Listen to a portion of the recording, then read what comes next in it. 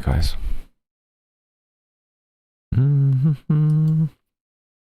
It's not. She was 98.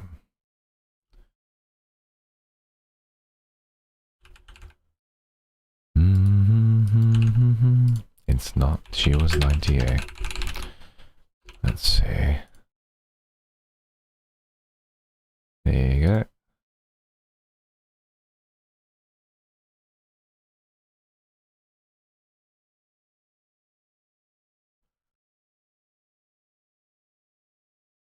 Is it still going on?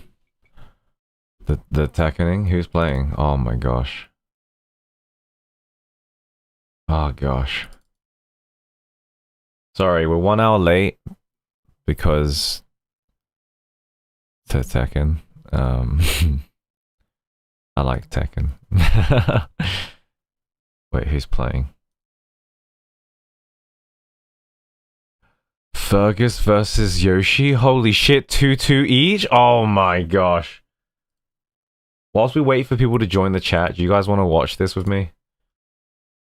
You guys want to watch this with me whilst we wait? I'll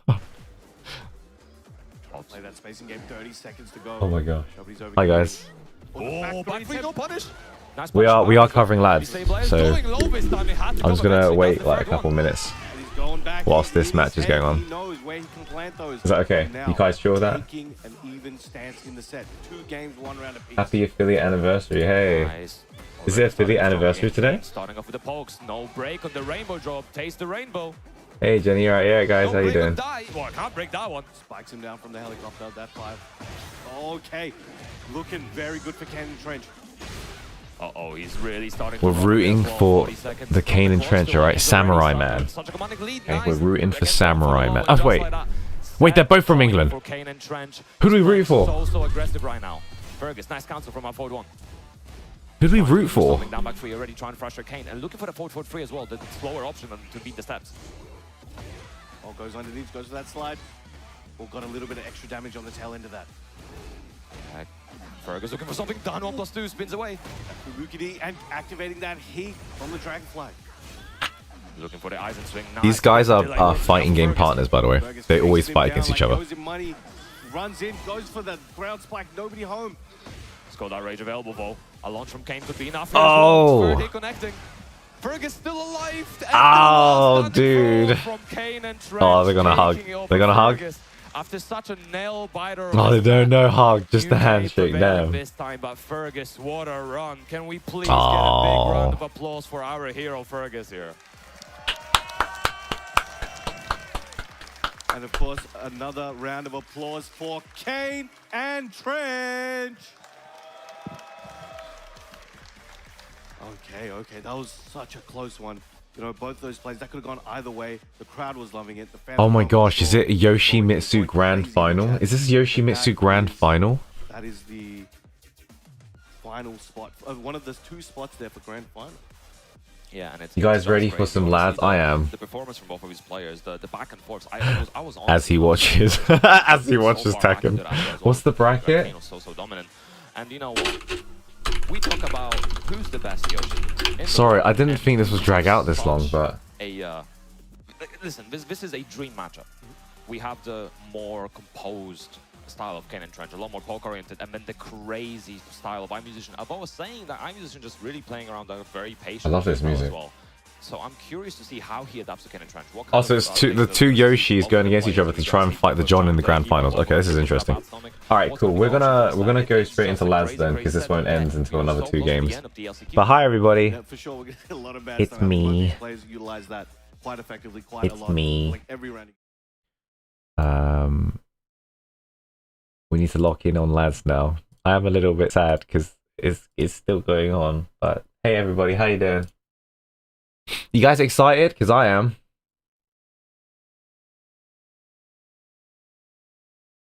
The Tekkening is still going on. Yes, it is. Douglas swapped to Asuka when he was playing the June. That's interesting.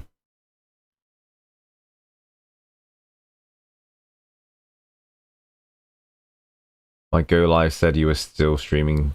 Yeah, you can't change that once it's done it. I don't think you can anyway. But I've changed it to What did I change it to? Lads, that was it. Yeah. Sorry, my brain's a bit fuzzy. Jenny. Yeah, you're so excited. I'm excited too. Hey, Kafara, you alright? We're going to be going through The World Underneath, chapter 22, I believe. And we're also going to be going through Raphael's part of the main story chapter. So, hey, how you doing?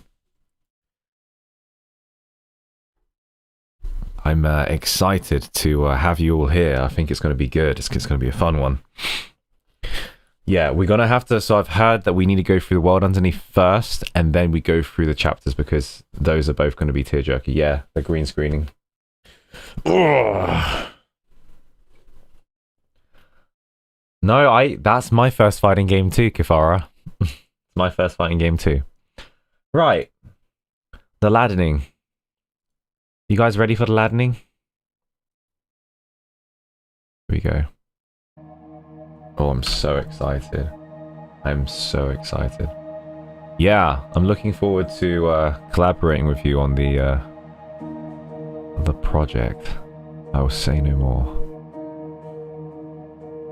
Right, bucket list. This is the one I heard we need to know about. So, before we dive into Raphael's part, I've not been told anything but read chapter 22 World Underneath. So we're going ahead and going to do that. You're like, oh, okay, Mina, no worries. Chapter 1. An atypical Lemurian.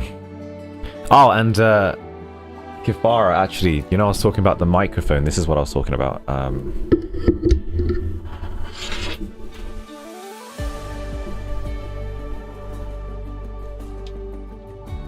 So, you guys, I told you before that the community was able to donate enough for me to be able to afford the voice acting microphone. So this is the new microphone, and I bought the interface this week because there's, I don't know if you guys know, but I've auditioned for the Love and Deepspace Chaos in Lincoln by Riri, like a fan comic dub, and I've applied for that to just get more experience and exposure as a voice actor, but I thought I'd just try and get it now since that's part of the gig, and yeah, me and Kafara are looking to potentially do something in the future as well. So it was like good timing to just get it out the way. You can't see my background, but it is chaos, absolute chaos. I'm so squished in this room, it's unbelievable. But yeah, I'm not going to be using that today because it is very bulky. It's very, very bulky, and this has served me. It's damaged, it's nearly broken, but it has served me for 15 years. And yeah, I've had no issues with it, so yeah. Can you guys hear me?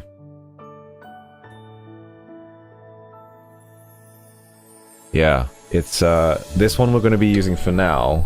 It's still digital. You can't hear the crackliness, but if you use Audacity and you silence everything, you can hear a little bit of nee from this microphone. So we have to use that one for the real deals. Right, anyway, today we're going to be going through World Underneath chapter 22, and then we're going to be going through Lemuria. It's going to be a bit of a longer stream than usual, I typically would say, but I hope you guys enjoy, and if you or I do something wrong, please let me know, because I'm blind as a bat. I do appreciate your cooperation on this one. Oh, and I need to have this open because I need to know who wins this. Or should we save that for later? Oh, I don't know. I'll keep this tab open. Right. Without further ado, let us begin. Okay. This is from the game, right? That music. Wow, so magical. Okay. Yeah. Popping in to say hello. Enjoy the stream. Thank you so much. Hello, Nabi. June. Hello, June. Happy affiliate anniversary. I didn't even know it was the anniversary today. So happy affiliate anniversary to me. I didn't even realize that was a thing. But okay, cool. Let's go. Right. Chapter 1. World Underneath. An atypical Lemurian. Few will notice Aiden among the students at Verona Middle School. After all, he's ordinary to the extreme. Mediocre grades, average looks, and a personality that could be called introverted. In short, he blends in seamlessly among the human students. Of course, certain moments are an exception. Aiden looks up from the desert photo album he's holding. A row of faces is crowded around him. Suddenly, he feels like his tongue is in a twist. Me? Are you talking about me? The club performance they've been preparing for all semester is just around the corner. But the student who's supposed to lead the song is hospitalized with a stomach bug. Zane Main? Wow. Frantic, the teacher tries to come up with what he thinks is a brilliant idea. Everyone knows Aiden's family are musicians. His family runs the music store on Central Street. I heard his dad playing piano and singing when I walked past the store. His grandpa's humming sounds amazing too. Wow, that means he's been learning through example since he was a little. Aiden's singing must be better than most. Before Aiden can even speak, he's swept up by the crowd and hustled backstage with an energy he's never seen before. We're counting on you. The microphone finally lands in his hands after 3 tries, and the stage lights haven't even been turned on yet, but Aiden's face is already red. Lip the smacking. Aiden is such a cutie. Yeah, he is. His family does run a music store after all. His father and mother are skilled with many instruments, and his grandfather does enjoy humming a few tunes while repairing instruments. But he's tone deaf. I know. This is... what do you call it? Rap? I don't think so. Slam poetry would be more accurate.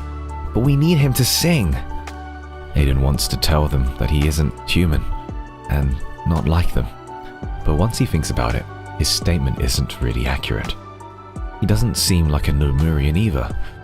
He's a disaster in the world of art. His swimming can only be called not drowning, and he's half human.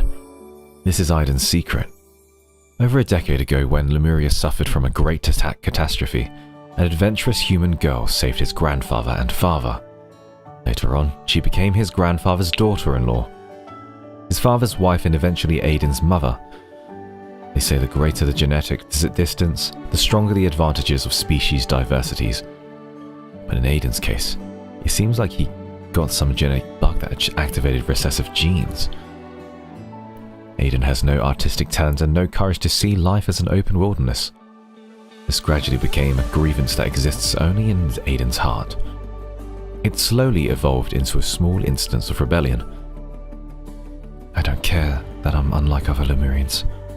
Instead of heading to music class as he should, he stands before a holographic banner that reads, Desert Life, Aridum. He imagines the sensation of his feet sinking into quicksand. This is another one of Aiden's secrets. As a half Lemurian who has to soak in the bathtub almost every day, he has always had a desire to see the desert. Maybe it's out of curiosity. Or maybe it's because the desert, that like the ocean depths his father spoke of, is a place strange and distant to him. Compared to swimming, he's always preferred building sand sculptures on the beach.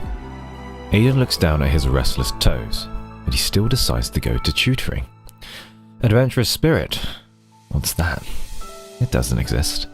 His relationship with the desert lecture is a tragic story of a fish falling in love with a bird or a rebellious tale of a fish leaving the sea.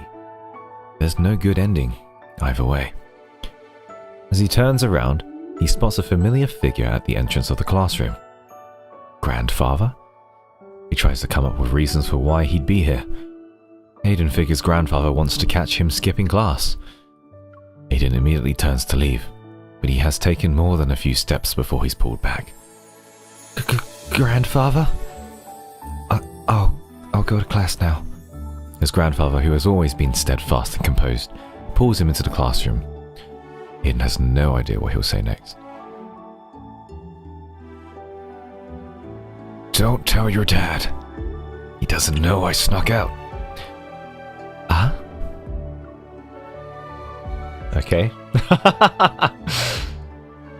Aiden's a kid, I'm guessing, yeah? Happy for the anniversary. Thank you so much. Appreciate it. Congratulations. Oh. Chapter 2, 1. Learn about the desert. Unlike Aiden, his grandfather is a striking old man who stands out among humans and Lemurians. In Lemuria, he's renowned far and wide in the underwater singing circles for his exceptionally outstanding voice. After the catastrophe, some chose to live as hermits, and others lived in hatred. But grandfather chose to hide his brilliance and disappear into the crowd of humanity. He just wants to survive. He dutifully runs a music store. When his son chose that brave human girl, he only wanted his son to be happy. After Aiden became old enough to understand the world, grandfather taught him that the first rule of survival on land is vigilance.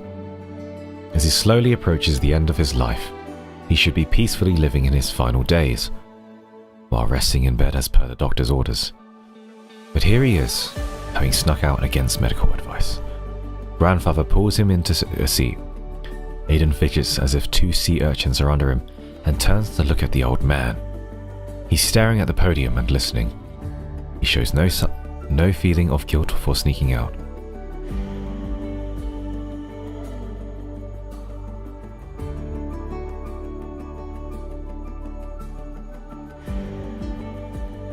Is this the teacher speaking? Is the grandfather sitting with him? Is he just sitting there, yeah? He's sitting in class with his grandson, right? I'm assuming. I kind of want to understand. It's a lecture, okay. In today's lesson, we'll mainly be discussing the mindsets of Aridates, Angelo, and Hululin for their lifelong pursuits. More often than not, they would sing these words. Grandfather hums along with the lyrics. Then he immediately leans towards Aiden. What do they mean? Adventure and freedom. She explained it twice already. Yeah. I'm getting old. It's normal for me to be forgetful. Does anyone remember what these lyrics mean? The teacher at the podium asks. Before Aiden can react, grandfather suddenly shoots up like a fish and instantly catches the attention of the entire classroom. Everyone waits for this confident old man to answer, but the air grows thick with silence. After a few seconds of blankly staring, his grandfather leans towards Aiden again. What was it again? Of course. Having expected grandfather's forgetfulness, Aiden slips him the answer, and when with a voice that's energetic and earnest, his grandfather brings the vast distant desert into the classroom. Watching his grandfather acknowledge the audience, Aiden feels as if he's meeting him for the first time. Setting aside the fact that he should never have ignored the doctor's orders, left the bathtub and snuck out of the house, whenever he had to attend public gatherings in the past, he would always repeatedly remind Aiden to not draw attention and only do what you're supposed to do. It's the complete opposite of what he's doing now. Leaving the classroom, Aiden prepares a list of questions, but all of them are answered by 2 words. Bucket list? Grandfather mysteriously pulls a crumpled piece of paper from his pocket. Wow. Try and say that. Piece of paper from his pocket. Piece of paper from his pocket. It looks like it's been folded and unfolded countless times. The words at the top of the page strikingly stand out. These are all the things I've always wanted to do, but I never got the chance. I can't wait any longer. As if to prove the lecturer's message about adventure and freedom, his grandfather prepares to run away from home at the end of his life. Bucket list. Learn about the desert done. A long time ago, when I was at your age, I wanted to explore the desert. His grandfather leans in. I heard Aridots are incredibly brave. They even treat their gods like a dish to be served. The doctor said you need to spend at least 20 hours a day soaking in the bathtub. Oh wait, that's him. Is that him? Who's talking?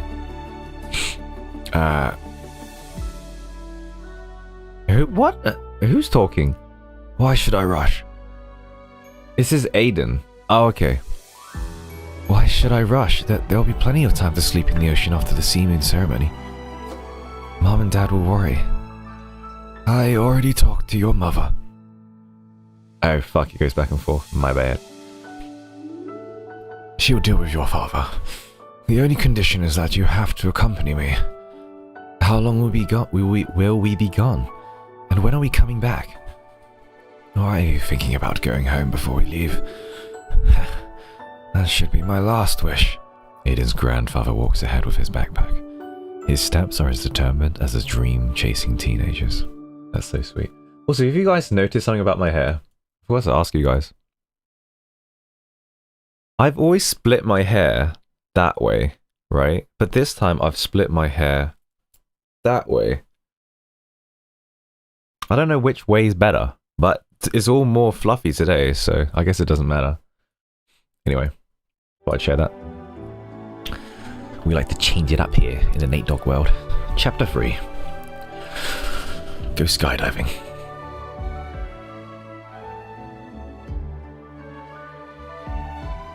All Lemurians are afraid of heights. Even as Aiden says this, the grandfather's face shows no signs of fear. Aren't you curious?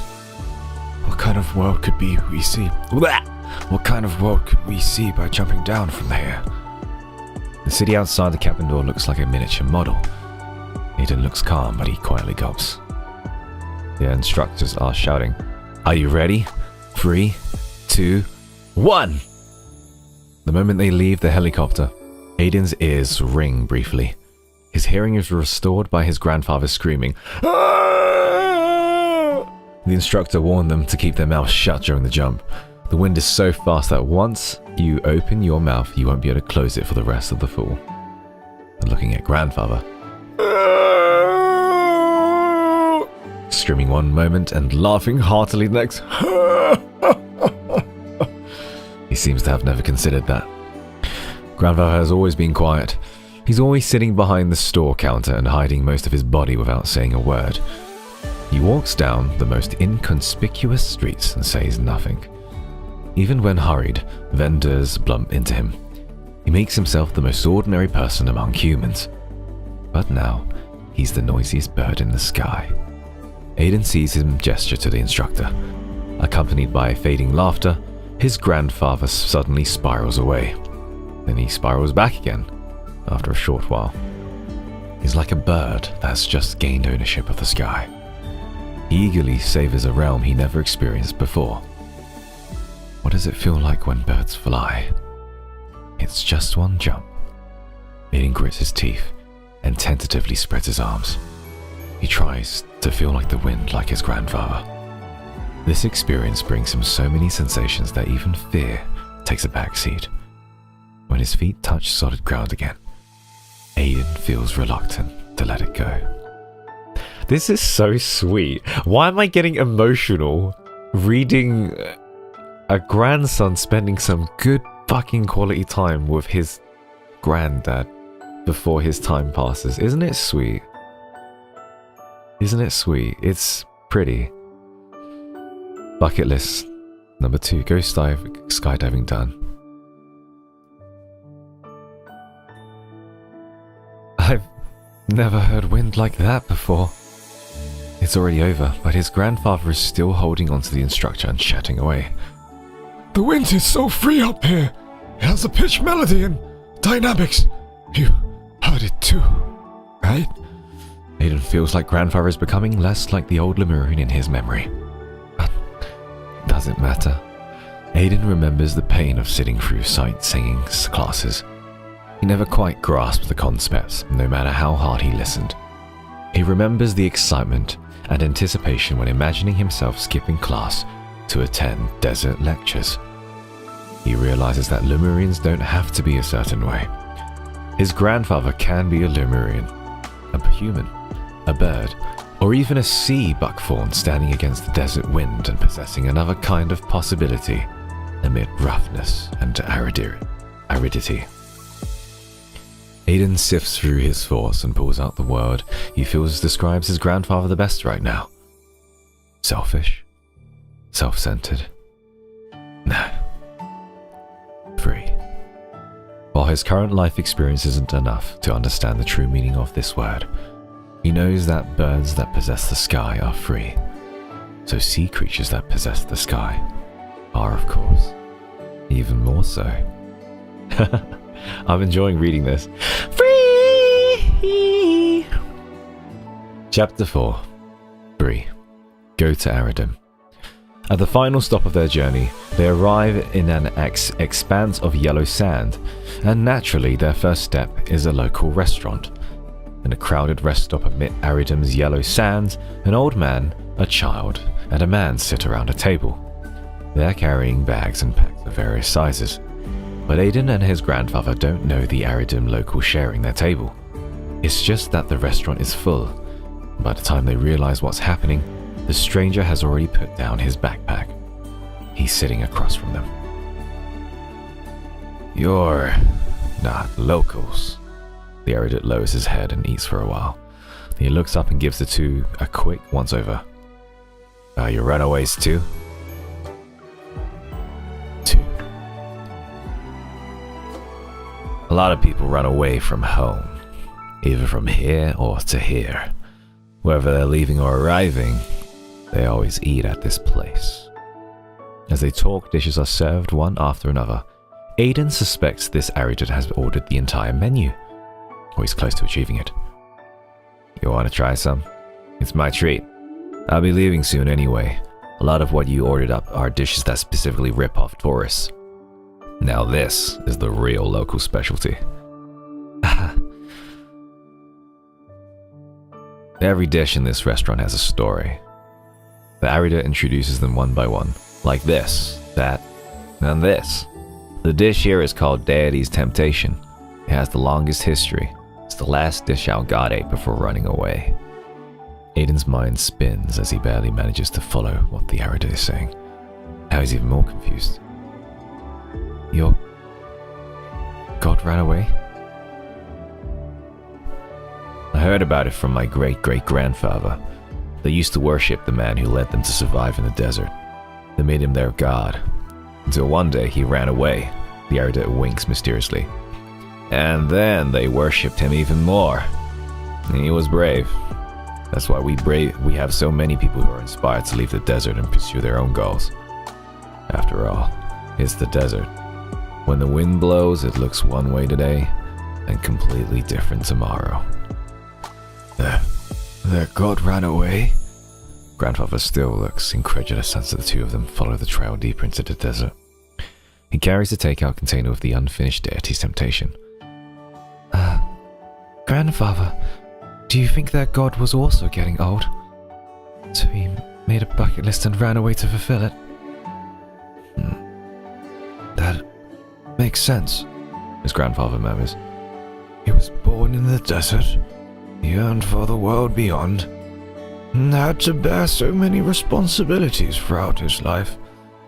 But in his final days, he still decided to be true to himself. Aiden thinks this is similar to his grandfather's story. Now Dad said that when grandfather was young, he ran away to the surface world because he was curious and yearned for the unknown. However, after that disaster, survivors had no choice but to reclaim their Lemurian identity. For the sake of their family's survival, they had to maintain a certain dignity and vigilance. It was difficult to be true to themselves. It's possible that in the final moments of his life, Grandfather is determined to fulfill his small desires and create a beautiful ending to his life story. His bucket list would probably be the opposite of mine. For example, it would include having a seafood feast. Aiden thinks for a moment. Would he want to see the legendary Lemurians? His grandfather adds, swimming. There would be something about swimming in the world's largest pool. What's the largest pool? I've never been there. It's our home. Lemuria. The sea. The two of them speculate about this god's thoughts. I'm confused. Was Aridum speaking there? Fuck it, we ball, yeah? Compared to a real god, Aiden thinks the Aridum god in his people's eyes is more like a person who's also freer. Aiden also thinks about the Lemurian sea god, but instead of calling him the sea god or his quintessence, Aiden prefers... Just Aiden Grandpa, okay, thank god. Aiden prefers to call him Raphael. Oh... I think I recognize Aiden as well. I've recognized that character's name. Grandfather, will the sea god have a bucket list too?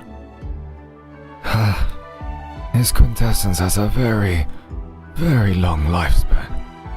Think of him as basically being immortal. Aiden understood.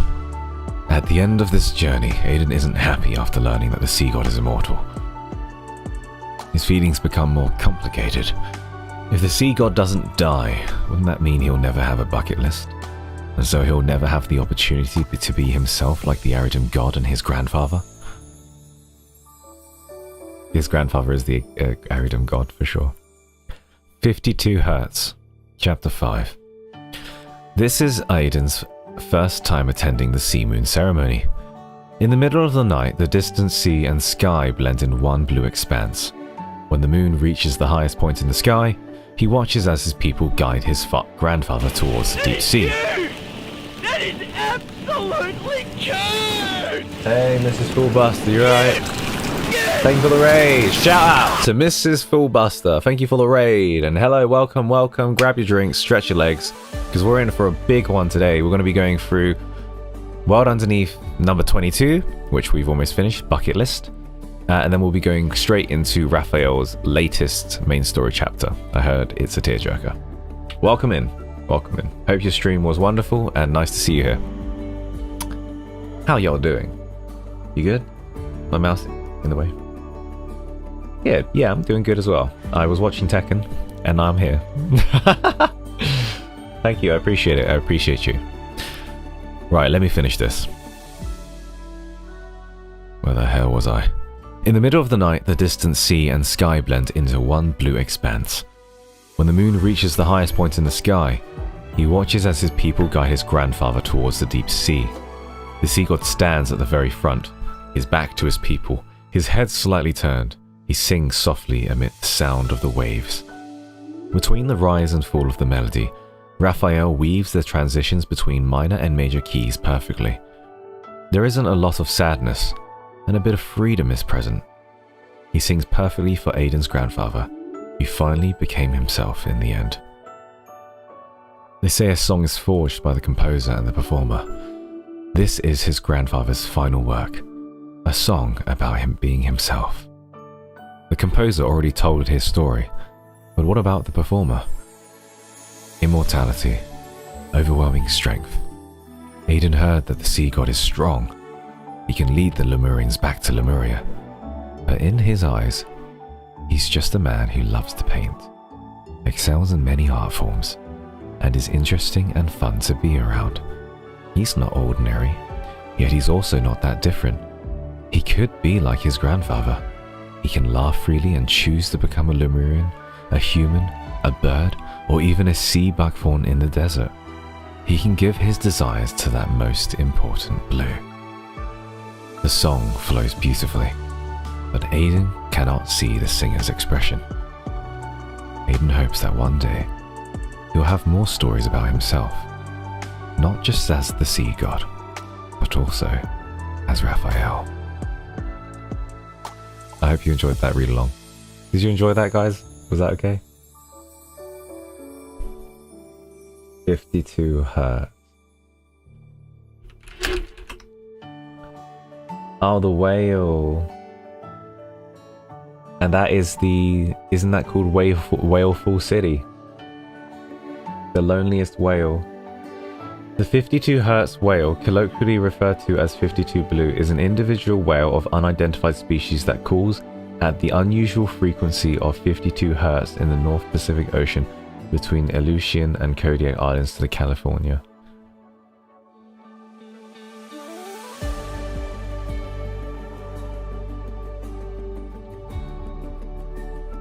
It appears to be the only individual with this call, and has been described as the world's loneliest whale.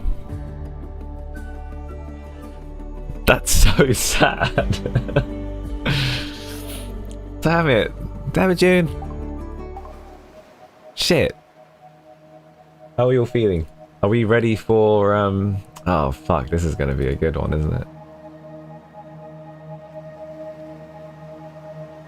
Oh my gosh, it's iMusician versus the John in Tekken right now. Kane and Trench lost 3-2. It was a close match, but I need to watch that. Are you guys ready for this? Are you guys ready?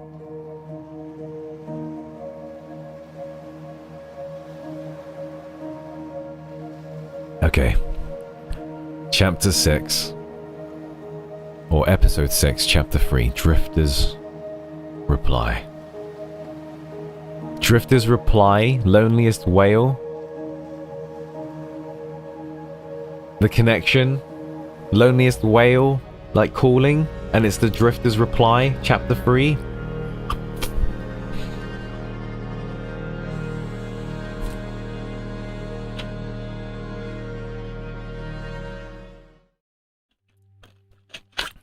The abnormal magnetic fields in Lincoln are rapidly diminishing, and the situation's threat level has been downgraded from critical.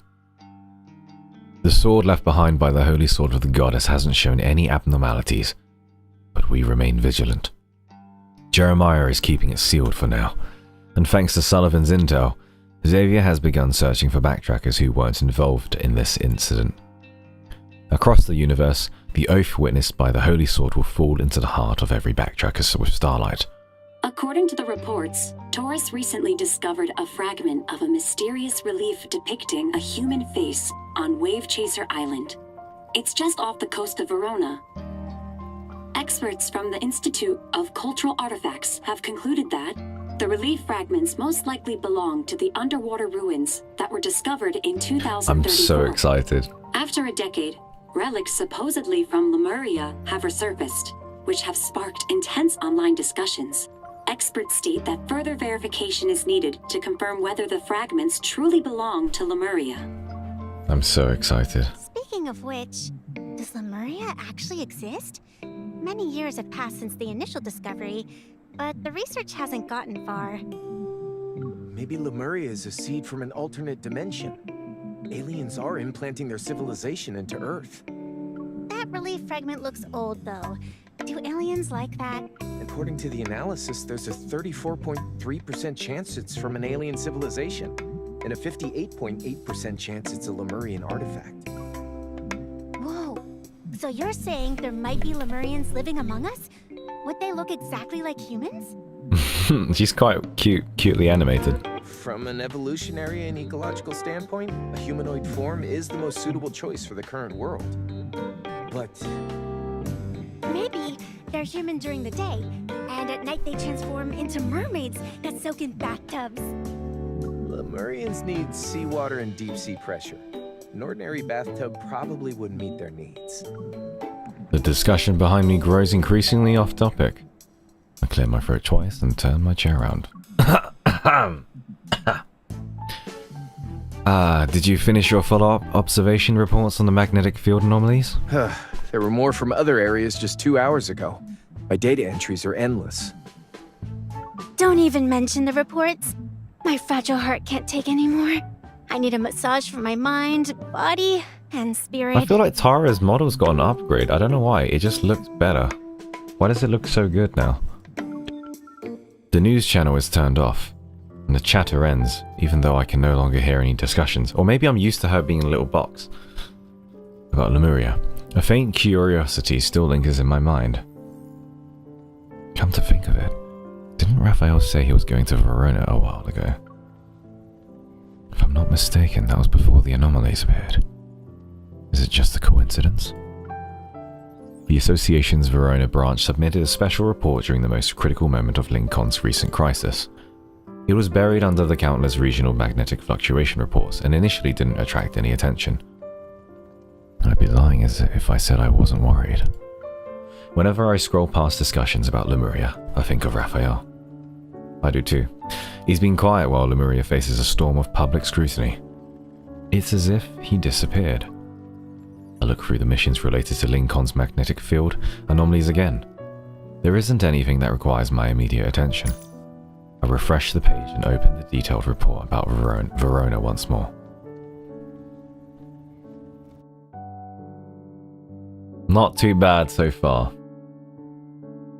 It ain't so bad. What y'all talking about? It ain't so bad.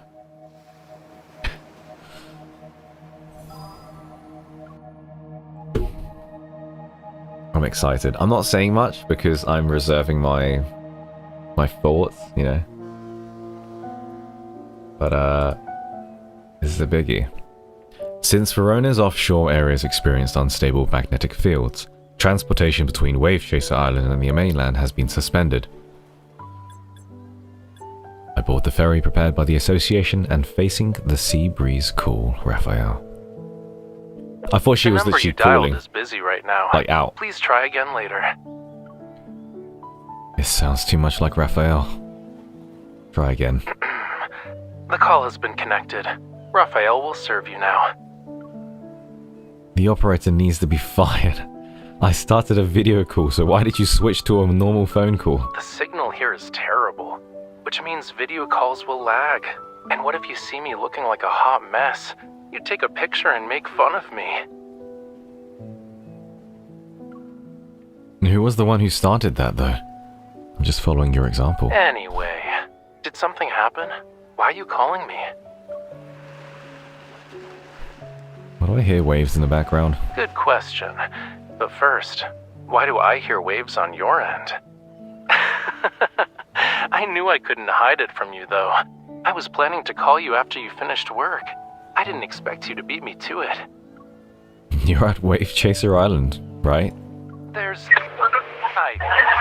So... Hello? Raphael, you're cutting in and out. I can't hear you. Hello? What the fuck? Raphael's call ends abruptly. I try calling him again, but it doesn't connect. The number you dialed is busy right now. Please try again later. It's actually voicemail this time. Before I know it, the boat is already in the waters where the magnetic field anomalies were detected. Cell service disappears. I try opening several messaging apps only to see that the network is down. The impact is this severe, huh? The situation is worse than what the Verona branch reported. If the signal is completely gone, Wave Chaser Island will be isolated from the outside world. And if there's an emergency... Watching the signal bars fluctuate, my brow furrows. Look at the somewhat artificial island that's visible in the distance. The wind and waves are intensifying.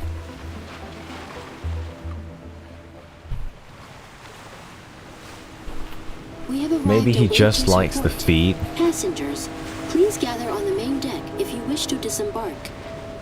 Not that type of feat. In the evening, the ferry docks at Wave Chaser Port. Aside from the ferry, other ships are moored. Words like Gaia Biotech are printed on them. The coastline where the relief fragment was discovered has been sealed off with protective barriers. Inside, a group of researchers wearing Gaia Biotech gear has gathered. It looks like legitimate scientific fieldwork. Gaia Biotech? Why are Ever's people here? As the only passenger, I disembark under the watchful eyes of the crew. My colleagues stationed on the island walk towards me. Gaia Biotech personnel sealed off the area where fragments were found. We can't investigate it for now. Do they have a research permit? They got it yesterday. I heard they had to negotiate with the archaeological team from the Institute of Cultural Artifacts for a while. Vultures. They start running as soon as they hear of something. Supposedly, Ever challenged the archaeological team's findings and claimed their results were inconclusive due to the abnormal magnetic fields. And Ever possesses the most advanced protocore equipment that can be used for scientific research in any environment. So... I circle the barrier, make my way to a section of water, and then activate my hunter's watch. Beep boop, beep boop, beep boop. The readings hover at a delicate threshold and slightly increase as I move closer to the ocean. The magnetic fluctuation's focal point isn't on the shore. in coastal areas, anomalous situations at sea aren't uncommon. We have plenty of experience dealing with them. However, this one is unusual. What everyone's most worried about is whether there's a risk of triggering tsunamis and other disasters. It's possible. Have hunters from your branch recently collected precise measurements from the sea? Gaia Biotech closed off the relevant zone for that. They claim it's necessary for their scientific expedition preparations. Really? Do they have that kind of authority? It's mentioned in their permit. The abnormal magnetic field's readings are stable now. It'd be inappropriate to interfere. I'll stay behind under the pretense of risk prevention. Okay, I'll head back and submit the report. The Verona hunter jogs away only to return moments later. I almost forgot. Because of the magnetic field anomalies, the island's cell service has been kind of bad. If the comms channels don't work, you can find me at the port. You can also toss a bottle into the ocean or use seagulls to deliver messages. She leaves with a laugh that perfectly captures the island's unique charm. I slowly raise my head to look, and I skipped my own scene. I slowly raise my head to look at the seagulls circling overhead. How am I going to contact Raphael now? By seagull? I never tried it before. Well, here goes nothing. With no one around, I raise my hand and extend my index finger. I pretend to be a tree branch. 10 seconds. 30 seconds. A minute. The seagulls continue to circle in the air and mock me with their harsh, grating squawks. I've lost my mind. Seagulls won't land on trees. I should have pretended to be a rock. The seagull's laughter becomes louder. Do I have to throw him a message in a bottle? As I struggle, the seagulls suddenly adopt a formation and fly behind me. I watch them as they move. Waves lap at my heels, the seagulls dive down, and the shadows cast by their wings sweep across his hair and eyelashes. They delivered your message ages ago, cutie. Raphael snaps his fingers. A perched seagull picks up something from his palm before departing. What do they land on you when you pretend to be a tree branch? You don't need to go that far. Just feed them. I've been doing it for 2 weeks, and even the super dumb seagulls know obedience means getting food. Act as if nothing happened and quickly walk to him. How long have you been standing there? Ever since you decided to be a cute tree branch. You were there the whole time? Yup. I didn't expect the waves to deliver you so quickly. I thought I was seeing things. Yo, I definitely missed Raphael. He's funny. If I weren't concerned that something happened to you, I'd still be in Lincoln with mountains of work. What could possibly happen to me? I doubt the locals would kidnap me and, lock me in a dark room until I finish 100 paintings. I'm quiet for several seconds, then I turn around and pretend to leave. Since you're fine, I'm going back to work. Smell you later. Hey, wait. The seagull food falls to the ground as Raphael grabs my backpack strap. My departure fails and I take 2 steps back. I end up being closer to him. It's getting dark. What work do you have to do?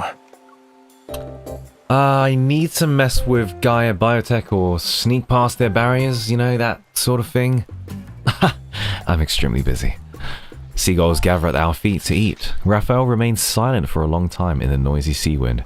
His expression gradually becomes serious. Ever won't let anyone in. Oh. You sound certain. It's almost like you have some insider information. The relief fragment isn't from this seabed. It belongs to Whalefall City. Whalefall City. Whalefall City. Whalefall. Its relationship with Lemuria must be extraordinary. Is it related to those Lemurian ruins that were discovered in 2034? That was Whalefall Acropolis. Although we used to live there, it's not a royal capital. After all these years, this is the first time Lemurians have discovered artifacts from it. There's nothing for who knows how long. And it was discovered. You weren't aware of a Whalefall City being hidden in this seabed. For Lemurians, the ocean holds no secrets. Like and there's you. no sea on this planet that bears a trace of Whalefall City. Legend says it was torn away from Lemuria one day. It vanished from our world. You're saying Whalefall City doesn't exist in the dimension we're in right now? More or less. When the relief fragments appeared, the The Lemurians in Verona checked the seabed. There was a small section of structures belonging to an unknown civilization emerging from the seabed, but they couldn't approach it. It's interesting. Raphael crouches down and shakes the food out of the box so the seagulls have an easier time eating. Gaia Biotech has been here for 3 days.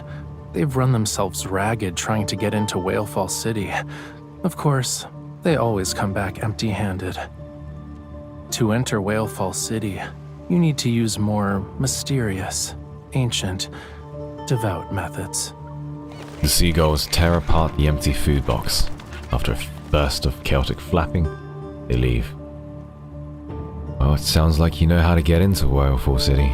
I'm still unsure about it, but I believe it won't reject its actual citizens. The full moon rises and the tide has arrived at some point. The waves soak our calves. The coolness reaches the soles of my feet and spreads throughout my body. I want to keep thinking, yet I can't help but shiver. Raphael's hand quickly slides to my wrist and he leads me to the shore. It's almost time. Do you want to attend a ceremony with me? Now? Yes, now. Raphael brings me to the car beside the road, opens the passenger door, and places his hand against it. He tilts his head as if to invite me. It's a remarkable ceremony in various myths, and maybe it's perfect for the legendary Whalefall City.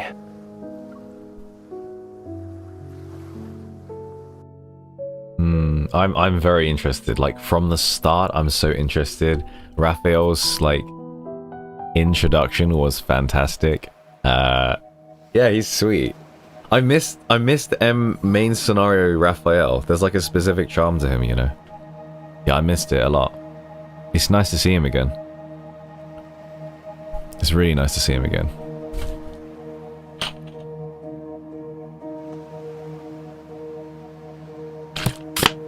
Ah, yummy. Okay.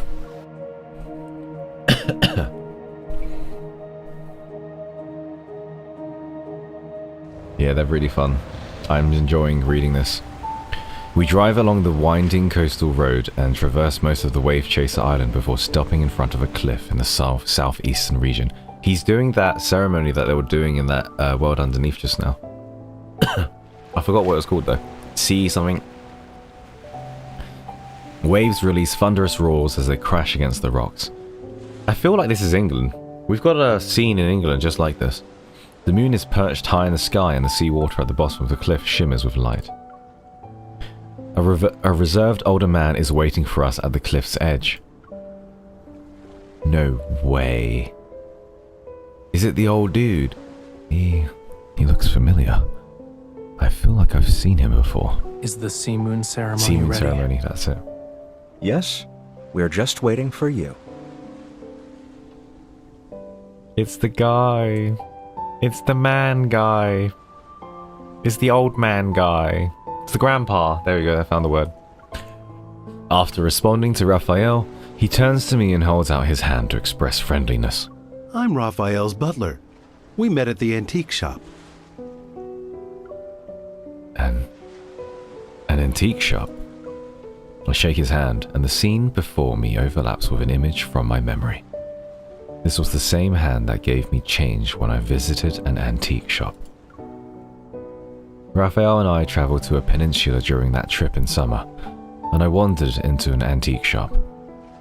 I thought it was an ordinary store, but the owner was actually Raphael's butler. My apologies. I wasn't able to reveal my true identity during our first meeting. But please believe me when I say that I and many other Lemurians are genuinely delighted to meet you. I'm about to say, it's okay, when Raphael cuts into our conversation. He's saying he doesn't need to keep secrets now, so he can welcome you properly. I run an antique-themed bed and breakfast on the island. The scenery is lovely and the food is good. Why don't you stay there tonight? Following the old butler, we go down the path and reach the coast. So it's not the grandpa, okay. A group of Lemurians wearing the pristine white clothes has gathered by the sea. They're adding decorations to a boat-shaped object. It's made of seashells and anchored to the beach with ropes woven from seaweed. It rises and falls with the waves. This is the first time I've witnessed the sea moon ceremony, I think. Maybe you've already heard a legend or two about it. However, today's ceremony is different. Following his tender gaze, I see a Lemurian lying down in the boat. She's surrounded by vibrant bouquets of flowers. It's not possible to know how old she is. I can only see how the soft moonlight reveals the gentle traces of time on her face. They're visible, yet not deeply etched. She's... what should I call her? The deceased? She isn't dead. A participant? That's not right either. Yes. She's the focus of today's ceremony. Bye. She'd like it if we called her Aunt Coralia. Aunt Coralia is smiling. She's looking forward to this. I turn to look into Raphael's gentle eyes. The sea moon ceremony guides each Lemurian back to the ocean, back to their homeland. Having shed their physical bodies, those souls will journey to Lemuria's true resting place, Whalefall City. That explains why the people here don't seem to be sad or grieving. They aren't afraid of death. Not all deaths are the same. Soft chanting rises from the crowd, and it's quickly drowned out by the howling sea wind until it's barely audible. But the pearls and seashells adorning the boat hear it. They silently emit a soft glow. With the songs of their people and the ritual's power, the deceased melts into the sea, and life takes on a new form. This But is so special. if they die on land, their life force remains trapped within their fragile remains. Being unable to return to the sea is painful for Lemurians. No wonder Raphael had to retrieve those remains from Raymond's villa. Forced to be away from her home while alive and unable to rest in peace after death. She must have felt desperate. Do all deceased Lemurians eventually reunite in Whalefall City? My words slip out without thinking. I soon realize I'm sharing Aunt Coralia's anticipation. Maybe, assuming they can find the way back to Whalefall City. But isn't Whalefall City? The moon has reached its apex. Follow me. If they can find it, oh jeez. Take me, Raphael. Tell me. Show me the way of the Lemurians. Raphael leads me by my hand, and we reach the shoreline, and he walks to the boat's bow. He raises his hand that holds a bouquet. A gentle flame is ignited in the dark night's darkness. Enveloped in fire, the flower buds rustle and tremble. Their wave-like petals unfurl one after another. Is he okay?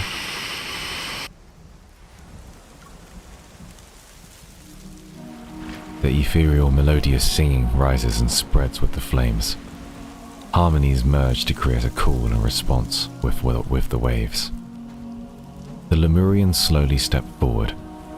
They take the flowers aglow with sparks from the boat and hold them as if they scooped up seawater. Following Raphael's gesture, I approach and receive a handful of vibrant flower petals from him. As the singing reaches its peak, the waves surge. A quietly moored seashell boat gently sways as it drifts away from the shore. This is the final step of the ceremony. Hey.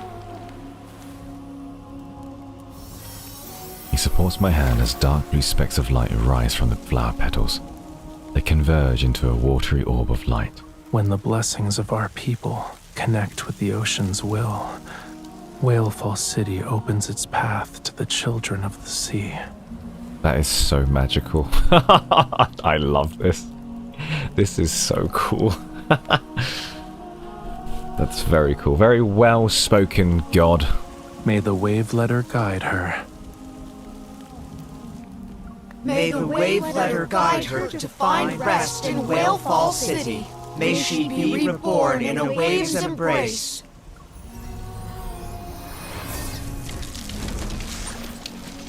The orbs of light from the flowers pulse with the rippling waves. They transform into fish that swim around the boat as it drifts towards the sea.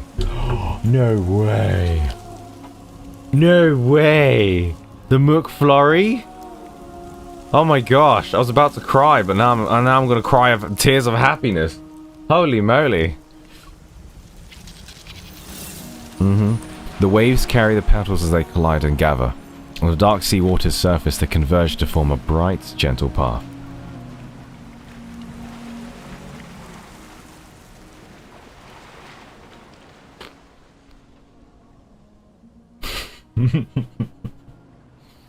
Watching the seashell boat as it floats away, Raphael returns to my side. He answers the questions I asked before the interruption. The last person who saw Whalefall City died over 1,000 years ago. What? And as I said before, Lemurians aren't certain if they can So you're return. telling me every Lemurian that's died within 1,000 years hasn't gone back to Whalefall City? That's crazy. That's actually crazy. Also, this is also crazy.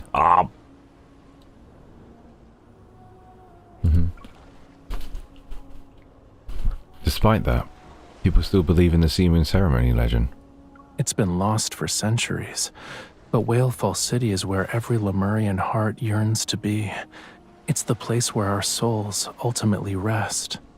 Over countless years, this yearning gradually transformed into a comfort as intangible as a dream. So, today's ceremony is different.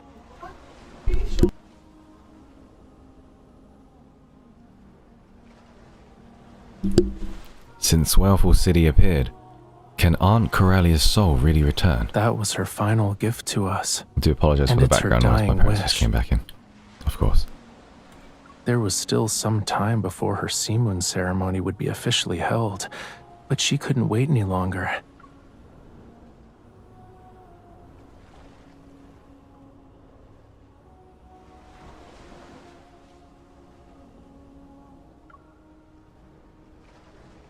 She wanted to test whether the path back to Whalefall City still existed. The scent of petals linger around Raphael, and the sea breeze has tousled his hair and concealed the flickering emotion in his eyes. The singing hasn't ceased. The Lemurians' chants ripple like fragile waves and stir the moonlight reflected on the water. Should she return, the wave letter will bear her echo home. Will the boat reach Whalefall City? I close my eyes and etch the sound of the surging tides deep within my heart. So, are you telling me literally every single person who's died within 1,000 years hasn't gone back? They haven't gone to, like, their place? That's really fascinating. Like, why is that the case? In the last 1,000 years.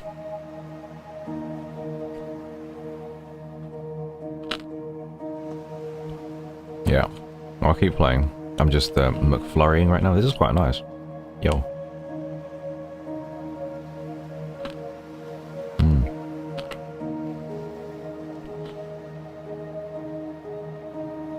Well, that old man said he was close to his time. And he was listening to the ceremony, so maybe he went back or maybe didn't.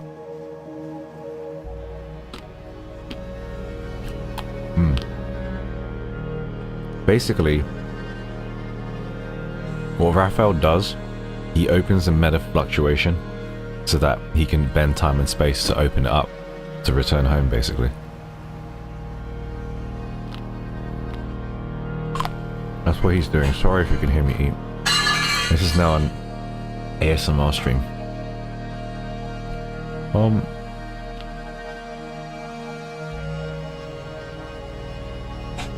Galaxy and caramel. It's quite nice. Very nice.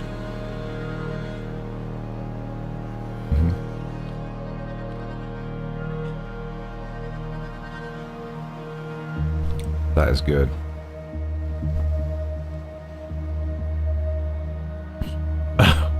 Banshee, shut up. I was about to say mods, and I'm like, it's my own mod.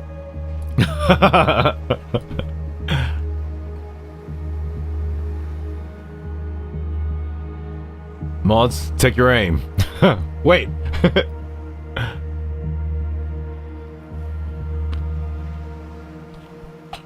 The mukbanging.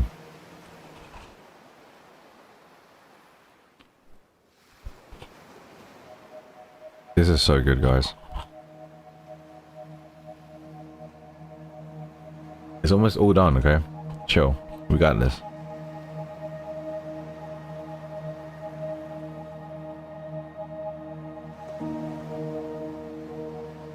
Yeah. Lemuria is Atlantis, though, I would say.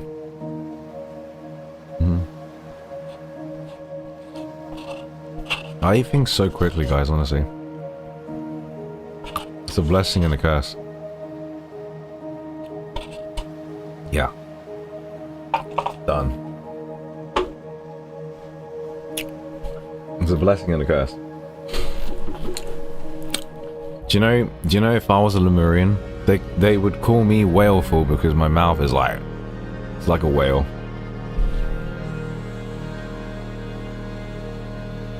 Lemuria is an actual place.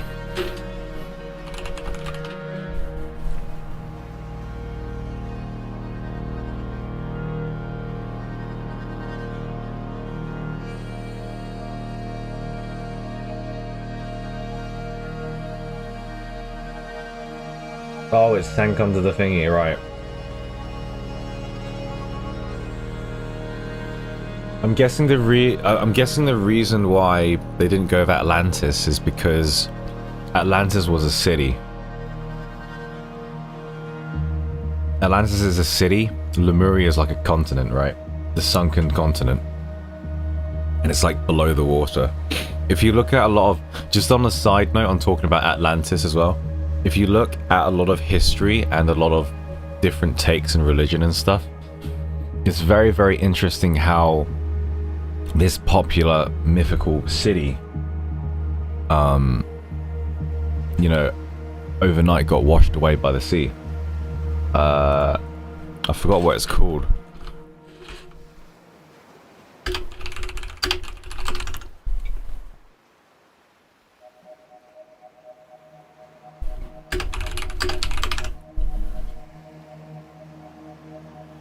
Ah, yes, the Younger Dryas Impact. If you look up the Younger Dryas Impact, the Younger Dryas. Okay, I'll tell you a little bit of side. Again, it's not. I don't know if it's science or what, but there's a theory and there's some evidence to suggest that there was another meteor that hit Earth about 12,000, 13,000 years ago, and this meteor hit the planet when the Ice Age was around. The meteor hit the planet so hard and so ferociously that all that hot heat energy melted the ice immediately and caused a great flood. So there's a lot of historical books that talk about this, but you've got obviously the Bible that talks about Noah and the great Noah's Ark, right? Noah and the Great Flood. You've got I believe in like Indian and like South Asian sort of history, they talk about Gilgamesh and the Great Flood. Ring a bell? The Great Flood. And these books were all talking about this specific time. You've got in China, there's called the Guan Yu Flood. I believe, no, it's like Guan Yu. I can't remember what it's called, but it's something in Mandarin. But that talks about a great flood that happened in China that swept the city and lasted for a very long time. And then you also got the myth Atlantis, which is about a city that got swept by a great flood. And Lemuria, technically. So it's interesting how a lot of this mythological or like real lore kind of takes place in a period of time that makes sense. And it also makes sense as to why we're not in an ice age now. like it all melted and essentially came out. And that's why like the mammoths couldn't adapt to the new climate change. Why? What caused a massive climate change? It had to be something significant, and there's evidence to suggest it was a meteorite. It's very, very interesting. So, not saying like, I don't want any sort of religion discussions or anything, but I'm just saying these historical books, the book on the Bible, the book here, all from different places, the Middle East, from China, from, you know, the Americas, etc. There's these old books, these old tales that talk about the Younger Dryas, which is when the Ice Age was at its peak.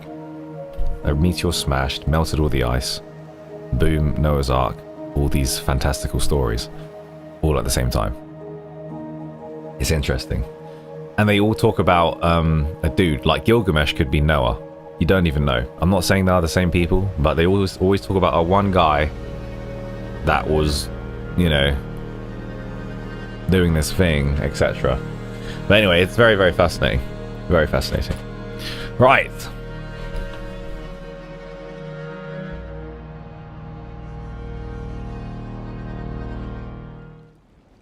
Yes. And it's all around the same time period, Banshee. That's the most interesting part. So it's almost like everyone's right. Can we all get along? The distant sound of the waves linger in my dreams long after I've eaten my McFlurry. Very tasty. Can Raphael be real? The next morning I meet up with Raphael, who's sleeping standing up. Good morning. Morning. Morning. Raphael looks like he didn't sleep well. His yawning is like a fish blowing bubbles. Musicians are playing classical music in the lush courtyard as the servers in the restaurant restock seafood and fresh produce. Children are collecting seashells on the beach, and surfers rest or practice in small groups while carrying their boards along the sand. The turmoil of the outside world doesn't seem to affect life here. On Wave Chaser Island, there's only harmony, freedom, and flowing vitality. This restaurant has been part of the bed and breakfast for years, you know. On Wave Chaser Island's restaurant list, it's in the top 3. You should try more of their dishes. The waiter hands me the menu, and as I flip through it, I reveal a knowing smile. I figured it would all be seafood. You'd think I love seafood. The pages are just standard dishes. If you want to try the specialties, you need to go to the back. Freshly caught crab? What kind of dish is that? Do you see the beach down there?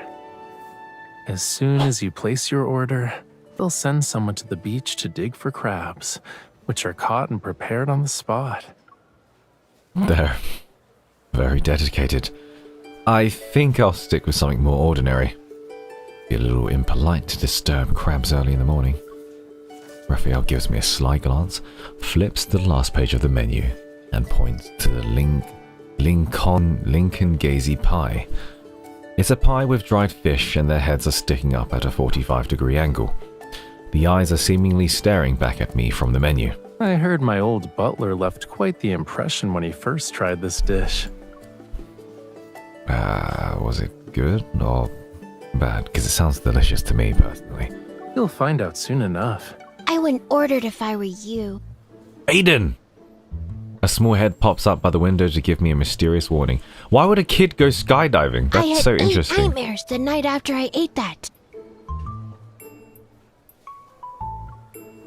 Aiden! We should order one. Then you won't eat the other dishes we ordered. Well, he went skydiving, that kid? Damn, braver than me. The boy shyly sticks out his tongue before walking through the main entrance. Children also attended the sea moon ceremony. I didn't pay too much attention to them last night. Only now do I notice how Aiden has gotten taller. Out of all the Lemurians Raphael has introduced me to, Aiden holds the most special place in my heart. His father is a Lemurian, his mother is human, and Aiden himself is a half Lemurian who isn't very good at singing. Raphael! Miss, can I join you today? I promise I won't disturb you while you're doing important stuff. I'll be on my best behavior. Raphael and I exchange a glance, our smiles reaching our eyes, but we pretend to look reluctant. After breakfast, the Miss and I are heading out. We might encounter some danger. I won't be too close when I follow you. And if there's danger, I'll run away. This is the perfect chance for me to go outside. If I just sit around and do nothing, I might get too anxious and struggle to breathe. Huh? Aiden, are you in trouble? For a moment, the words Gaia research team flashed through my mind.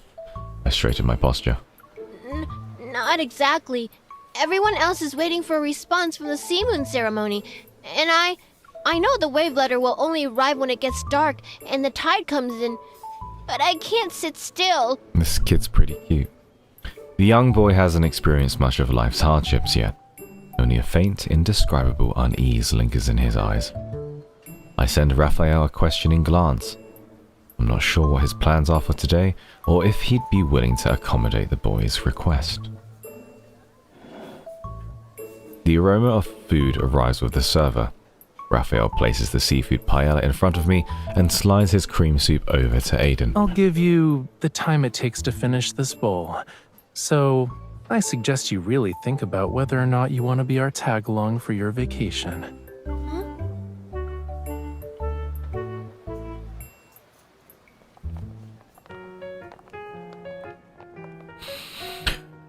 Unsure of which path to take, two grown-ups head out with a child and stand at the intersection. Didn't you guys have something important to do? I do like this kid's voice. Or lady's voice, whoever's voice acting it. Yeah, doesn't the sea god have something important to do? You're right. And doesn't Miss Hunter have something important to do? I can't help but feel a little deflated.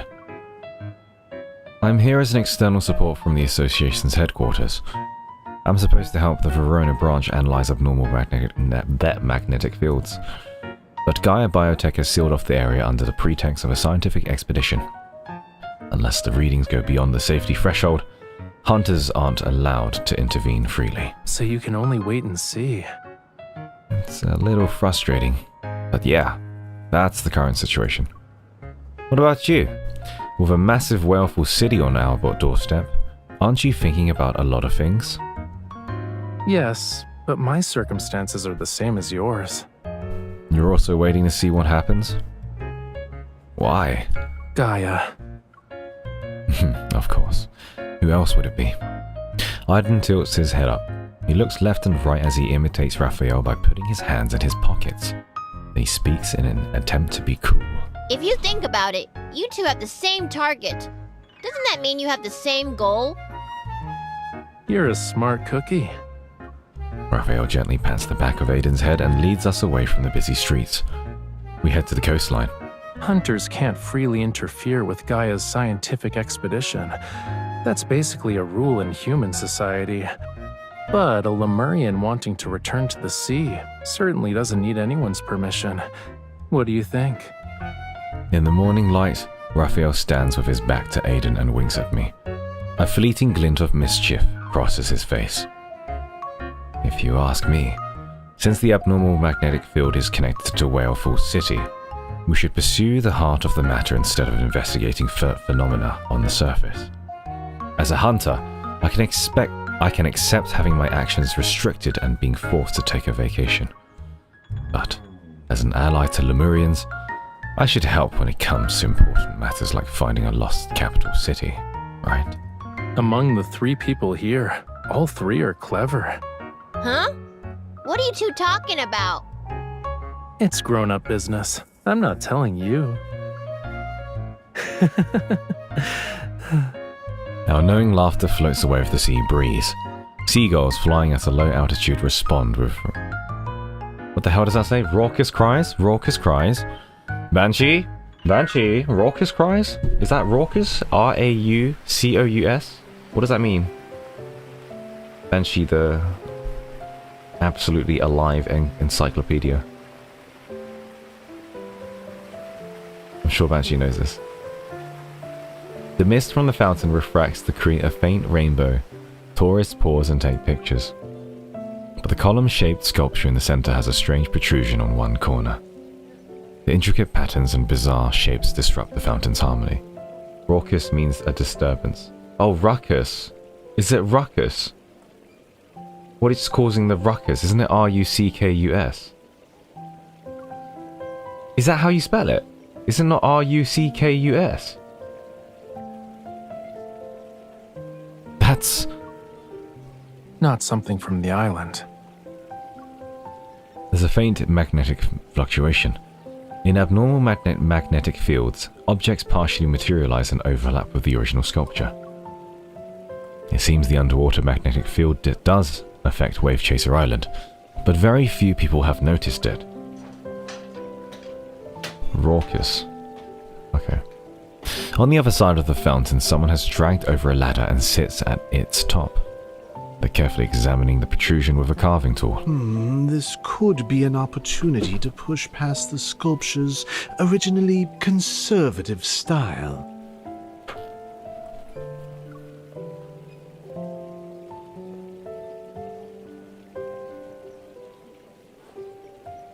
Okay, understood. The sculptor uses a scraper tool with modeling clay to fill in the sharp edges of the sculpture. He gestures in the air to visualize the work and is about to make the first cut. It's better to preserve some of those sharp angles. Oh? Ha! It's you! Yeah, I thought ruckus. I was wondering who else on this island could have eyes sharper than mine. The sculptor, immersed in his art, finishes his greeting to Raphael before his gaze falls on me. He slightly raises his eyebrow. Our minds are always in an artistic perspective. It's boring and not surprising. Thought he said autistic then. Raphael, don't you think? Unconventional art needs non-artistic advice? Exactly. What kind of advice? City beautification or environmental considerations? I thought someone like you would be angry upon seeing this. Obliteration of art. Obliteration is one of many tools when it comes to art. Oh, I know! You need to balance order and obliteration. Without bothering with pleasantries, he's already tracing lines in the clay. The crowd of onlookers disperses while Raphael's focused gaze remains unchanged. He speaks as though he's in the middle of an inquiry and a casual conversation with Asuka 12 for the follow. Thank you very much. You see it, right? That's a tentacle from Whale Falls City. Whether it is or isn't doesn't matter to the art. I made the choice to devote my life to pursuing the limitations of art.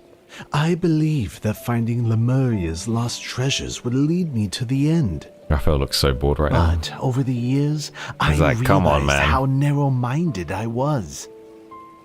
As long as the world continues to turn, life will never cease to exist. And so look how bored long as Raphael life looks. He's like, exists, I already know. art Oh won't my have god. an end. I already know. Like the sea. Like you. Order is a temporary framework.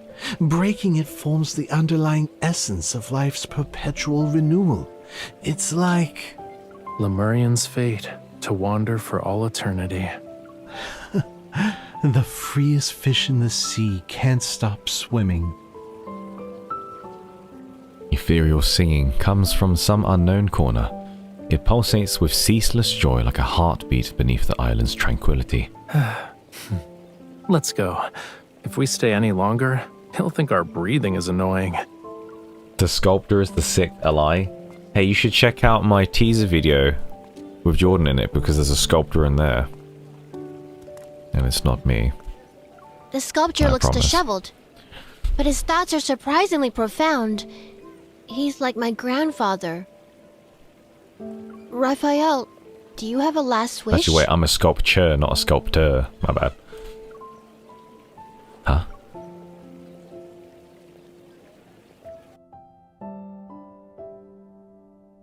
Where is this taking me, guys? Why is everyone so hyped about this one? Hey? Viper's the sixth ally. I love Viper.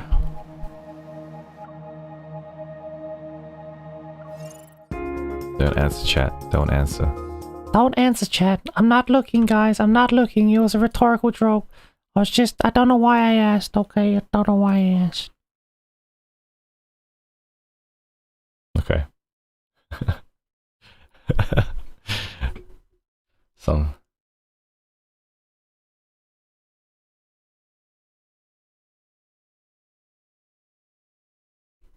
I'm just following Banshee's order, man. What are you talking about? He's like, don't answer chat. I'm like, okay, shit. I didn't ask that question. Fuck. I'm gonna play this in the background.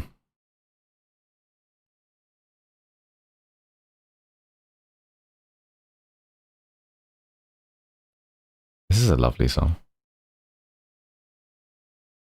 Yeah, because you just ask questions and it's like, I probably shouldn't ask that question. Ah, silence, yes. All be revealed. Just a quick trick question.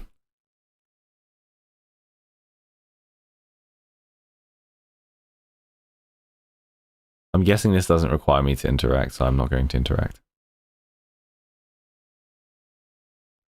Yeah, Abyss Walk is very cool.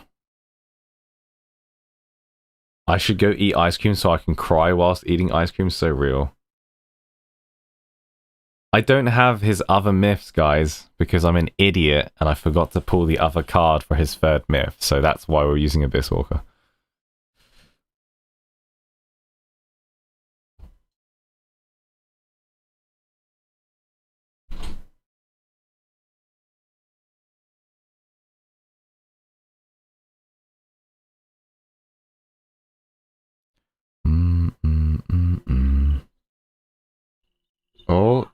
Oh, guys, it's your favorite time. Oh, I can't wait. You know what time it is? Hey, yo, Luna, you here?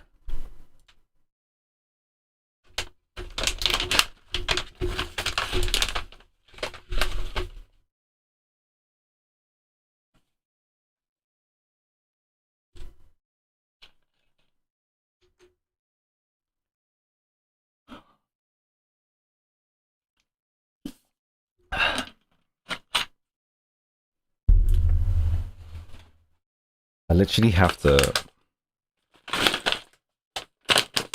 You take it with me. Let's go.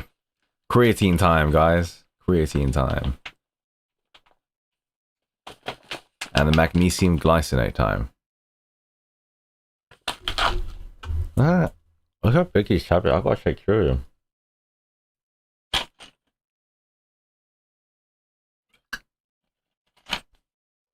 Yeah, you take creatine, I'll eat a Dorito. We are not the same.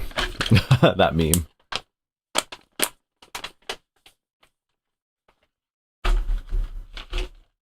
I hate tablets. Why would you hate tablets? Yeah. If you don't need to interact, or if you don't need to get stars, I am not playing.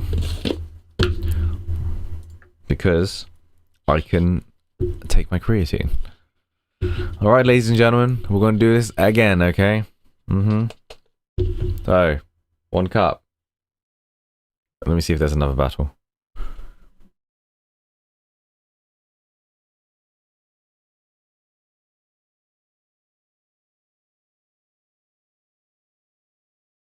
Can't even manual and lads.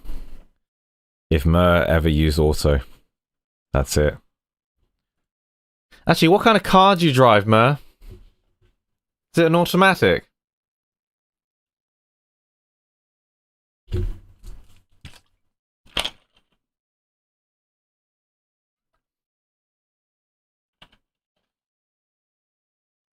There could have been a very big problem with a cloudy creatine situation because I just read Banshee's comment.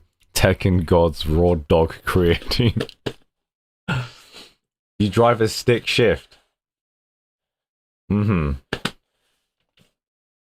Uh-huh. Do you also manually set your alarm clock every day? Do you wind that bad boy up?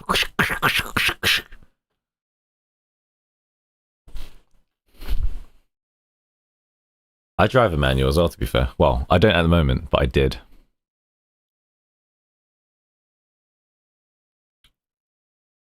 This music's lovely. And look, I can chat with you guys if I'm not even doing the thing.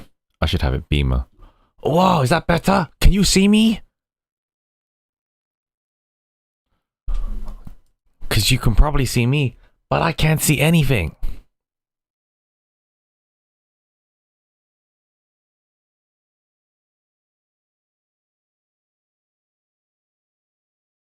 That's pretty badass. I'm gonna turn it. Oh, like that. That's okay. This is nice. I can live with this. You're gonna have to live with the slightly green. Right.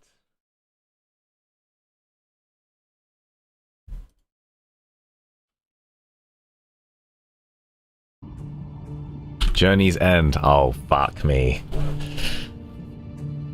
Oh, boy.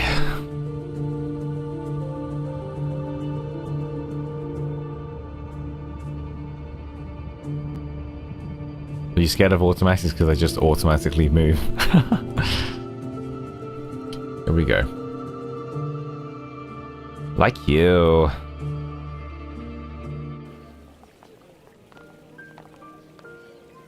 The three of us stop in our tracks and I turn towards Raphael. Huh? When did you write a bucket list? Bewildered, Raphael slowly faces Aiden in the same way I turn towards him. When did I write a bucket list?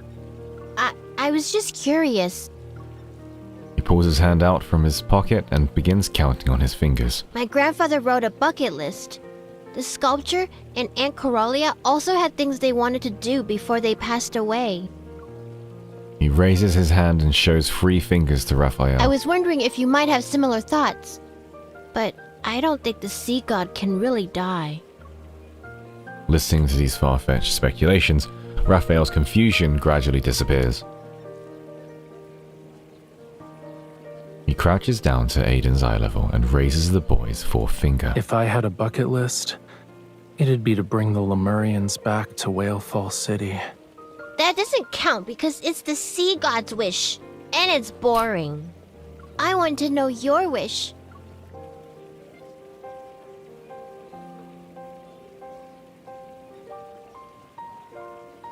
Raphael softly chuckles as he stands. His hand gently touches Aiden's head. If the old butler finds out I've told you inappropriate things again, will you accept being scolded in my place? I've grown up. I can hear things children aren't supposed to know. Really? You're only a little taller than my waist. It still counts. Aiden stands on his tiptoes and pushes Raphael's hands up. Put your hands up, put your hands up, put. What's that song? Trying to make himself appear taller. Raphael pushes him back down, but I catch a glimpse of something hidden behind his smile. The wish he doesn't want to say. Is it revenge? You be the judge. Have I grown up or not? I snap back to reality. Oh, there goes reality. Oh, there goes... Damn, I'm popping off of the songs right now. Then I'll walk over and pat Aiden's head. I like the kid. You're definitely taller. But if Raphael keeps pressing down on your head like that, I think you might stop growing. Ah, no! I still need to get taller! Aiden runs away with his hands over his head. He's afraid of taking another decisive strike from these mean adults. At the bottom of the slope lies a sparkling sea. Raphael and I stand together and watch Aiden's shadow as he moves. A kid who's quick on his feet can escape heavy topics, but adults can no longer do such a thing. Thanks for the save. It was pretty effective. Raphael stretches his stiff body and lets out a languid yawn. You've hidden things from him twice today. A child's unsatisfied curiosity can be difficult to deal with. When Aiden grows up, you'll have to answer all his questions. And you can't forget the accumulated interest. Excuse me? That's a thing? It's compensation for giving him childhood trauma. You know, I feel like you're the one who did that. Just saying. I hold my hand out to him. I only did it to bail you out. You also owe me. Raphael dutifully takes my hand and presses his palm against mine. Here you go. I'm at your service. that part of the sea gonna be reopened? I already waxed my surfboard 3 times. I might as well put it in storage at this point. Okay. All those tourists who wanted surfing lessons canceled their appointments. I need to cut back on expenses this month. Still grumbling, the surfers walk away. Raphael pauses and watches their retreating figures. Ever is already affecting the lives of ordinary people on Wave Chaser Island. What was I thinking? What are you talking about, that lady? I was not thinking dirty. I can promise you that. What I was thinking was it's such a petty thing to complain about. That's literally what I was thinking. No, literally, I was literally like, it's not that bad. And also, why would you need to wax your surfboard 3 times? Once you've waxed it, why can't you just leave it in storage until you can surf again? Like, what? That's why I was like, okay, lady. 3 waxes in a month? Oh, wow. Anyway. They don't care about Lemurians, let alone ordinary people. This works out for me, though. It saves me the trouble of hunting them down one by one. Yeah, but doing it why would she need to do it 3 times?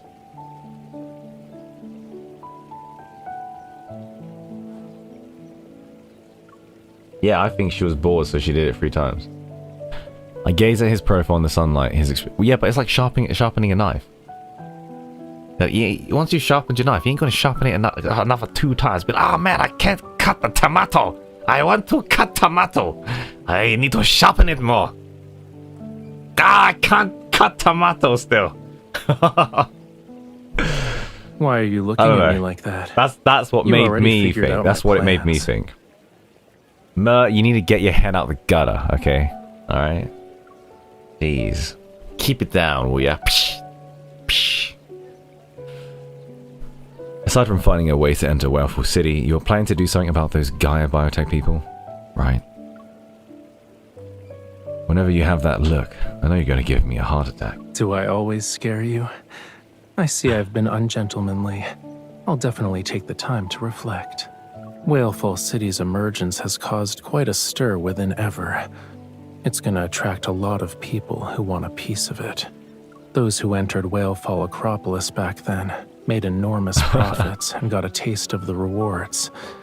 They definitely won't miss this opportunity. I'm just acting as a catalyst and helping this predictable cycle of cause and effect reach its conclusion faster. Revenge is a goal Raphael has never wavered from. It's seemingly the backbone of his very existence. But revenge must eventually end. Never really thought about this question. Once everything is over, what will Raphael do? Tifa Loops has followed. Hey. If you need a spray, it's definitely Tifa and FF7. Hey, how you doing, Tifa? Tifa Loops. Enjoy your stay. If his revenge ends with this, then that's good. Yeah. Ending this conflict and recovering Whalefall City seems like the perfect opportunity to lead the Lemurians back to their royal capital.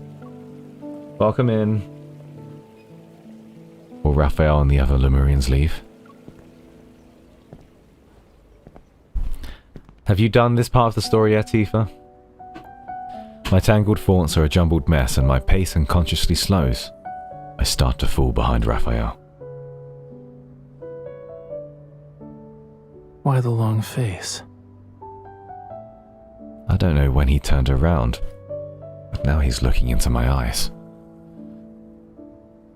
I'm gonna just screenshot this, because I think he looks cool. The lighting's really nice, and I know it's like a generic expression, but still.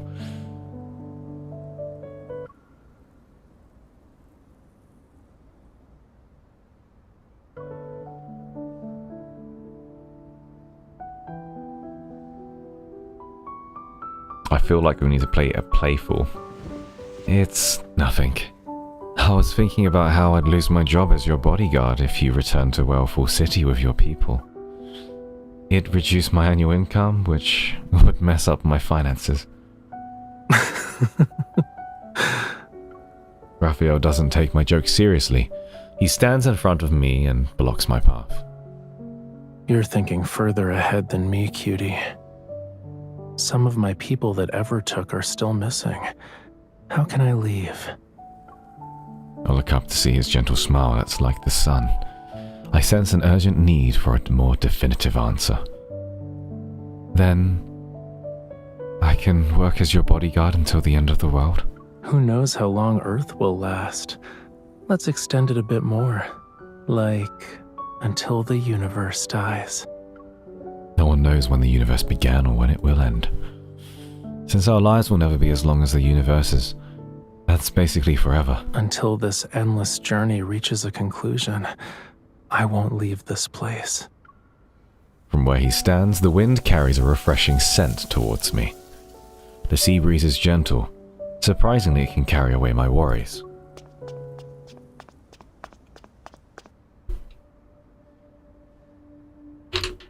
As our conversation between adults ends, Aiden happens to run up the slope. His footsteps are unusually frantic. There are people at the port! He retreats behind us, his shoulders trembling violently. I crouch down and pat his back. Take your time. Who are the people that just arrived? Sorry, I'm trying to put my smartwatch on. They're wearing the same clothes as a guy of biotech researchers who sealed off the... Raphael's phone rings. After he answers the call, I can faintly hear the old butler's voice. Ever has sent a new team of support personnel. They're already in Verona. Understood. Raphael lowers his phone, and the smile on his face vanishes. This deadly temptation really is irresistible. Someone couldn't wait any longer. Damn, he looks serious.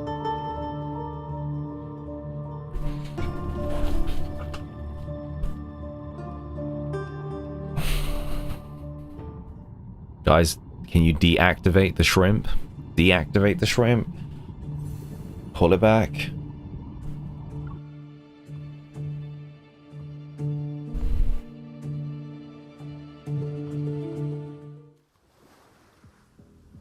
A large research vessel is near the port.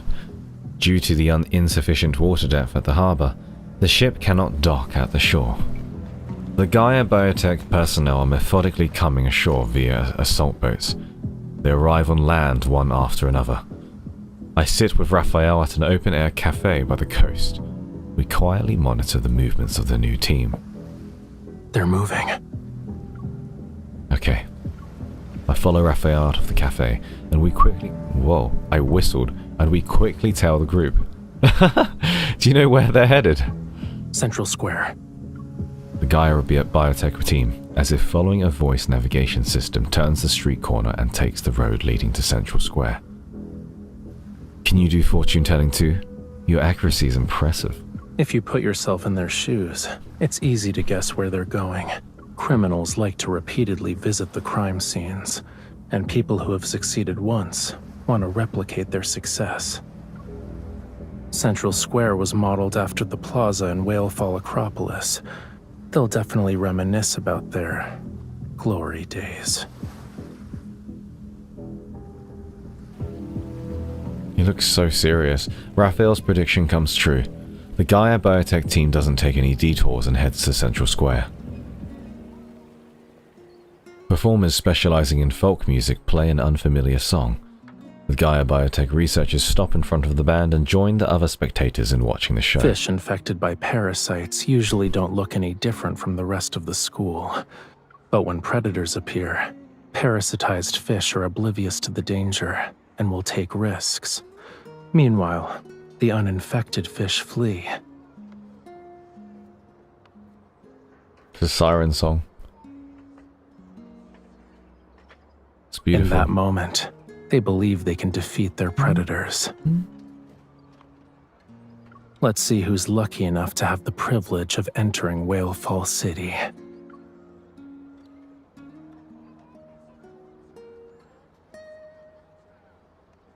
As the melodious music reaches its finale, Raphael signals for me to stay put.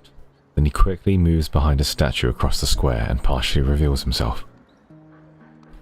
One of the band members makes eye contact with Raphael. With a crowd separating them, Raphael nods, and the musician frowns before leaving. The next song begins.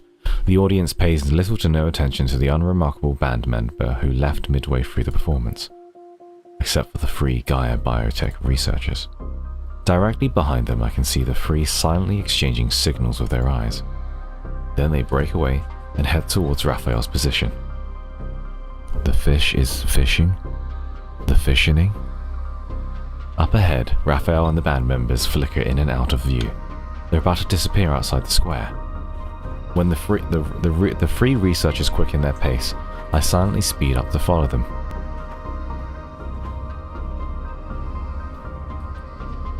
At the base of a courtyard, wall adorned with seashells, the three Gaia biotech researchers are furtively listening for any sounds on the other side.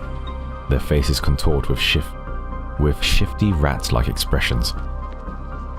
Shortly after, they leave the alley with those same expressions. They pass under the second floor building where I'm hiding. That's Whalefall City. Just as they're about to enter, we should also. We're lucky to get what we want without any effort. They make no attempt to hide their greed, and a disgusting chill runs down my spine. Then I sense someone looking at me, and I raise my head. Raphael is waving at me from the base of a nearby courtyard wall. I quietly climb down and dart to his side. I knew you couldn't stay out of it. Now you're an observer watching the observers. They were acting suspicious. My professional intuition was triggered the moment I saw them. I overheard the conversation too. They're trying to enter Whalefall City. I'm not surprised. Boom, bitches! They know I'm special, and they have speculations about my connection to Lemurians. Would I say Mr. Lay? But that's not enough to confirm anything. Probably come up in the chat in a bit. But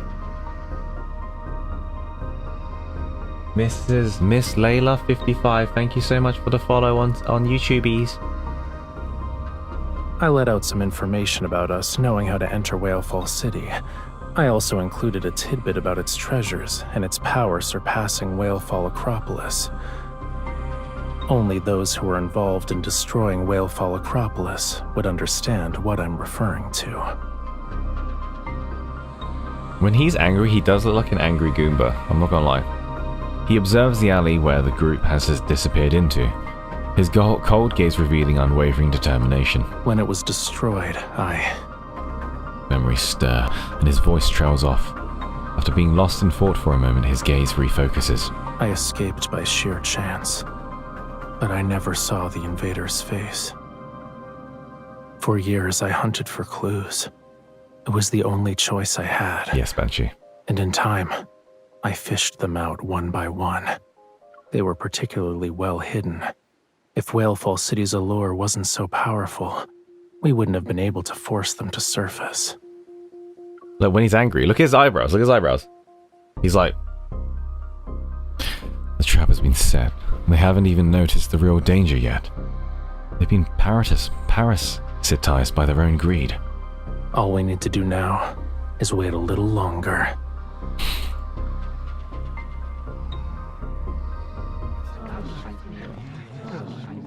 As soon as we return to the guest house and walk through the lobby, Raphael and I hear hushed whispers from the courtyard.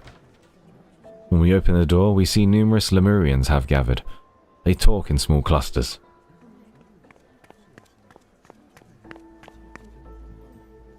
Aiden is among them. When he sees us, he walks over. Miss, Raphael, did you hear the echo? Should I move this for you guys so you can see the star more if it bounces?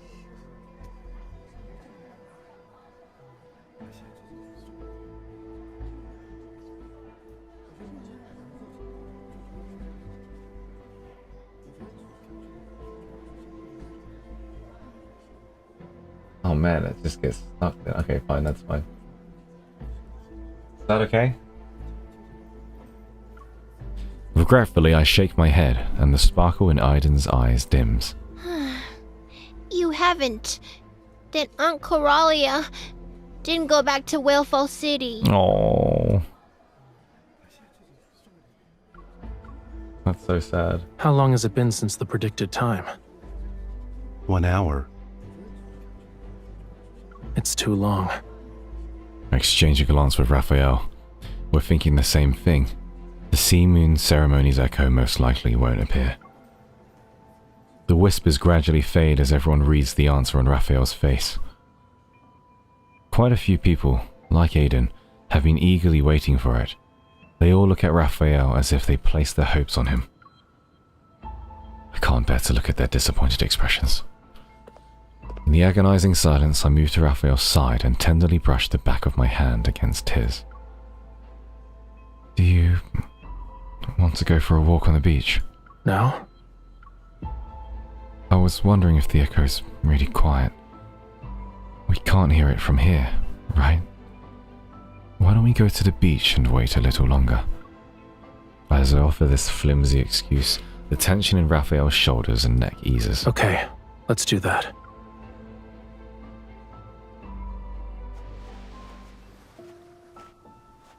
Tonight's moonlight isn't bright. Clouds cover the moon, which leaves the seaside shrouded in darkness. I step into the seawater and I'm surprised to discover that it glows with a luminescent blue light where I disturb it. I crouch down and place my hand in the water. Blue light radiates, which creates a dreamy scene from a fairy tale. Raphael, I think I've become a magician. There are sea fireflies in the water. When disturbed, they emit light. By the way, you're scaring them, cutie. They might die from shock. What?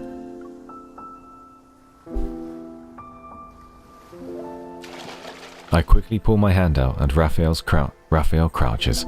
Smiling, he grasps my wrist and guides it back. Just kidding. They're not that fragile. This is a normal bioluminescent phenomenon in certain oceans. I knew that. Holding Raphael's hand, I draw an arc through the seawater. A beautiful sapphire line of light trails behind. The fluorescence shines on our blurry reflections.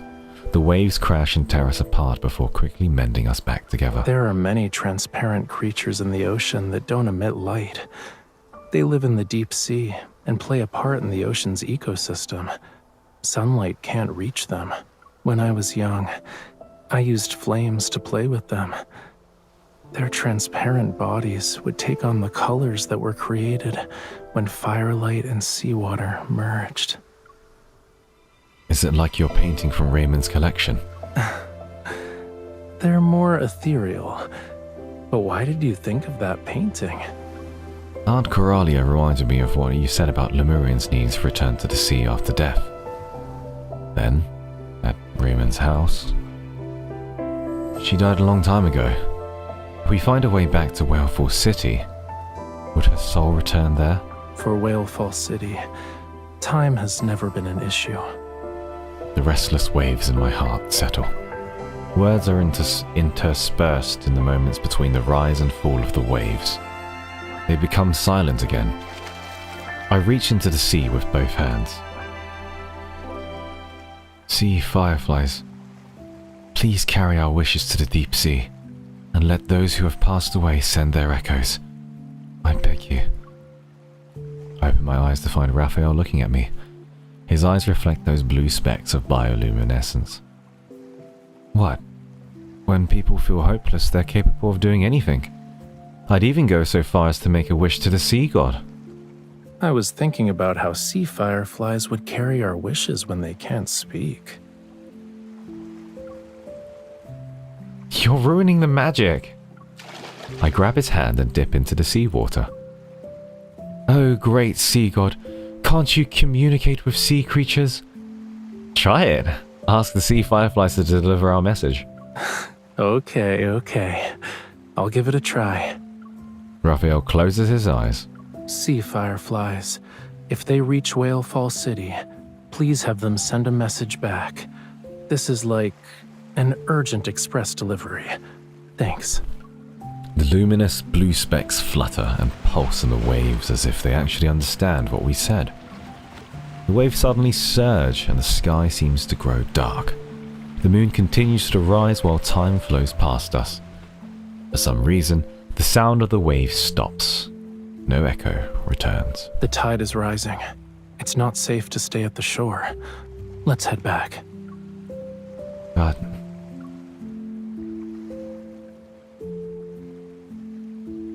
Raphael reaches out and smooths my hair that the wind tousled.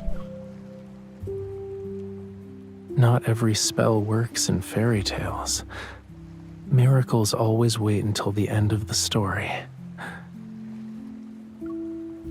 We knew this would happen. So the Sea Moon ceremony bringing Lemurians back to Whale Falls City is just a legend? When I was a kid, I once heard a bedtime story about the first Lemurian sea god. According to the legend, the sea god disappeared into a golden sea for the sake of Whale Falls City. The sea god's lover searched the world, but when she finally found him, he had already entered an eternal slumber. Her tears of blood fell onto the ring that symbolized their covenant, their bond. Then golden waves surged across the sea. A conch-shaped vessel rose from the ocean's depths and drifted toward them. That night, moonlight guided their way. The vessel carried the sleeping sea god and his lover back to Whale Falls City. Damn, that's deep, bro. The funeral of the first sea god is the origin of the Sea Moon ceremony. Raphael's gaze lands on the distant silver waves where several seabirds gracefully fly past. The tides ebb and flow. Maybe the first sea god once heard the same waves we're hearing today. Yeah. So maybe these legends really did happen. What do you mean? While searching for the mastermind behind the invasion and looting of Whalefall Acropolis, I saw that ring. What? We lived in the Acropolis of the royal capital, hiding countless treasures unknown even to the Lemurians. That modest-looking ring, however, went unnoticed and soon vanished in the flow of gold and trade. Now it's time to return it to its rightful owner. The person who took it knows it's one of Lemuria's most precious treasures now. He'll only exchange it for something more valuable. A meaningful look slowly appears on his face. Of course, this never should have been a deal in the first place.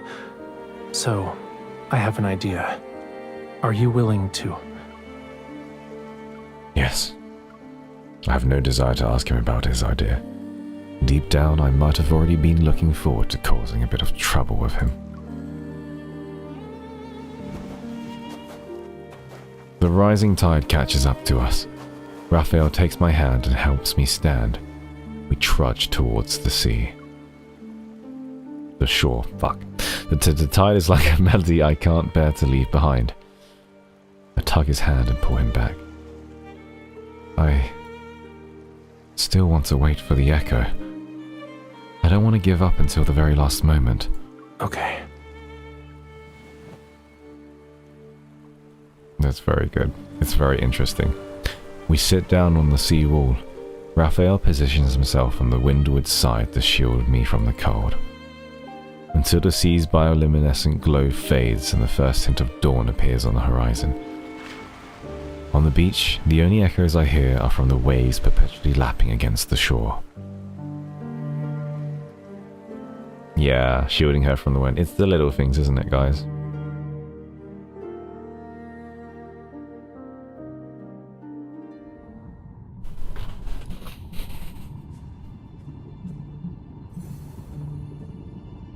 Damn, we're only on chapter 3, episode 3.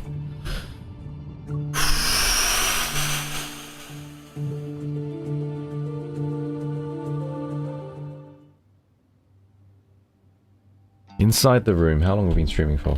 We still got about an hour, right? Yeah, we do. Good. Hour, maybe 4. Maybe 2 hours, I mean. Inside the room, the curtains are tightly drawn to prevent the faintest traces of sunlight and sound from penetrating the stagnant air. This honestly, story is slapping a lot right now. The time spent waiting stretches, seemingly pulled taut by invisible, intangible radio waves. They tug at the nerves of whoever might be on the either end. Before the third ring is about to end, he answers the call. Mr. Sutherland. Our talented artist has kept me waiting. I brought you what you wanted, Raphael. So when will you uphold your end of the deal? Yo, he looks like a sick fella, I'm not gonna lie. Of course. I have her with me right now. Are we trading me for the ring? And then he's gonna rescue me? And he's the sick fella? However, what you've brought is only enough for me to deliver her. Whether or not you can subdue her depends on your skills. Yo, he's the sick fella. Don't worry. I'm eager to end this quickly. But Wave Chaser Island hasn't been peaceful lately, right? It's just a storm that won't create real waves. If you're scared, you don't have to visit the island.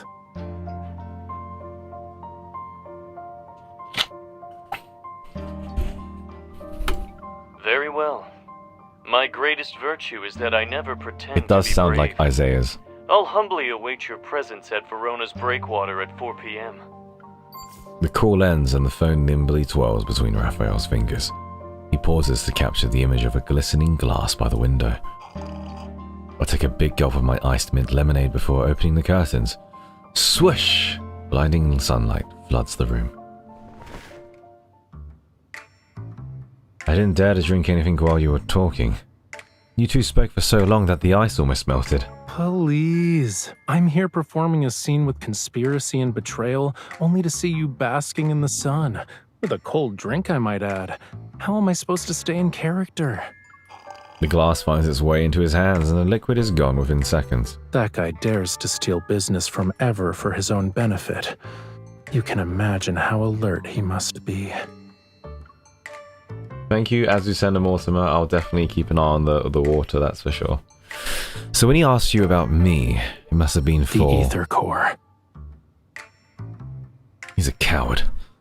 He has quite the appetite. Perched on the small table next to him, I watch Raphael drink water. I cross my arms and narrow my eyes. Be honest with me. Was I part of your deal with him since the very beginning? No.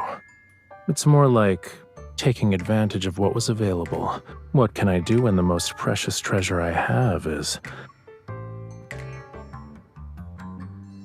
me. Raphael sets down his glass and turns it on the table. He watches it refract radiant light. So you're well aware. I'll give you credit for guessing correctly. At least I don't need to act as someone else. On your home turf, I'm sure Mr. Sutherland won't be too particular about it. Raphael rests his chin on his hand and tilts his face towards me, idly brushing a fingertip over the droplets beading along the glass. Two big shots like us putting on a special performance for him. It's only fair that he pays up, since he's afraid of being watched by Gaia Biotech and doesn't dare to visit the island. I can probably guess the location he chose for the deal. On Verona's southern breakwater, there's a center with a small brain computer interface. After they started researching protocores, Ever abandoned the project. It's hard to say if that's a good or bad thing. Yeah, I bet he says, "It's not the ether cure, it's you, cutie." Or something like that. Why is this place special? There's not a soul in sight for 3 kilometers, which is perfect for double-crossing people. June, you can imagine June is always playing hard to get. It'd be like, "Nah, I don't like you, bro. I'm a tsundere. Hajima." The ice cubes in my glass lose their balance and clink as they fall. Raphael and I exchange a glance and grin like a pair of conspiring villains. Yeah, June's full tsundere. Like, it's not like I like you or anything. Uwu. The helicopter lands behind a breakwater on a desolate stretch of Verona's coastline. Raphael leaps onto the ground while carrying me. Let go of me! Struggle anymore and I'll drop you. Oh, good acting, boy. There are man-eating fish waiting for you. Not even your bones will remain once their stomachs are full. Wait a bit. Then use your resonance evil to check and see if he has anything with abnormal energy. That'll be our target. Okay. My face is covered and I can't see anything clearly. Supporting my arm, Raphael guides me. A kidnapper being this gentle. Would someone see right through our act? Raphael, be rougher. Don't blow our cover when we've barely started. Relax a bit and follow my lead. You won't get hurt. After our whispers end, Raphael presses his hand against my back and shoves me forward forcefully. Yeah! Suppressing my defensive reflex, I stumble several steps and go with the momentum. To onlookers, I appear to be a victim who almost falls. Fortunately, the path isn't very long. I soon hear the sound of a heavy iron door opening ahead of us. The elevator descends and it takes us deeper underground. Sutherland has already arrived. His guard leads us to one of the floors and Raphael pushes me out of the elevator.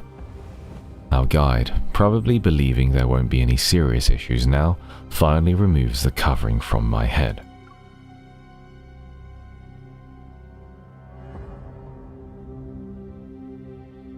I exchange a glance with Raphael before discreetly surveying our surroundings. I note the positions of several guards without showing any reaction. Both of you need to wait here. Yo, is that Horang? Yo, that's Horang. If I really like Raphael from this chapter, I'll try and get Raphael, aka Horang in Tekken. I'll try and get him to Tekken King. I'm just saying, because my cosplay of Raphael as Horang as Raphael in Tekken is so damn good that if I really like Raphael in this chapter, I will play him to Tekken King. I will do it. Because I need to learn the matchup anyway. Many wanderers are hiding here. Please. Happy 50th anniversary. Thank you so much. I didn't even know it was the anniversary, but whoop whoop. In a corner of the reception room, several malformed figures remain motionless. It's as if they're objects. But their energy fluctuations keep me on edge. I find an opportunity to subtly signal Raphael to keep his distance. They even lined up to welcome us. They're so polite. Don't move. These things only obey their leader's commands. If you provoke them, I won't be able to save you. From this angle, I can't see Raphael's expression, but the hand gripping my arm gives a gentle squeeze to silently reassure me. Then why do we have to wait here? And how long do we have to wait? The equipment's still being prepared. It'll take at least another hour. Equipment? This wasn't part of the deal. The boss said the higher-ups require a protocore verification. What? My arm is tapped. It's a secret signal Raphael and I established beforehand. Does it mean we're gonna fuck shit up? If anything unexpected happens, run. I have to leave you behind? Can you really do that, though? Just run. I'll catch you and bring you back. If we show the exchange is unstable, we can demand to speed up the process. As we discussed before, resistance will make it look more convincing. I spin around and abruptly, using the momentum to break free from Raphael, I pull out the gun they failed to find during the pat-down. Just as the guard reacts, I run while Raphael provides cover. I take the guard down and immediately make a break for it. Squad number 2, take her! Your men are too clumsy. Since they're bound to damage valuable cargo, let's not risk it. I'll handle this. I sprint back along the path I took and hide in the place where the corridor splits. From the darkness, the sound of unhurried footsteps approaches. He's here.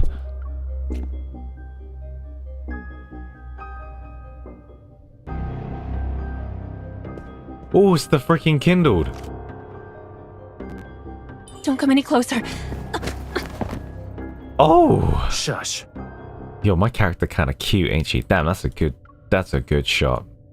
That's a Ji-yoon shot if I've ever seen one. June, if you didn't take a shot right now, you still can.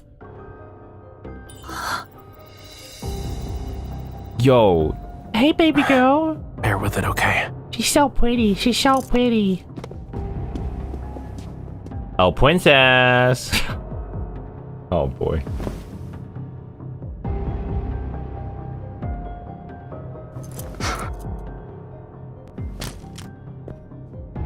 I'm here. No greeting.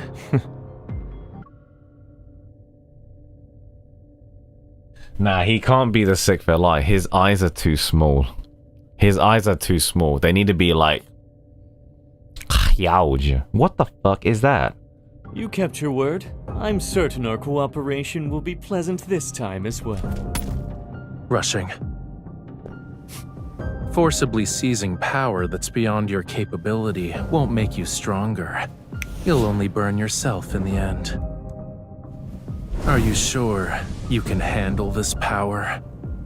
Rest assured, I have no intention of claiming the protocore. Good. So what about the thing I want? I have it. However, I He's need to wearing verify the ether core. Of course, but unfortunately the ether core's power is difficult to control.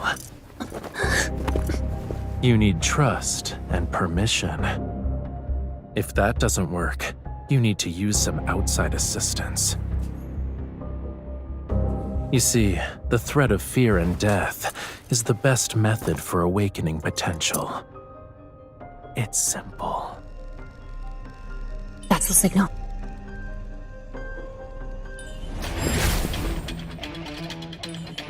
The ring. Grab him! Grab his ass! You two are. Catch. Ow, fuck! Why are you in a rush? Since we have a deal, we can't let our performance be for nothing. The thing you brought. I'll take it. Let's go.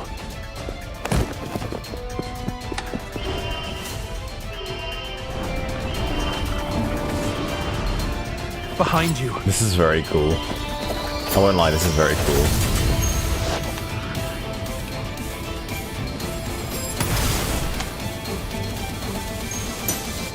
The rest is yours. Oh shit. Bang, bang, bang, bang. There was no applause, but the audience was thrilled. Oh, that's awesome. Was the audience thrilled? Come on, guys. Clap your hands. Clap your hands.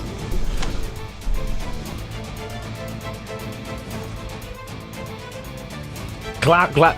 It's like, Oscar. Oscar winning. That's so funny. Like you. Like you. Yeah, that's the only Kindle left. We leap from the breakwater and land on the yacht we prepared in advance. White waves surge around our vessel as we leave the harbor. Raphael sits at the bow and slowly spins the ring on his fingertip. You're holding out your hand. What are you trying to imply? A performance fee? I'll pay once we've returned to Wave Chaser Island. It was an intense workout. I deserve a large payment, don't you think? You're the leading actress. It's your call. I look at the ring in his hand. The sea breeze sweeps across the bow, and his clothes flutter like a swaying tailfin. An unusual scent permeates the air. Raphael and I turn at the same time to see dark clouds intruding. There's a storm approaching Verona's waters. The small yacht races at full speed. It carves a gash with curling white edges across the dark seawater. Shall I try and practice my American? After a large wave passes, I grip the control panel to steady myself as Raphael adjusts our course. We're trying to stay away from the eye of the storm. What does that sound like? Rain pounds against the cabin windows, and rainwater quickly accumulates. The windshield wipers can't clear away fast enough.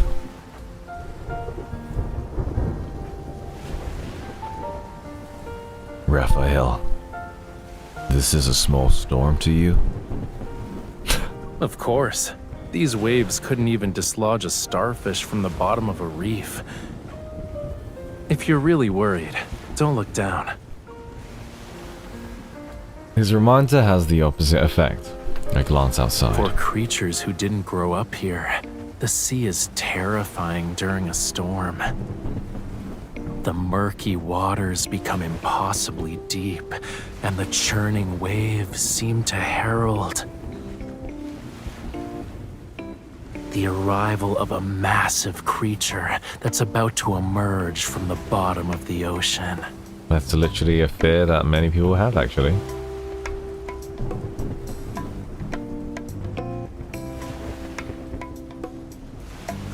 Ah, so it's here to offer the deep sea's treasures to the sea god? You are very devoted. Seeing that I'm not scared, Raphael's smile slightly widens. If the rocking is making you dizzy, you can take a nap at the back of the cabin. I'm afraid I'll get thrown onto the floor if I do. During times like this, staying with you makes me feel safer. Even though I'm the sea god, I can't calm stormy waves right now. I can soothe you, though. Found it. A beam of light pierces through the gate, gale and heavy rain. It illuminates the dark sea. It's a lighthouse.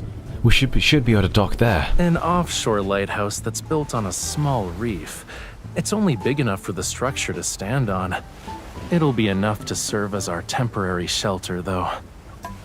Waves crash down like giant hands, but our yacht breaks through the wall of water.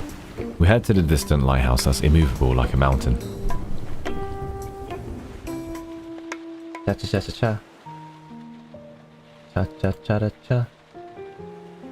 The lighthouse keeper is seemingly accustomed to visitors who get soaked in the rain. Like us, she guides us up the structure so we can rest.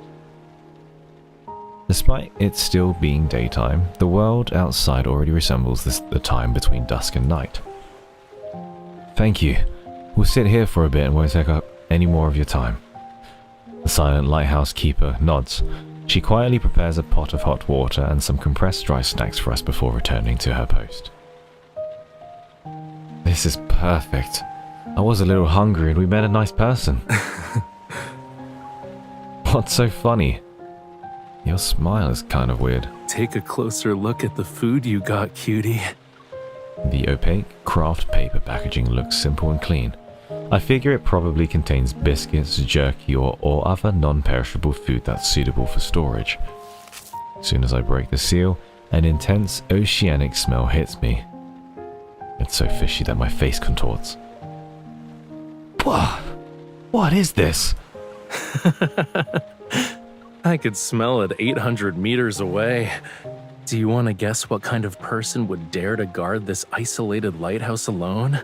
It's basically in the heart of the ocean. She's also a Lemurian? Why didn't you say hello to her? Not every Lemurian is as outgoing and friendly as me, you know. She probably never expected anyone to brave the elements to visit her, even when she hid herself away from everything. No wonder why she seemed to relax when we let her go about her business. Raphael quietly laughs again as he places several pieces of unrecognizable dried fish into a titanium cup and pours hot water over them. Don't give me that look. It's just been cured with seawater. It'll become delicious after you let it soak for a bit. Be patient. Amid the rising steam, the air seems to grow humid and salty. I wrinkle my nose as I notice the scent of melting fat and wax. Raphael, do you smell that? She's lighting the lamp. The one in the lighthouse? In Lemuria, we have structures similar to lighthouses. They're called whale ash gardens. When the oceans were still uncharted, traveling Lemurians would build simple waypoints in places where whales died. The whale ash serves as an underwater lighthouse. It offers shelter to those who have temporarily lost their way and allows them to regain their bearings. Traveling with whale ash lamps was once a popular tradition in Lemuria, but hardly anyone remembers it now. And she must have lived for a very long time. Lighting the whale ash lamp serves as a reminder to not lose sight of your destination, and more importantly, it ensures you never forget your starting point. Is she thinking about Whalefall Acropolis she can never return to? Or the long-lost Whalefall City? The cooled water touches the wooden floor and quickly seeps through the cracks. When the cup is refilled, the taste becomes fresher. But the salty bitterness spreading from my chest to my throat only intensifies. Once the storm passes, we'll have to return to Wave Chaser Island to perform another Sea Moon ceremony. If we succeed, where will Raphael go once everything is over? Raphael, you said you wouldn't remain in Whalefall City because it's one part of your journey. It's not your final destination. I think it's good that you'll succeed in your revenge. Your life afterwards might be more carefree. I paused before trying to sound like I'm making a joke. Maybe you can fully devote yourself to painting, go beyond your limits, and take your artistic accomplishments to the next level. But then, assuming that's the case, do you have a reason to stay in Lincoln City? Staring at him, I gripped the edge of the craft paper package. I'm unwilling to hear another evasive answer from his lips. What I want to ask, it's not about staying here or staying in Lincoln City.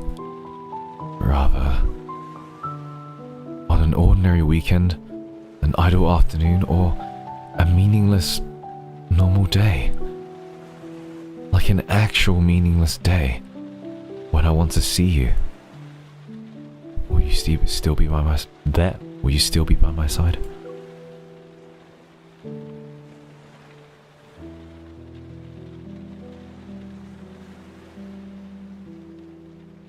He just walks up to you. It's hard to say. Stares. According to your vision, I'll surpass my limits and ascend to the next level. Doesn't that mean I'm devoting myself to art and only art? I guess a talented artist doesn't deserve to have mundane days. Unbelievable. Nah, June, you're the lighthouse keeper. You're like, that's you. You're the one giving the fish to Raphael and going,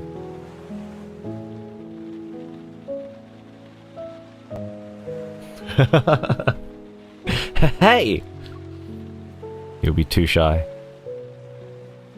Setting aside these meaningless scenarios, you only have one question to ask, and I only have one answer to give. I've walked a very, very long road, but throughout my journey, the same light has guided me. That's sick. And it's not just my guide. It's the true destination of my fate. If we consider a Lemurian's lifespan, can a single light accompany you for that long? Maybe not. What you see now could just be a drop in the vast ocean. And as time passes, you might discover that you're the one who journeys the farthest. Thanks to Raphael's boiling method, the dried fish is ready. I devour 3 pieces, then another thought crosses my mind.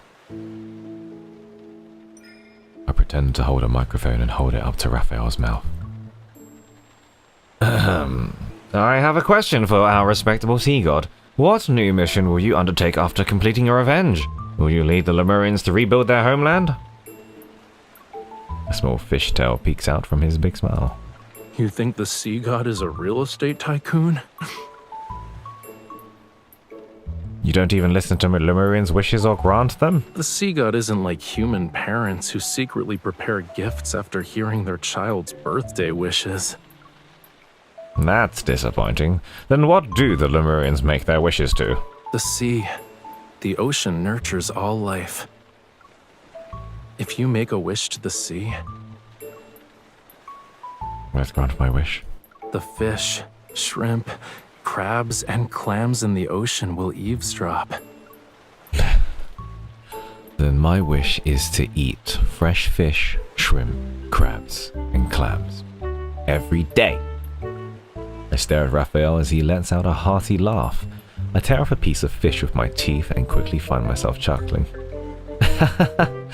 By the time we finish the package, the noticeable sound of crashing waves has unnoticeably subsided. Raphael goes to the door to check, then he turns back and reaches out to me. The rain has stopped. Let's go.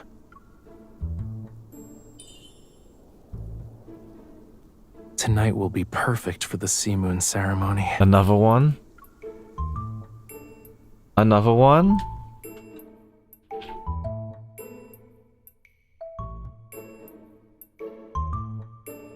That's crazy.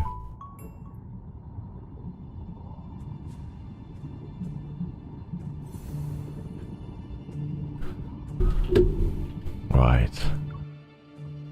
Let's carry on. I'm enjoying this so far. I think this is a lot more interesting than Xavier's. I'm just saying. You can already tell, right? I'm enjoying this way more than Xavier's. The figures appear on the shallow water's reef. Waves dance across their scales as they shimmer with an ethereal glow. Chanting ancient Lemurian songs, they look at where the waves meet the moonlight. Talia's melodious singing fills the air. It's more ethereal and transcendent than what I heard at the previous sea moon ceremony. Seems like a blessing and a distant call.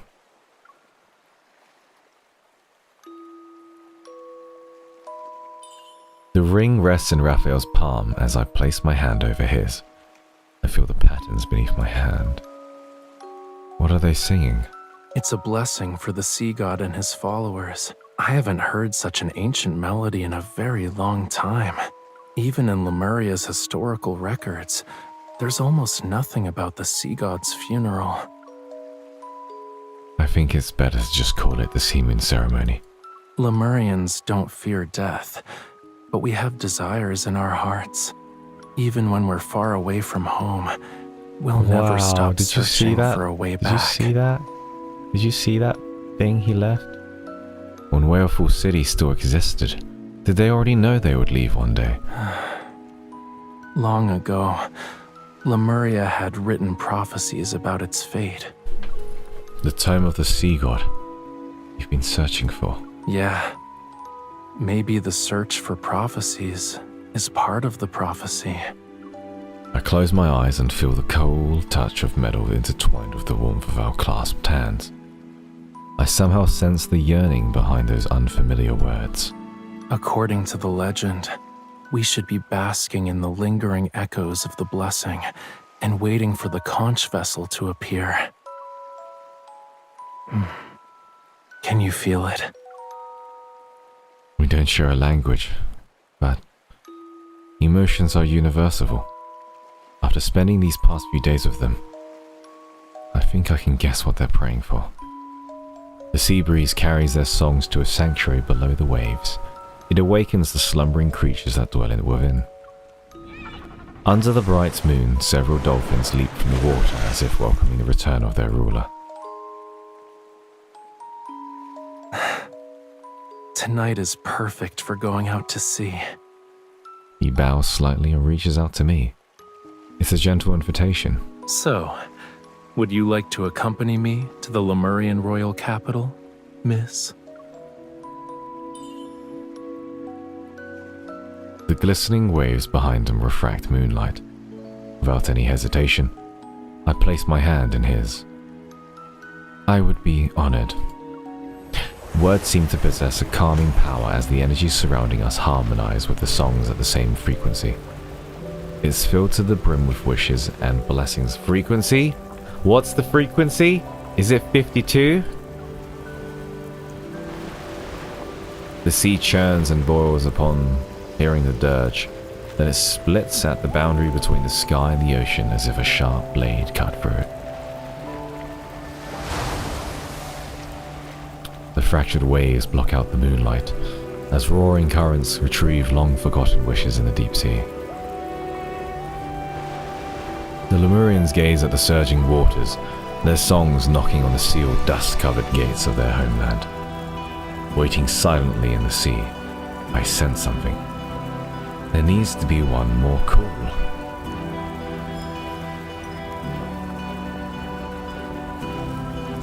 This is magical. If you're a Raphael fan, this is like 10 out of 10. When I grasp the ring in Raphael's palm, silvery white foam begins to surge between the parted waters. A massive glowing seashell gently rises. It's accompanied by an energy that feels familiar and strange. This is what I felt at the blue hole. As if drawn in by a mysterious force, I unconsciously activate my evo to sense that energy. The energy fluctuation shatters my thoughts.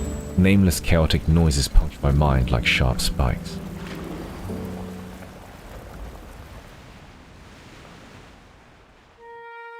Are you willing to be my follower?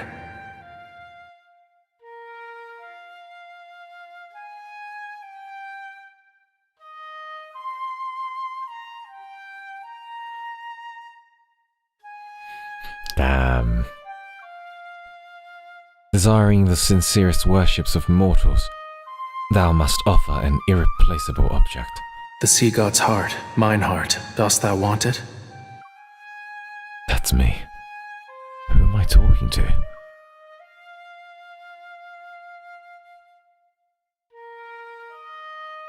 This is my promise to you, for 'tis Lemuria's vow, a bond everlasting.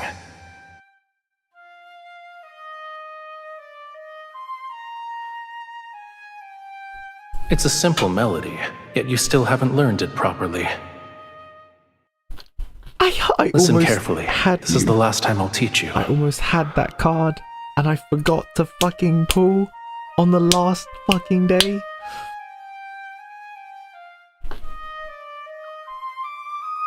What's going on?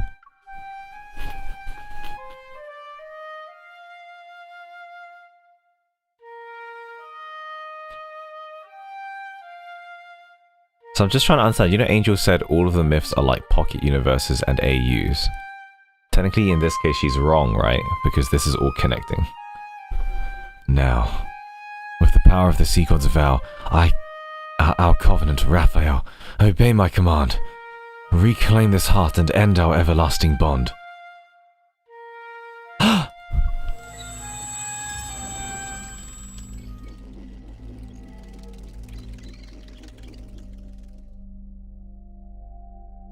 It feels like I've emerged from an exhaustingly long dream.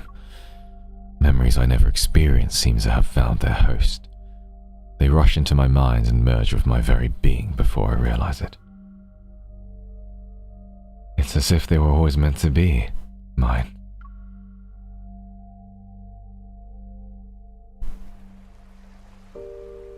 Are you awake? When I open my eyes, I see the sky and moonlight. Dazed, I blink and try to move. I realize I'm being held in a warm embrace. What just happened?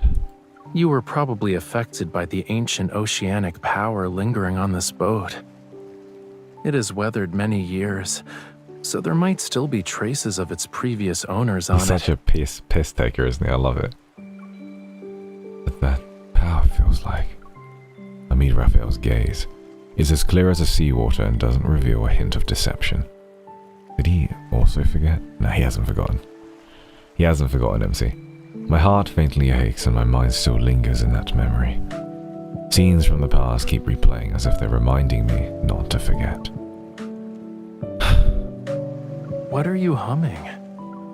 Only then do I notice that I'm humming the melody I heard in either a dream or an illusion. If I told you I heard this song in a dream, Don't you believe me? I guess you had an unusual dream. What else was in it? There were waves, flute music, and my emotions bear the weight of our covenant. The bond between us is heavy. I compose myself and smile at Raphael. You. I knew it.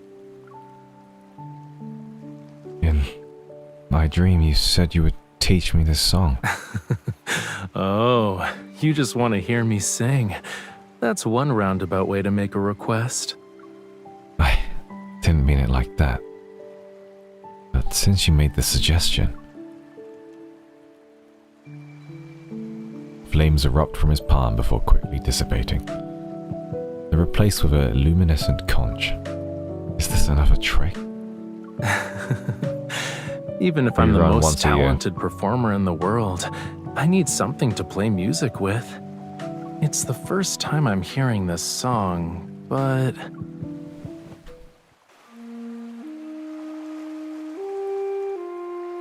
The sounds overlap with the ones in my dream. For a moment I can't tell where I am. Raphael uses his free hand to pull me towards him. I lean to his embrace and try to piece together those fragmented memories. Our covenant began even earlier than I thought. The melody pauses on a high note, like waves as they touch the shore. They linger for a moment before flowing. With numerous questions in my mind that I can't ask right now, I immerse myself in the music until the interlude. You look more matured compared to back then.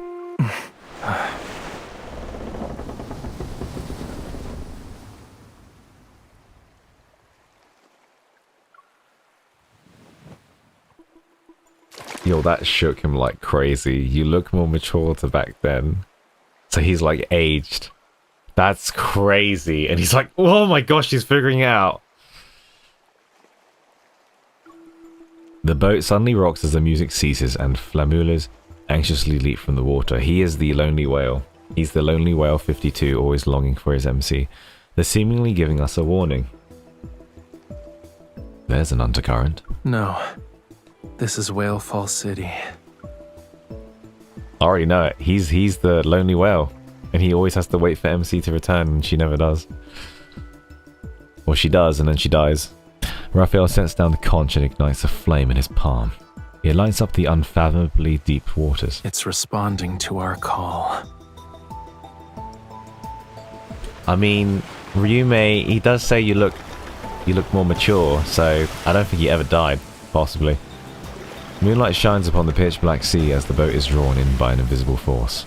It sways as it sails towards the massive whirlpool in the center of the ocean. Countless silvery white fish converge and spiral where the currents meet. They eagerly rush towards the ocean's profound depths in the seabed. Whale Fall City is below us. Hold on to me. He holds me close. The seawater swallows the sky as we descend into the deep sea. Yo, this story is awesome! Yo, this story is awesome! Yo, this is really, really interesting to read. Can I just hold you close? Why don't you come over here? As he descends.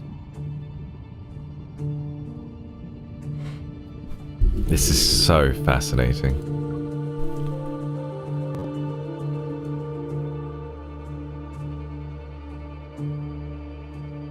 Nice one, Frenzy.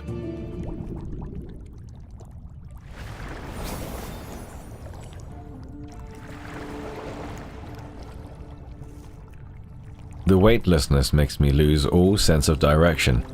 In my dizziness, a warmth touches my hand. Penny, hey, Penny the Jet. Wow, are you fast? You sound fast. Raphael. I'm here. My consciousness stabilizes itself before my body does.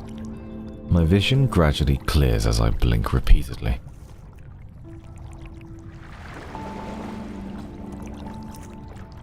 You box? Cool. What? An enormous skeleton carries our vessel through the water. Ah, it's the lonely whale that's dead. When I look back, I can't even see where its tail ends. Think of this giant whale's skeleton as Whalefall City's welcome ceremony. A giant whale with wings? Yep. Who says you can't fly underwater?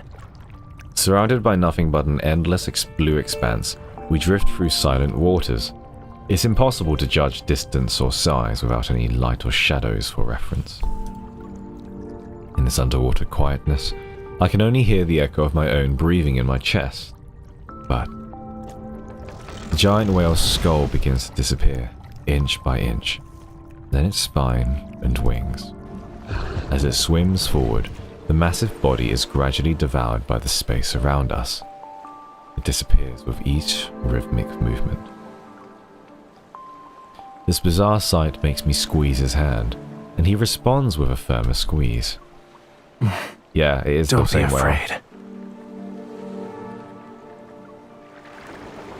As his words fade, my body passes through what feels like an invisible barrier.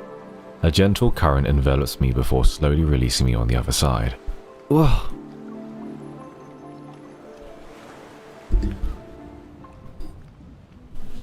Ah, it's Lemuria. It's so beautiful.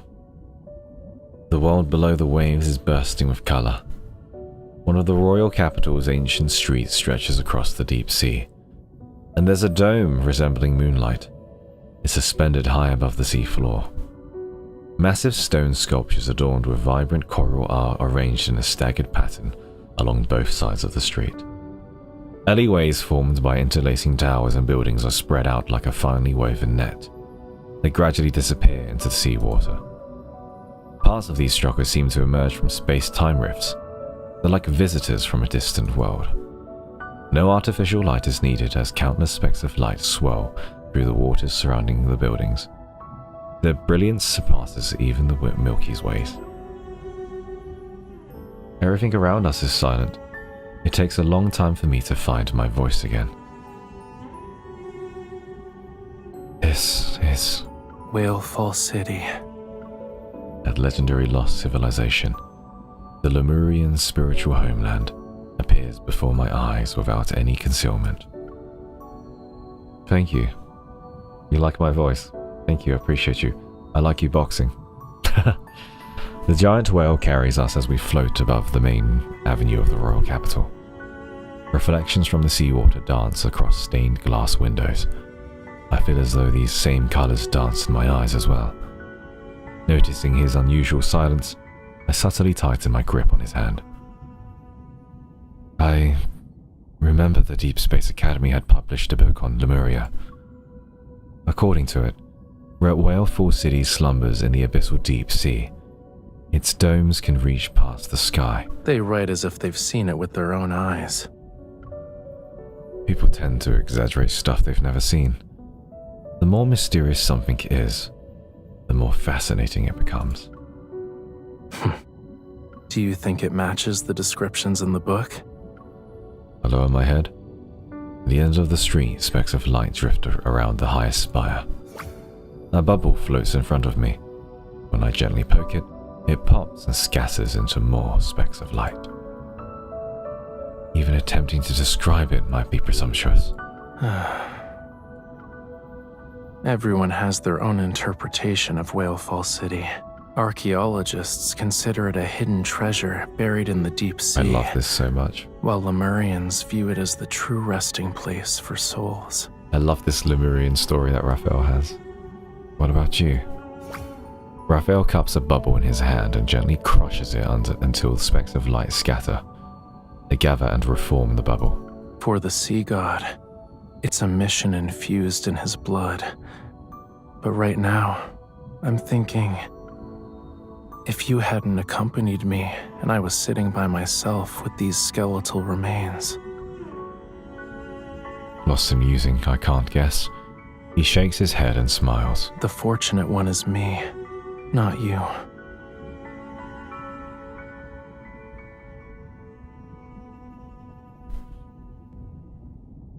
The giant whale slowly moves its bone wings downward along the central path.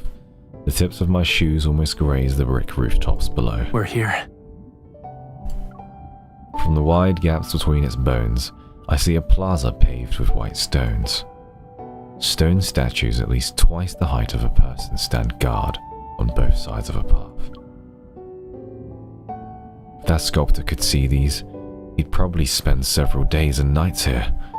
He'll crouch and study them. You could say the ones who carved these were his ancestors. These statues are at least 1,000 years old, right? Wouldn't it technically be the passing down of artistic traditions?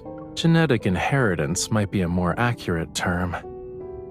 But this place is the most refined embodiment of Lemurian art. Really? It's the Sea God's temple. A sense of déjà vu crashes over me like roaring waves. Astonished, I look up.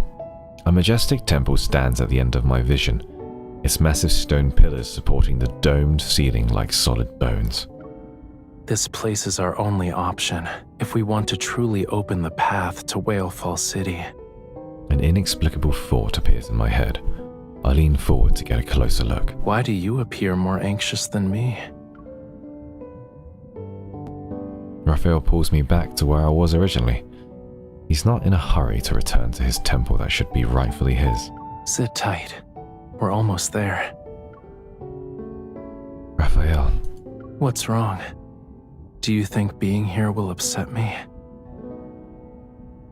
It's more than that. I'd like it if you didn't keep everything bottled up inside. He's like a message in a bottle. Message in a bottle. From this angle, I can't make out Raphael's expression, but I hear a soft sigh. It appeared at the wrong place in the wrong time. The more attached we become, the harder it will be to let go when we must part. Aren't you worried that Gaia Biotech or Ever would stop at nothing to get their hands on Whalefall City? Once Whalefall City fully reveals itself, our people will have no reason not to return. However, it'd make all of them targets. Today's Lemurians can't rely on Whalefall City to protect them from everything. Using it to defend against Ever is a pipe dream. When Whalefall Acropolis was destroyed, we still had Whalefall City as our sanctuary. If it also, the peaceful life Lemurians have struggled to rebuild, can't be allowed to crumble again. The wrong place, the wrong time. Yet he still wants to seize this less than ideal opportunity to do something. If it's for himself and the Lemurians, who instead of making wishes, worry about him seeking revenge alone. Let's do the right thing, even in these wrong circumstances.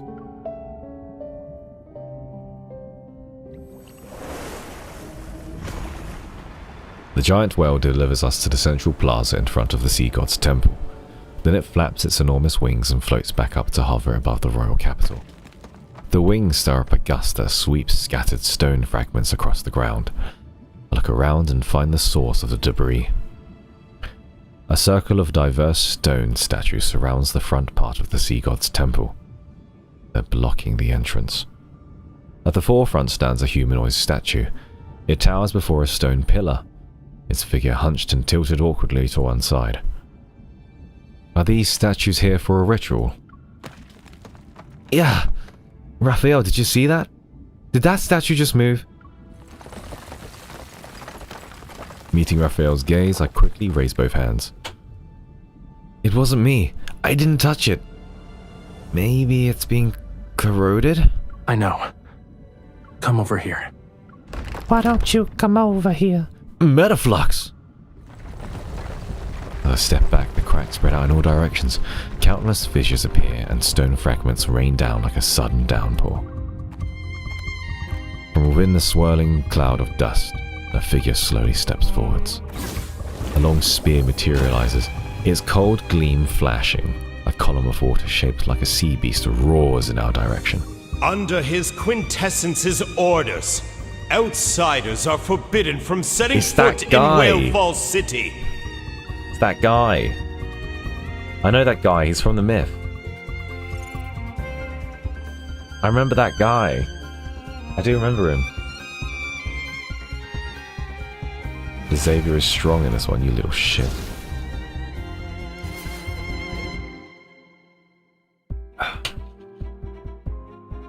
Is he too dumb to fight by himself, or should I play this? I'm guessing he's gonna be too dumb. That is so bright for my eyes right now. If you guys are watching this and you like my content and you're not usually a subscriber or whatever, then please follow me on my socials as I try and do this dungeon. I do try my best to try and read these as nice and clear as possible. Yeah. We are trying to become a voice actor after all. Destruction's tide has arrived. Thank you, Spagooch, for the follow. Spagoota. And Ewan has subscribed for 1 month. Wow, thank you so much. I appreciate you. The tide's judgment Thank you. Shall descend here and now. Kinda laggy. It's kinda laggy. I'm just gonna... Thank you so much. I appreciate it. Thank you. Welcome in. Welcome in. And I appreciate your support. It really does help me, honestly. It really does help. Yeah, we're literally fighting with Raphael's battle. I love this one. So good.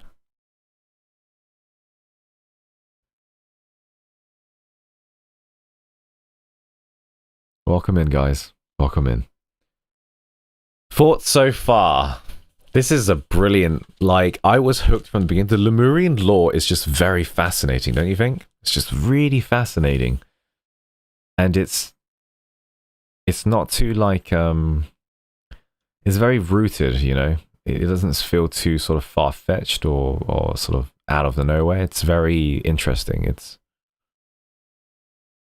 And Raphael's a very interesting character, you know?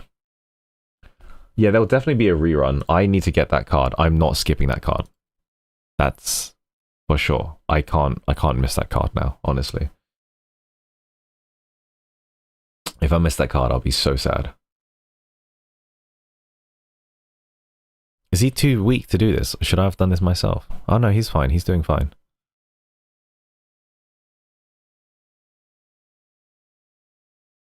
Next week is the Caleb rerun. Nice, I can save gems. Sweet. She is cute, June. She's so cute. I love her.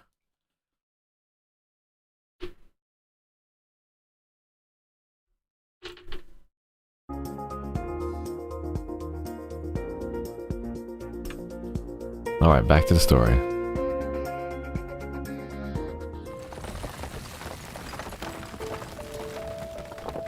Stone debris covers the plaza, and dust particles float in the seawater. The currents are dispersed. Yeah, they need to do a dark version of loading screen. I'm like... The immobilized old man stands in the center, his cloudy eyes becoming clear. His consciousness, it's slowly returning. He shuffles towards us, the remaining sand on his body falling with each step. It's his quintessence's power. His quintessence. We know each other? Oh, he actually has forgotten. The man approaches Raphael, his clothes slightly fluttering, and he suddenly performs a deep, respectful bow. Amund, Lemurian Elder, Guardian of Whalefall City.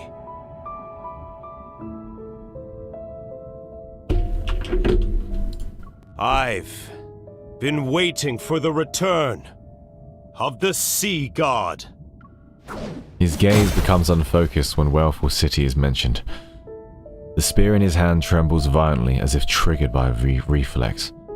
He supports him as he stands. Oh, he's been waiting this whole time. Outsiders are forbidden from setting foot in Whalefall City. Hammond? Does that mean anything? Does that name mean anything to you? I guess he doesn't seem to be our enemy. Thank you, Penny, for the follow. Appreciate you. This is just a guess, but he's been here for too long. He won't have a clear mind anytime soon. Raphael circles Armand and helps him brush off the stone fragments from his body. Amund, you said the sea god told you to stay. Do you know what's so cute?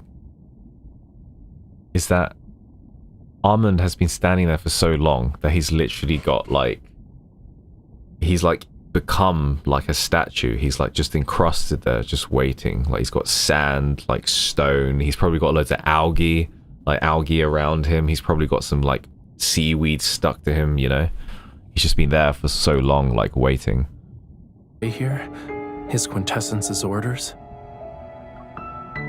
Armand slowly recognizes Raphael's voice and gradually regains his composure. Tens of millions of years ago, the sky and sea were inverted, and Whalefall was revived.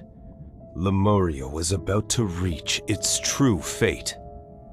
But his quintessence refused to accept.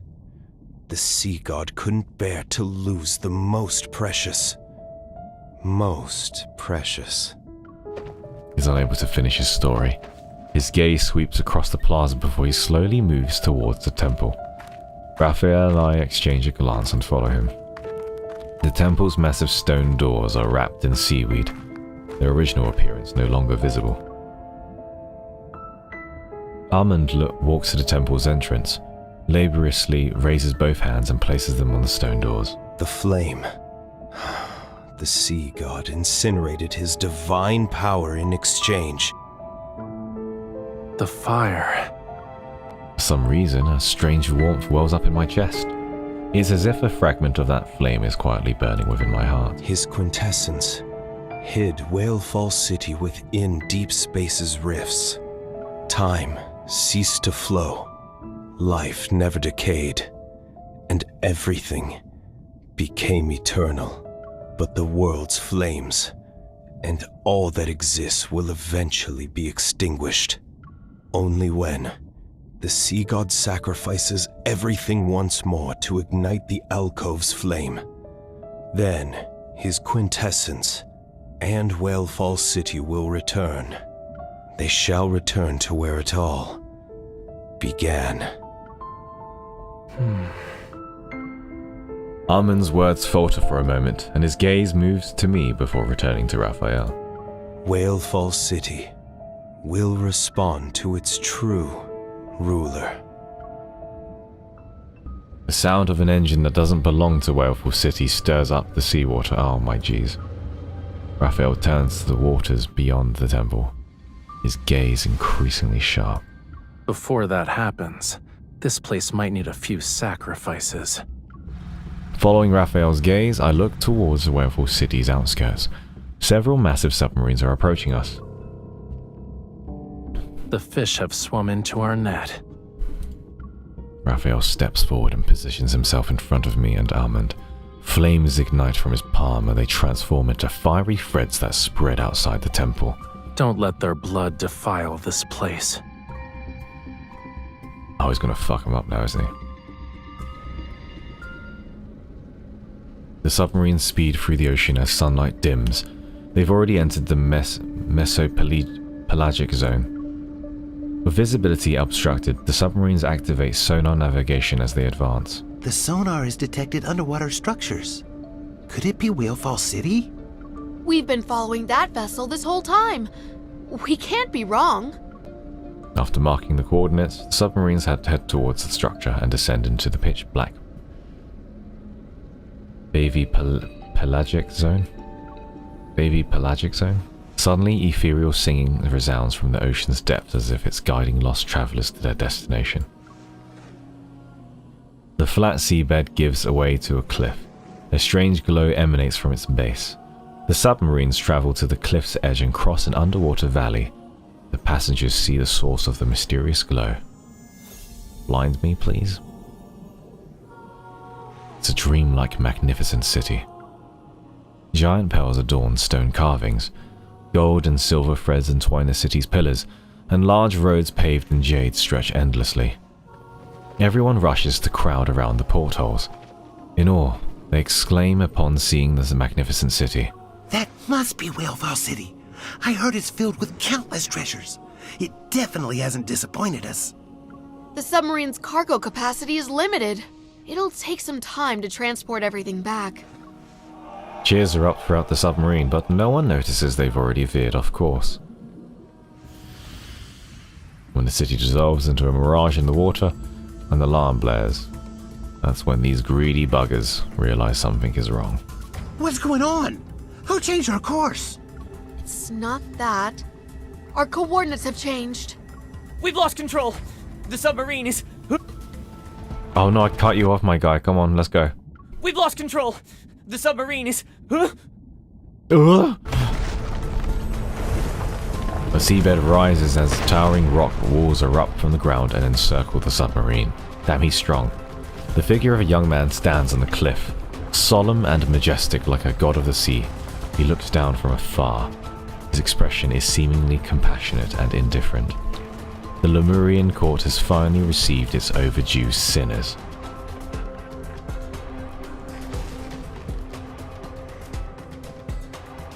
The June swooning is incredible. Goodness gracious, what a man.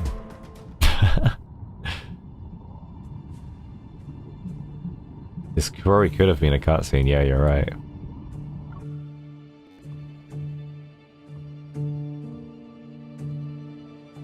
Interesting. The singing ceases at the climax, and the intruders' minds are momentarily disorientated, but they soon come to their senses. Raphael! They'll offer their mortal remains to the Lemurian court. After today, those whose hands are stained with Lemurian blood will vanish from this world forever. Man. Without the ethereal singing, the bottom of the valley once again became chaotic and murky. The intruders' survival instincts make them crawl on the ground in contorted postures. But Raphael doesn't spare these people at a glance. His gaze is fixed on a place far away from the cliff. It's as if he's trying to peer through time's veil to witness a past has been buried. It's coming to an end. There's a barely perceptible tremor. Meanwhile, some of the intruders finally regain consciousness. Still unaware of where they are, they frantically grab their weapons. Where are we? Forget about that. Just take them out. When Raphael raises his hand, flames engulf the gun barrels. The researchers cry out in pain as they burn. Oof! More weapons are dismantled by fire as Raphael silently observes them. Even so, he has yet to bring his ballad of vengeance to its final movement. More people are regaining consciousness. The rising flames keep me protected while I tightly hold Raphael's hands. I can't rush him and I don't want to. It's his right to decide when and how to end this bloody history that spanned more than a decade.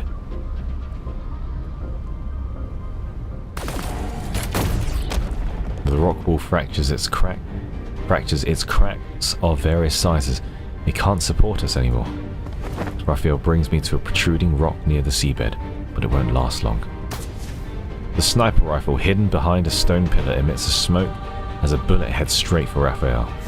It's centimeters away from striking his chest, but the metal bullet is intercepted by flames. It explodes into a small ball of fire. The attack pauses and I use this chance to pull out my gun and kill the sniper. Oof. You... It's okay. I'll be fine. You can... I know you're not hesitating. What you can't let go of is that part of your past. Your people who aren't here anymore. I'll stay with you until you decide to end this. Yeah! The ground beneath our feet violently shakes as energy fluctuations manifest from various corners.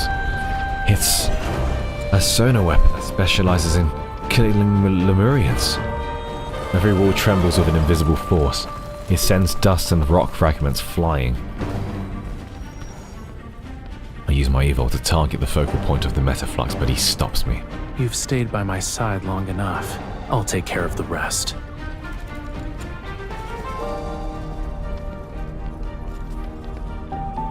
The weapon isn't working! That's impossible! Increase the firepower! It already hit its limit. Where's the suppressive fire from our flanks? This feels like Avatar. He steps forward and raises his arm in spite of the hail of bullets and thunderous vibrations. Fire smites his opponents like divine punishment. The massive metal container crashes as fear and rage fills the air. Even though we're underwater. Seemingly realizing the true power of the men standing before them, several gun barrels rise in unison. Whalefall Acropolis was a wonderful place. It was nowhere near as magnificent and spacious as the royal capital, but it was worthy of being called our home. No one fires. The invaders exchange bewildered glances as if they don't believe the sea god will grant them mercy. I once promised them that I'd find Whalefall City. I said I'd bring them back here. We'd live together. In these waters, we'd laugh and sing, and I didn't make a vow to merely bring back their souls.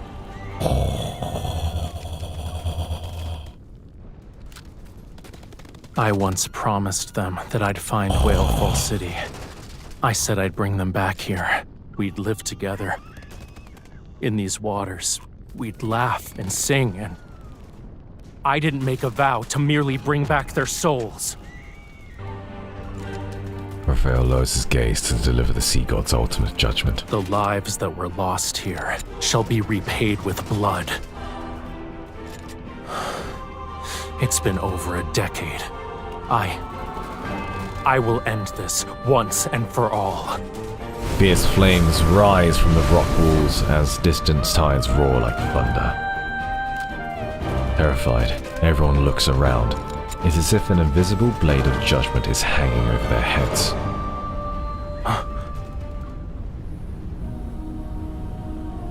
Countless mist-like shadows surround the rock walls.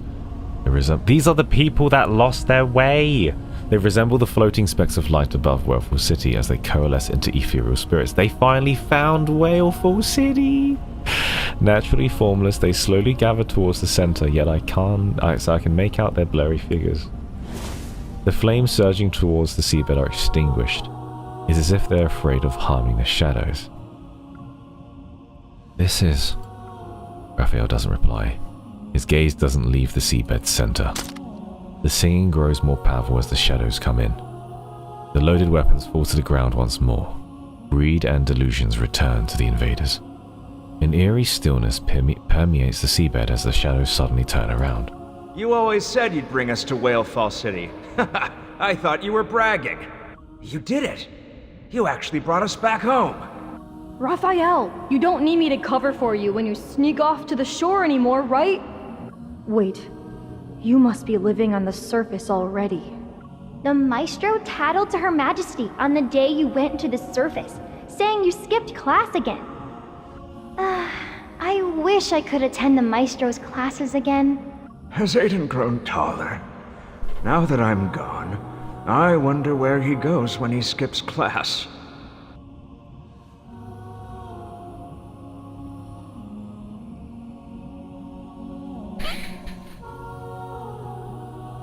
Damn it. No! No! Damn it, you got my nose going.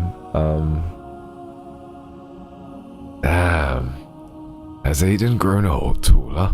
Now that I'm gone, I wonder where he goes when he skips classes. Please deliver a message for me next time you see him. Whalefall City isn't that exciting. It's nowhere near as good as life on land. Tell him to take his time coming back.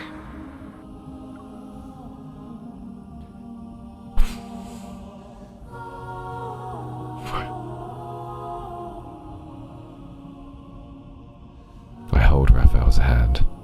I can still feel the subtle trembling in his palm. It's you. You still look the same as you did when you snuck off to the shore, but you've grown up. You resemble the sea god more than I had expected. His hand suddenly tightens as the man's spirit stirs Raphael's emotions. Another shadow appears and stands shoulder to shoulder with him. In the blink of an eye, the shadow draws near. It slowly raises what appears to be an arm made of swirling light and darkness. The trembling in his hand grows more intense. Raphael seemingly wants to grasp that shadow, but he's unable to touch it, and his hand remains suspended in midair. Across time's vastness, across the boundary between life and death, their hands gently overlap. These are hands that should hold paintbrushes. Hatred and bloodshed should never stain them. Go now, my dear boy. Go to where you truly belong. No matter where life takes you, I hope you can find happiness.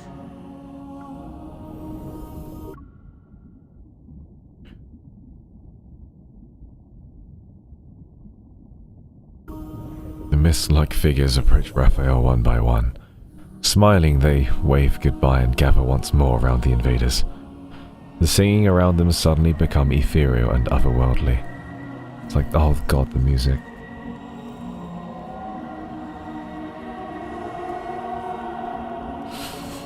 It's like the most distant of whale songs from the ocean's depths.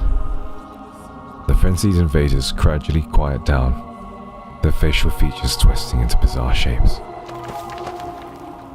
They pick up broken stones and sand from the ground and stuff every pocket to the brim. The singing reaches a crescendo as Lemurian souls encircle them. They're like deep-sea predators about to strike. A bloody mist surges with the song as invisible fangs pierce the throat of every invader. Greed and blood congeal into a foul trickle. They flow beneath the spirit's feet that never touch the ground.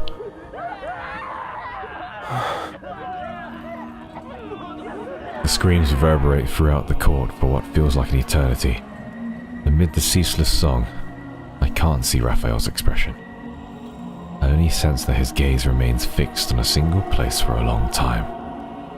When the melody is about to end, only then does he take my hand and slowly lead me away. And he gives me a deep bow to the chaotic ocean floor filled with devastation and laments.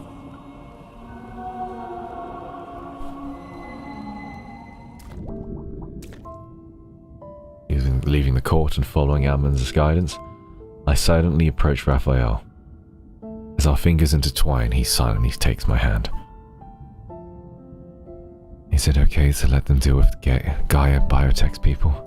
They've been waiting for this day for a long time. His fingers have tightened around mine, and the ring that summons the conch vessel leaves a mark between our knuckles. This ring, when I was little, I used to sneak off with it. I always played with it. The queen told me it belonged to the sea god. When I grew up, she'd give it to me herself. So he does remember. You and the She's queen. Talia's older sister, and the one who raised me. My mother. My chest feels like it's stuffed with damp cotton. It tightens and aches, and I can sense a heavy weight. Before I can even speak, he seems to have already guessed what I'm thinking. Raphael continues, turning his face slightly to reveal a smile, tinged with relief. Back when I didn't understand what being the sea god meant, the king and queen told me it was a beautiful aspiration. That's why I could play with the Lemurian children who were around my age, get punished by the king when I caused trouble, and be teased by my friends. Everything in Whalefall Acropolis was as free as the ocean. Understand. Until that day. Before our eyes, red seawater seems to emerge, and it slowly fades away with the song. The water returns to its original clarity. The scattered memories from Raphael's past merge into a complete picture.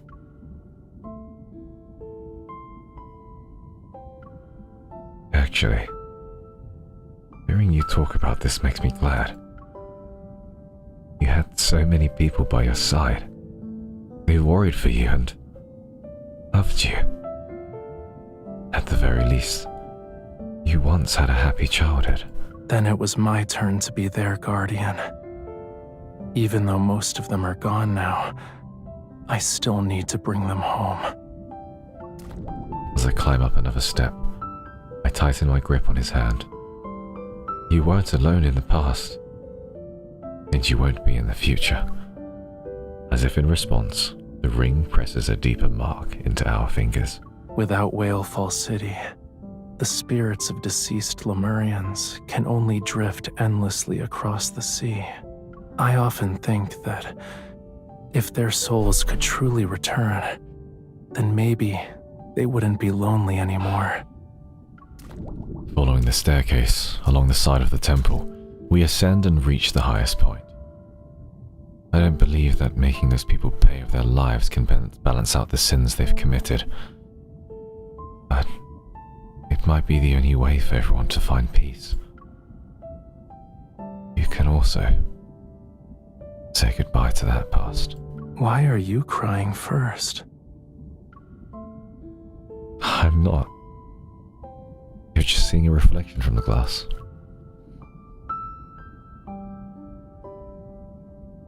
He stops and gently raises his hand to wipe my tears. You've witnessed the curtain call. Let's go. It's time to return Whalefall City to where it belongs. Oh, gosh. When the time comes, we'll welcome its arrival together.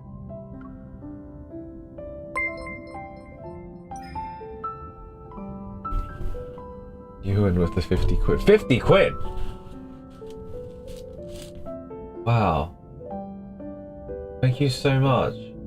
Best lad streamer I've seen. Thank you for all you do. Oh, thank you so much. That's really... Oh, I appreciate that so much. Thank you. Wow, that's a lot of money. Thanks. That really helps me out. I'm glad you're enjoying my content on the stream. Hey. I should rename myself to the Open Mind Do streamer. Lad streamer. But thank you, I appreciate you. I don't know if you... I don't recognize you too much in the chat, or don't think you speak too much, but you're more than welcome to lurk and watch. Thank you. It really means a lot. Thank you very much. Oh man. Good timing as well. My emotions are really high right now, so you've been lurking, yeah. Oh, there you are, sweetheart. Thank you so much, I appreciate you. It really does help. This year's going to be very exciting, and you know, we've built this community, and I rely on you guys so much. But you know, we're going to try and give it our all. As a voice actor, I'll do you guys proud, and yeah, we got this. I feel like we've got a lot of. With this microphone right next to me, we've got some exciting stuff for this year. I'm hoping we can do it. Thank you. I appreciate that, Ewan. To create our song's final fermata. Ah, fuck, Raphael, dude. I didn't cry. Ah, the grandpa.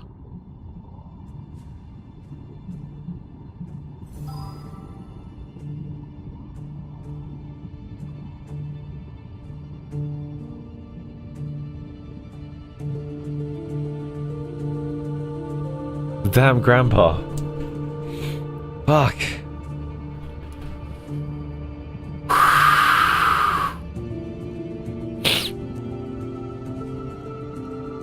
You can tell Raphael is shouldering so much pain and suffering. It's just killing him inside. I think that's what's so...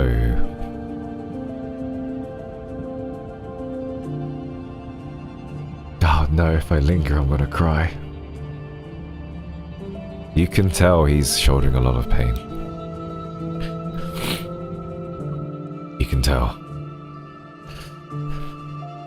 Fuck, you know. Jeez Louise, this is the main story. I don't think the main story could be that bad.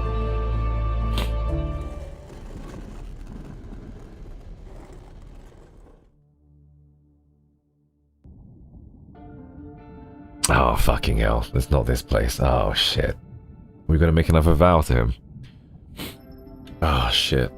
The massive stone doors of the sea god's temple respond to their ruler's call. They slowly part when Raphael raises his hand. Streams of light flow across the stone engravings. Following Raphael's gaze, I see an empty alcove in the wall.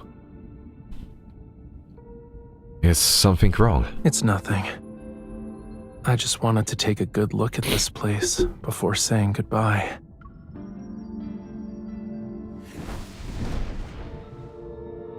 Flames appear at Raphael's fingertips. Like a flammula, they swim in the air. The fire is briefly ignited inside the alcove. It's similar to a dim, everlasting sun. As Armand said, I already felt bad for Armand. He's just standing there, and as soon as he finally sees his god, you know, this is the gesture, like, as soon as he finally sees his god, he, like, they described it like he puts his, like, he kind, like, his body gives in, and he's leaning on the spear. He's leaning on it because he's, like, been there for so long, and he gives the deepest bow to Raphael. It's like, that's so sweet. That is so sweet. Ah.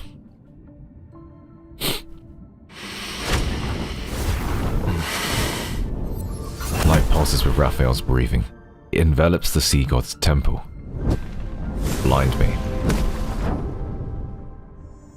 The flame in the alcove surges with a more magnificent energy. The scattered specks of light in Wellfall City dance with renewed vigor. They descend onto the rooftops, streets, and plazas as if welcoming the imminent journey home. Wellfall is responding to you. Raphael. All the Lemurian souls who were lost in the sea have returned. That's good. It's time to send Whalefall City on its way and let them find peace. Sensing the source of that power, I take a step and firmly grasp Raphael's hand. Meeting his slightly surprised gaze, I extend our clasped hands towards the alcove. We face the fire. I told you before, I won't let you be alone. I activate my ego by following those fragmented memories. The flame burns more brightly as power surges. As the only follower of the sea god, I offer him the power of God, of my devotion, my sincerest form of worship. He pulls me closer as the stained glass windows cast jewel-like colors onto the dust-covered altar before us. Is this a new promise? Yes, but there won't be a reason to forget this time. She doesn't want to forget. My heart trembles with the vibrating stone slabs beneath my feet.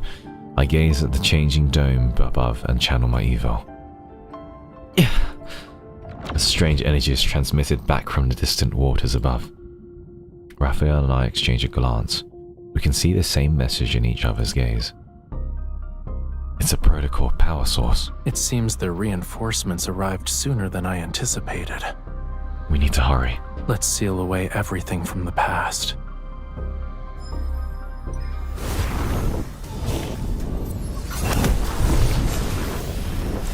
The flames in the wall's niches roar upwards. Water violently churns. An invisible force seems to be waging a tug-of-war between the city and the deep sea. The temple's walls emit deep, mournful groans. They resist, yet also yield. With the sea god's power as a sacrifice, ride the opposing tides and return to the fathomless abyss. As a sacrifice, does he lose his power as fire?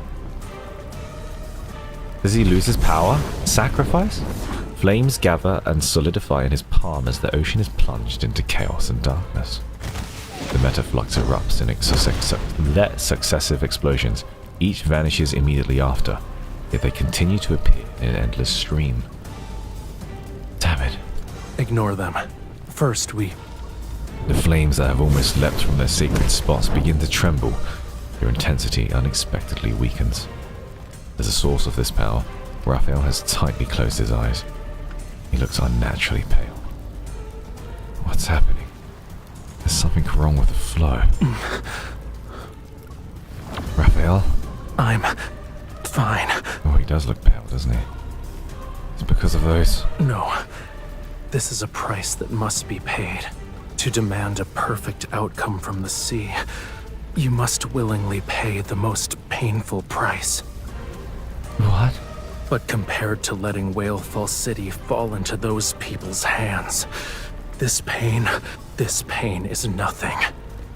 Only when the sea god sacrifices everything to ignite the flame in the alcove can the sea god and Wellfall City return. I finally understand what Armand meant. You and the temple have to... Don't worry. I can make it. Leave. He can make it. He said he can make it. Trust in him. Raphael! Oh shit, I cut you. There must be another way. There has to be. I adjust my breathing and use my evil to resonate with Raphael. I attempt to push his power to its limits.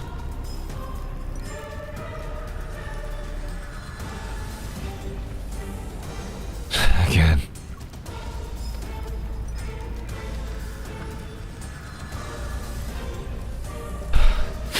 Again.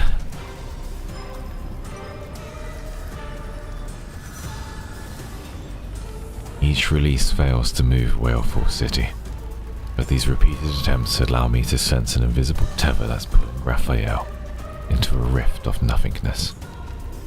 They mistook the sea's tolerance for submission and forgot about its cruelty. But I remember, and I will reclaim this forgotten power. You said that in the previous MSQ, that main story. Our futile attempts will drain his energy. Armand's words resound in my ears like a tsunami. Is it possible that Raphael with the complete power from the tome of the sea god? Only those who have a bond with the sea god can awaken the tome. Oh fuck. When the thought forms in my mind, the flame in the alcove suddenly surges and trembles. Raphael seems to sense what I'm about to do. No. Using the tome's power can only... with the temple. I can sense it. With just a single page, part of Raphael has already become one with the sea god's temple. Indistinguishable, inseparable. Even his heart beats with the flame's rhythm. Yeah, he's changed now, look. Try. Oh no, he's still here. Again. As the flame rises to greater heights, colors fade from the scales on Raphael's neck. Like ash left behind by fire, is slowly being devoured from the tip. The beautiful hues vanish as quickly as the most brilliant fireworks. Wanting to stop it, I rush forwards, but I can only helplessly watch them fade. His tail turns ashen and lifeless in the blink of an eye. I can't wait anymore. What did Raphael do back then? The pain rises in my fingertips with that memory. I clench my fists and invoke our covenant. Oh fuck. Oh no. Not again.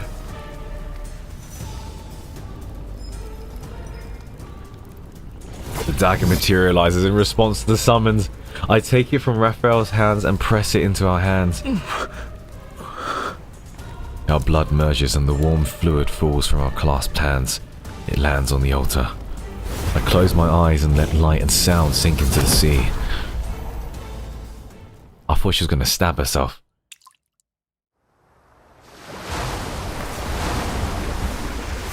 In the distant waters belonging to Lincoln City's southeastern region, the sea churns without the wind. Terrifying giant waves rise. In the center of an almost abandoned private island, red lights flicker in the sapphire-like blue hole, and they quickly vanish into the depths. In some overlooked coastal mudflats, shorelines, and even in the middle of oceans, seawater bubbles like boiling foam. They surge and subside. Every body of seawater on this planet, every single drop shares one mission. The waves must rise. Gentle waves, furious waves, waves powerful enough to shatter everything. They surge from the sea's surface and the ocean's depths. They rush in the same direction. Flames emerge from the blood, beginning as small, warm embers. They spread out with great speed. The temple is engulfed in a fiery vortex. That makes sense. I remember now. The colonnades and stone sculptures transform into ghostly silhouettes. The seawater loses its natural hue and evaporates into mist before being infused with countless golden runes. I sense violent tremors in the distance. Suppressed power splits mountains and levels the seabed. They traverse thousands upon thousands of miles, tearing through countless space-time rifts. They surge to the water above the temple. They flow towards their sea god.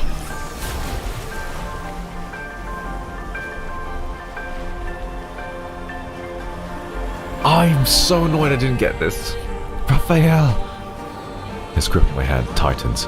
I can feel him tremble as that immense power flows into his body. The power in his palm is no longer a calm sea. He now screeches like thunder. It roars as it engulfs everything in its path. Meanwhile, the fire in the alcove insatiably devours the sea god's divine power. Raphael sways slightly, relying on his pale, deteriorating tail for support. His power is sufficient to move Wellful City, yet the owner of this power has merged with the sea god's temple. I strain to stand on my tiptoes, and I hold his hand. Raphael. The sensation in my palm grows increasingly faint. It's akin to dissolving sea foam. My hand passes through Raphael's fingertips several times. Yet this last remaining connection only makes Raphael hold onto me more tightly. Don't let go. You can't keep pushing yourself. If this continues, you'll be completely drained. Did you forget? The sea god can't die. Not even gods can fall. You can't.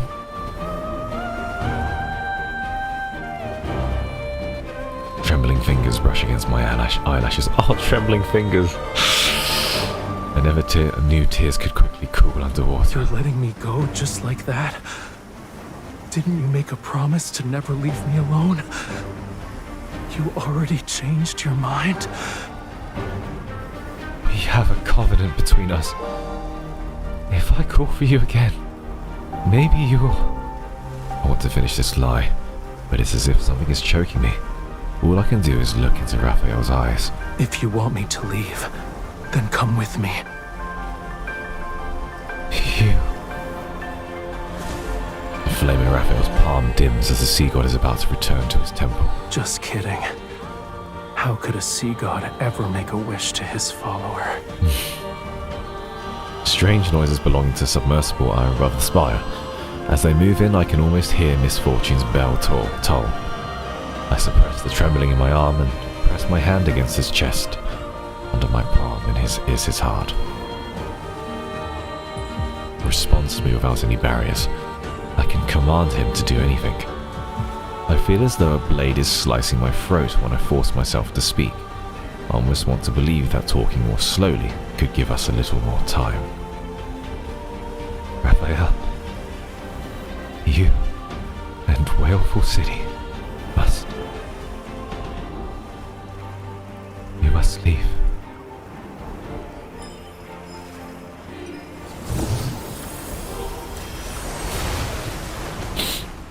Damn.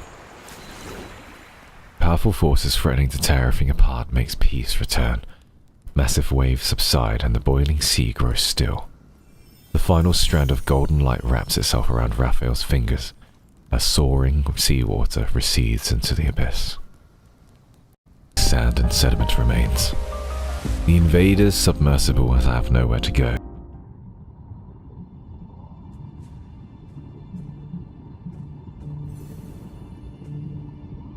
There's more? Are you fucking serious? There's more? What the fuck? There's more? What the fuck? Ah, fuck me.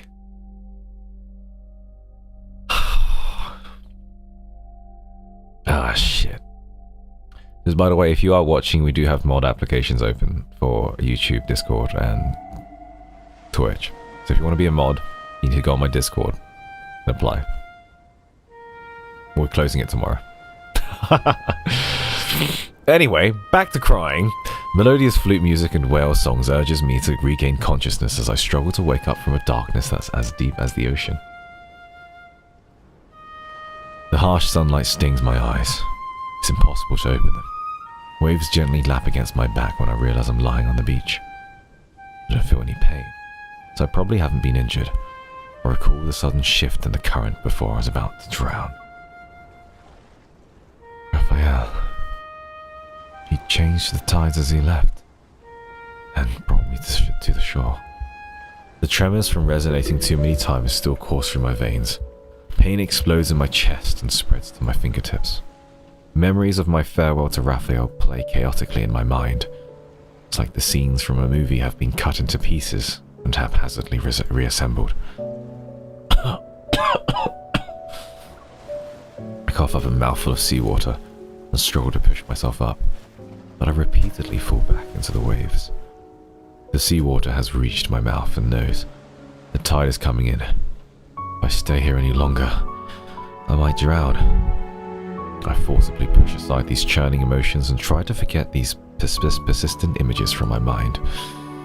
I need to find a safe place first. I can't fall there. I struggle to my feet again, and again, only to fall back into the waves. Accompanied by shouts, the sound of several footsteps reaches the beach. Help me.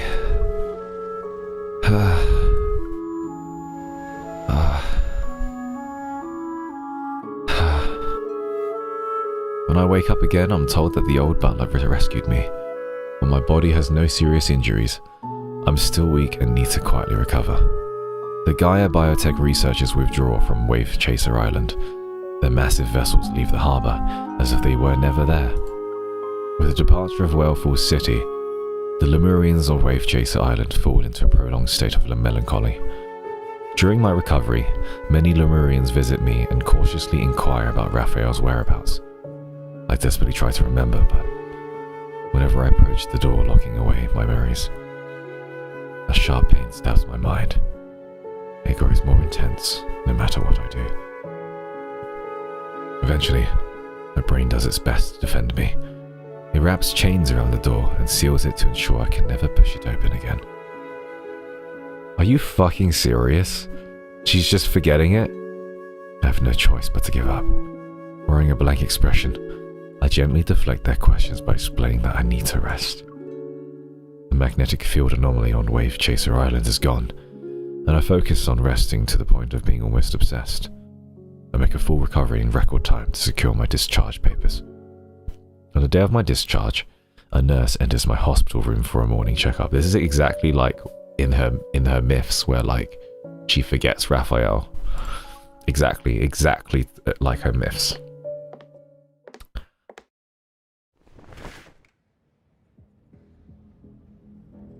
I close my eyes in response to daylight flooding in. The figure of a nurse appears and approaches me with a forehead thermometer. I'm being discharged at noon today. Do you still need to take my temperature? This is the last checkup. Please cooperate with us. Although her tone and enunciation are very convincing, I still sense that she's not the nurse who's been taking care of me. This voice, I've heard it somewhere before. Then I realize why it sounds familiar. I've seen her before. She quickly appears in my memories. Yep, and it's the fire under the bridge, or like there. There, this is it, the high street, It's a shame we're seeing each other again when you're in such a pitiful state. Who I am doesn't matter. The real question is, who are you? She sounds different, the VA here.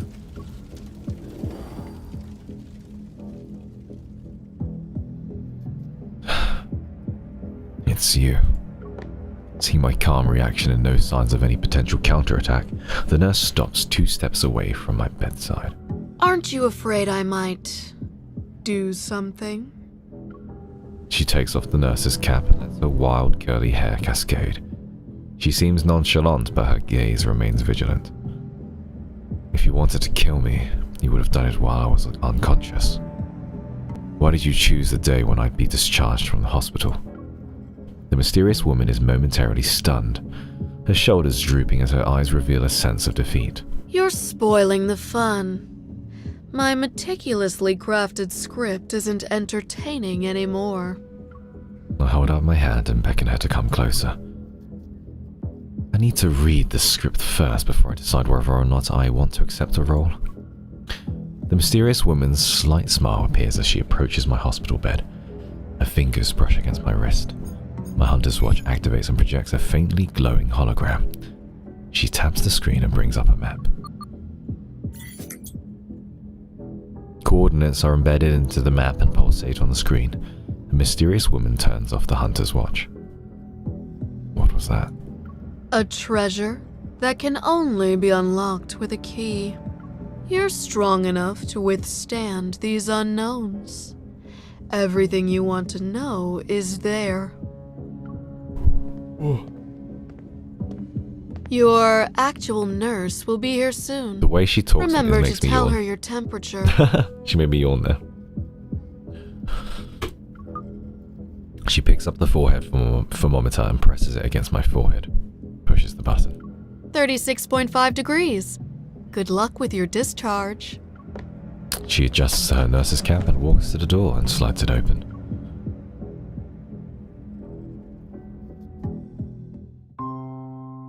My stay at the hospital ends. After returning to Lincoln City, work has almost numbed every cell in my body. But I don't dare to stop. I'm afraid that in the middle of the night, those scenes branded into my memory will find me and tear my consciousness into fragments.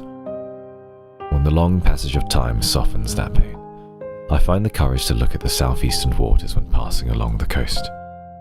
Part of me seems to have vanished with Raphael. This emptiness has forced me to float aimlessly.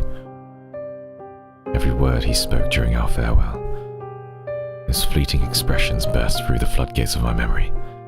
They replay endlessly in my mind. One day, I realized I should have asked him if his seagulls needed to be fed, even though they might never see Raphael return.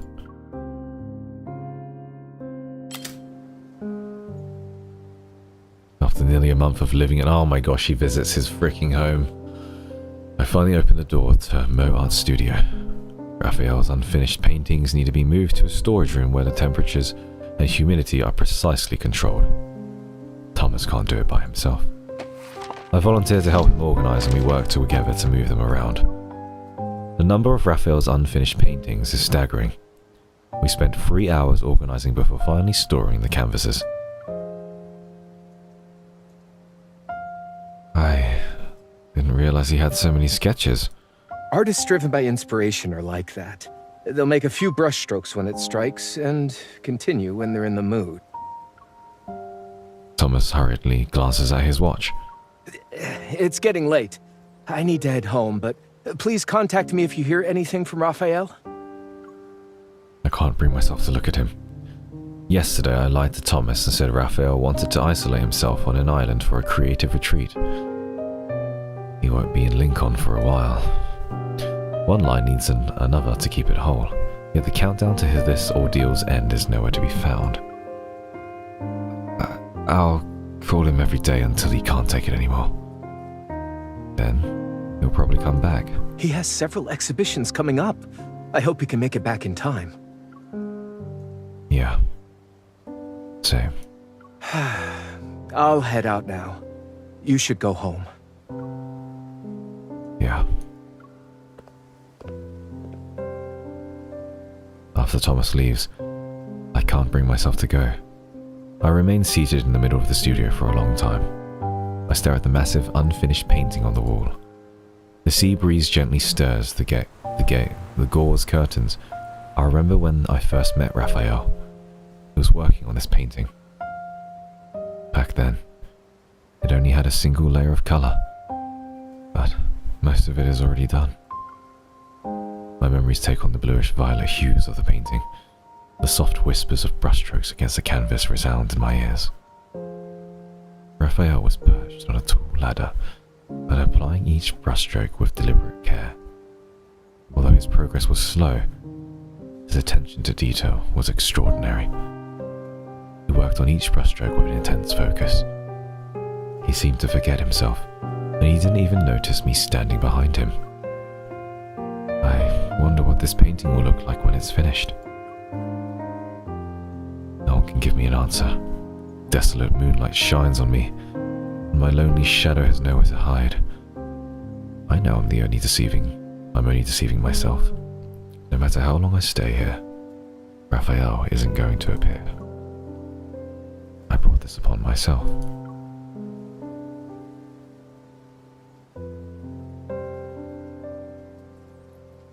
Before leaving, I take one last look at the empty studio and whisper to someone who isn't there. Goodbye.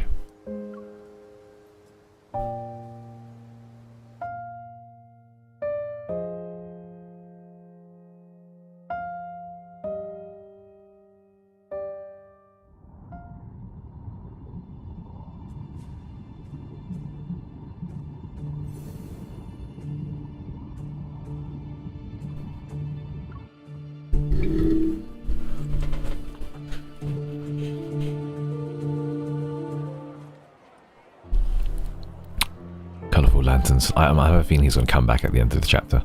Colourful lanterns light up the market near White Sand Bay. Taking a shortcut, I pass through the busiest street. On the beach next to it, students are playing with sparklers. They glitter against the night sky, and I occasionally hear bursts of clear laughter. Pedestrians pass by me and share steaming hot street food. The spicy, savoury aromas fill the entire area. Dazed, I walk through it all. The scenes come in and out of focus. I still want to catch that red fish. Don't spend all our money. I want some ice cream. Two children move past me, and I stop in my tracks. There's a familiar fish scooping stall before my very My mind slowly begins to function again. I've been here before. The sign still displays those familiar words, in the sea of Lemuria, to save the final Flamula in the world. You did join us at this port, Blooming Bobo. Welcome in, but I look at the small pool where a brightly coloured Flamula is slowly swimming along the edge. Unfortunate. This species of fish can only survive for a week on land. I move closer to the pool, squat down and watch the Flamula swim several laps. Since you're also from that sea, I pay the vendor for a fishing net and position myself along the Flamula's swimming route. Aim, dip, scoop, and fail. The Flamula that was leisurely swimming ab suddenly launches itself as if it were doing a 100-meter sprint. It zigzags through the water to avoid my net. Why are you so fast? How did he catch it back then? I try to remember Raphael's technique from that time. When the Flamula swims into a corner, I use the narrow space to my advantage.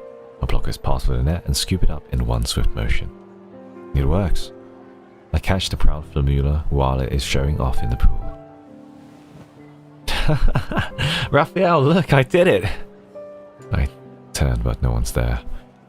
I can only look at the unobstructed path along the street that leads to the coast.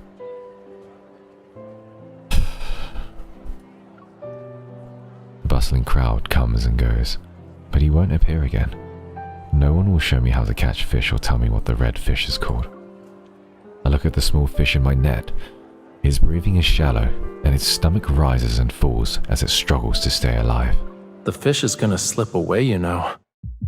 Startled, I turn around again and look towards the source of the voice.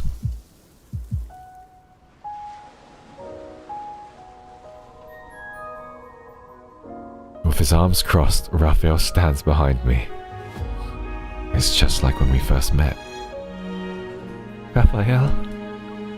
Memory and reality combine to form a complete picture. It's as if nothing had ever happened. Yes, it's as if I didn't force him to leave. It's like he's never been away from me. My grip on the net loosens and the Flamula uses this chance to jump and dive towards the pool. I frantically reach for it, but Raphael is faster. He gently cups the small fish in his hands. That was close. It's pretty silly for trying to return to its cage. The vendor hands over a container. Raphael carefully places the Flamula into the water before tenderly touching the fish's forehead. The fish gracefully sways its tail to create a string of water droplets. This music is killing me. It is livelier compared to when it was in the pool. Should I take this one home too? I wonder if Reddy needs a new friend. Or I could just return it to the sea.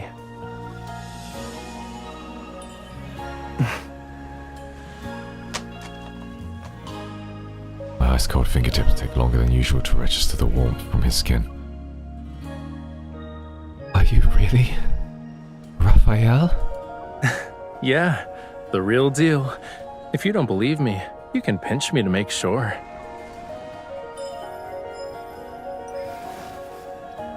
Without any hesitation, I pinch his cheek with all my might. Ow! Why would you do that? It really is you. Well, duh. Who else would it be? But I guess it's understandable. After being separated for 5,000 years, it's only natural for you to forget me. Oh my god, he remembers. Oh my god, he remembers. Oh my god, guys, he remembers. He remembers. The myths are connected. The myths are connected. Oh my gosh. What?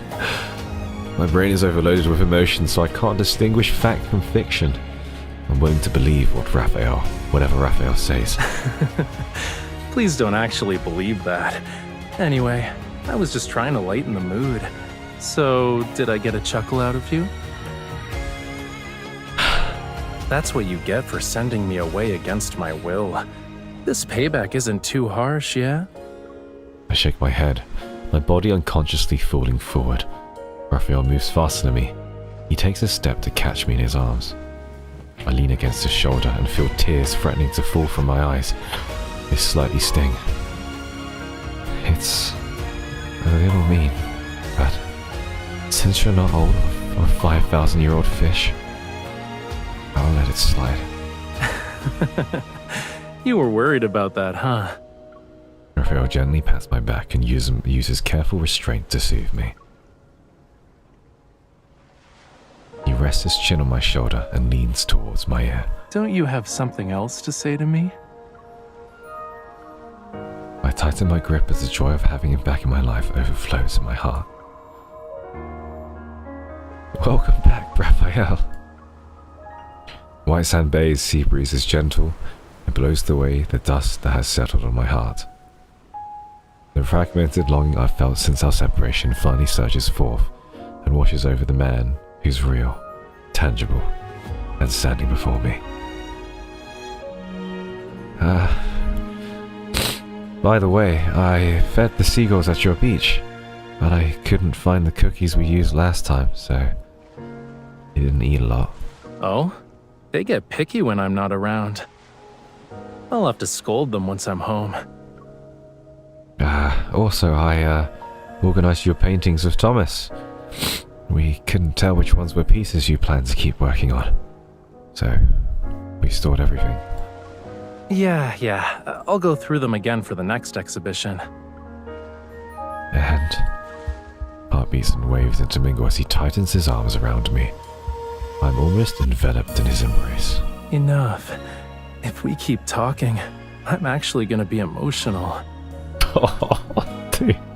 You were the one who told me to leave, but for some reason, it feels like I was the one who abandoned you. Dusk gradually darkens as the tide recedes. Suddenly, a restless sea breeze sweeps across the shore. Well, let me say one last thing then. It better be the last thing, cutie. You haven't gone to Wave Chaser Island yet, right? Everyone is worried about you. The old butler's staying there to look after them. All right, I'll put everyone's minds at ease. And resolve some issues while I'm at it. Seemingly sensing my uneases return, he gently takes my hand to convey a silent reassurance through the calm sea air. Fading sunlight sinks into the waves and only the tide's refrain repeats before the night falls.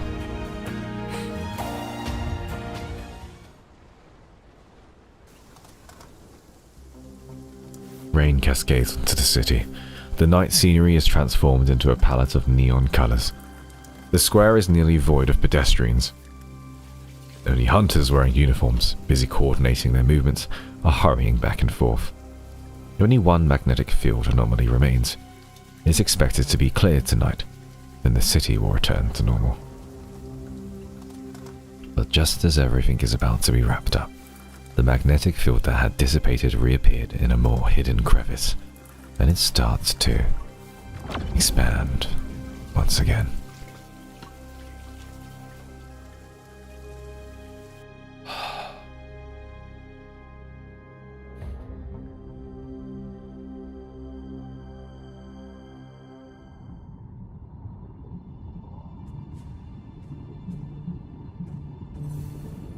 There's more? What the f-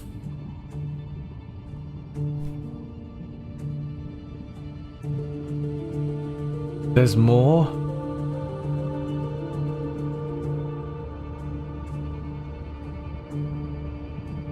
That's crazy.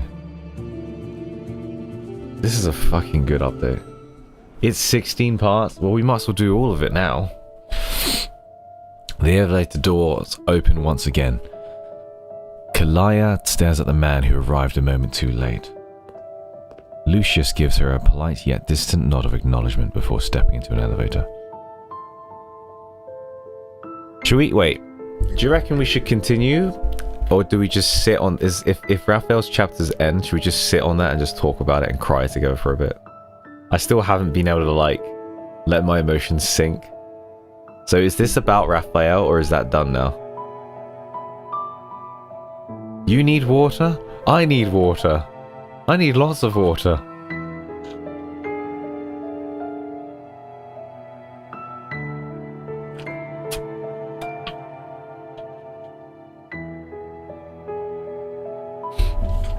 Okay, can we do a quick poll on Twitch as well? Can we just say like, do we continue, or do we just talk about Raphael's thing? I'm gonna go toilet break then. Okay. So if you guys, because we can technically do this another time if you want, and we can just talk about Raphael stuff and how like he's like the best LI ever. Oh my god. Take a break. I'll be right back.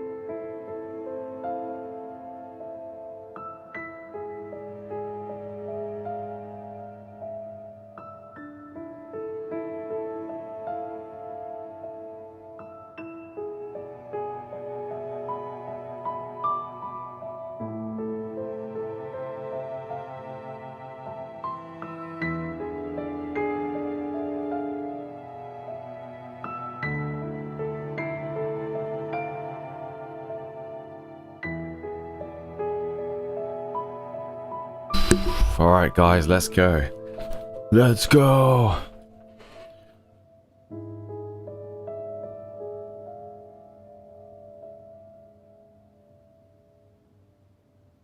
Oh man. This has been deep. The deepening. Oh.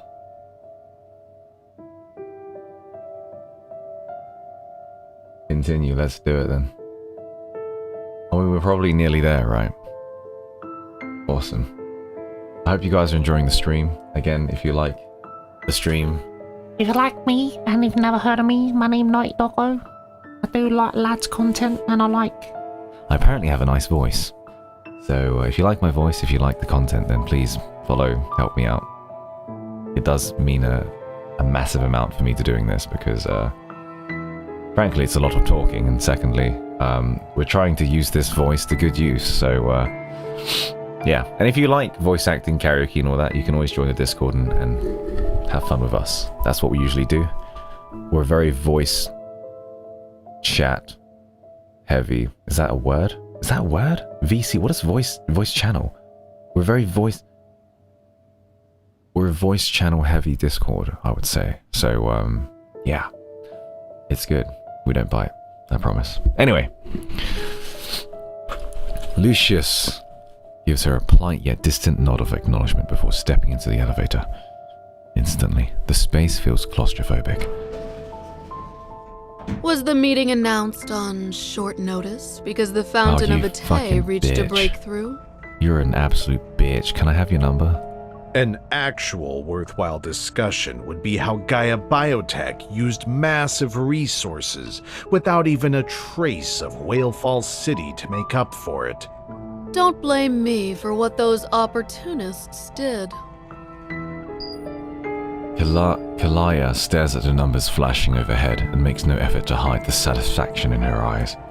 So long as it helps her awaken faster, I'm willing to let anyone become her side dish.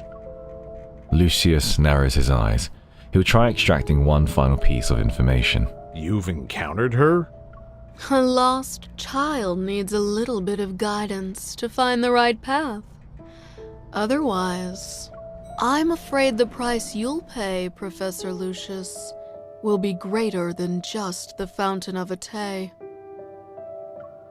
Her final words still hang in the air as the elevator door is open.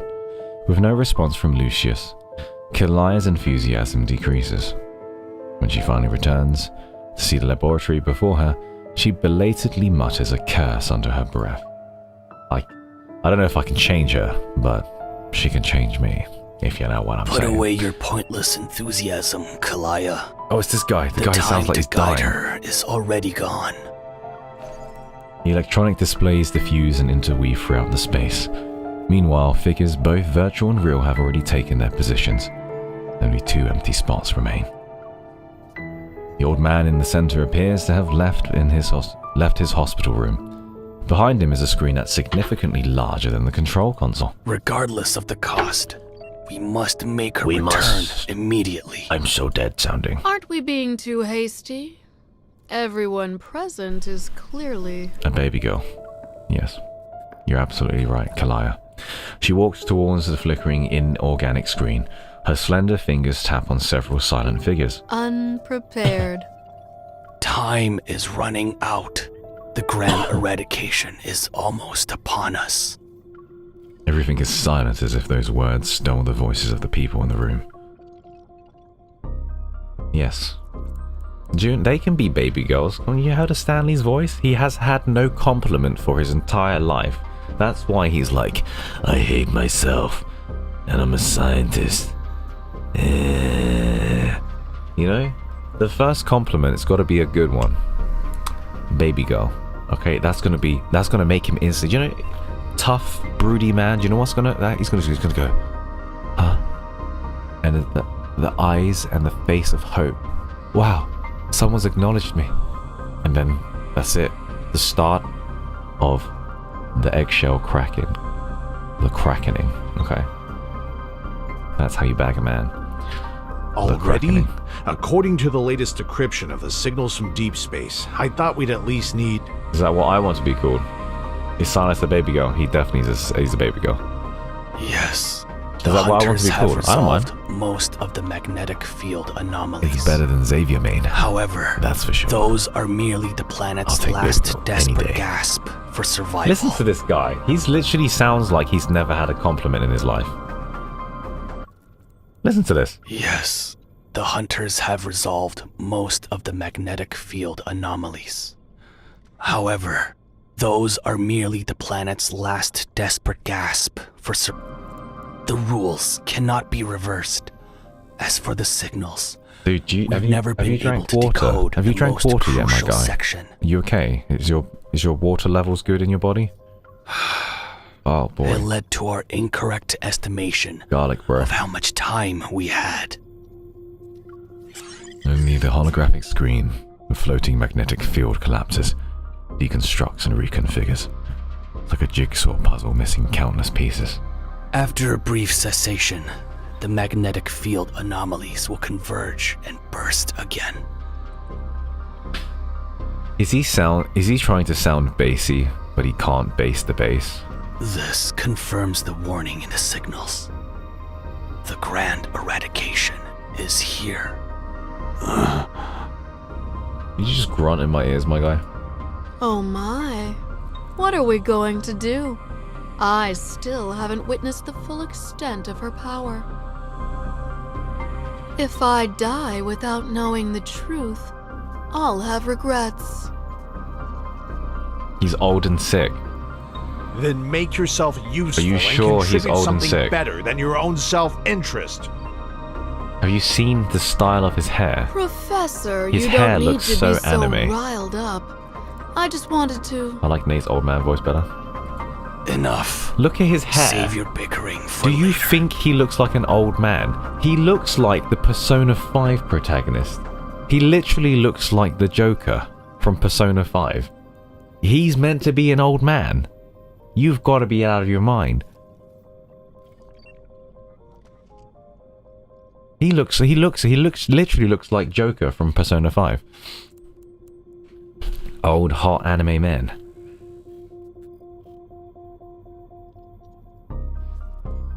I mean, yeah, one of them's called Heihachi, June. Bald on the middle, wings on the side, peak, muscly as fuck.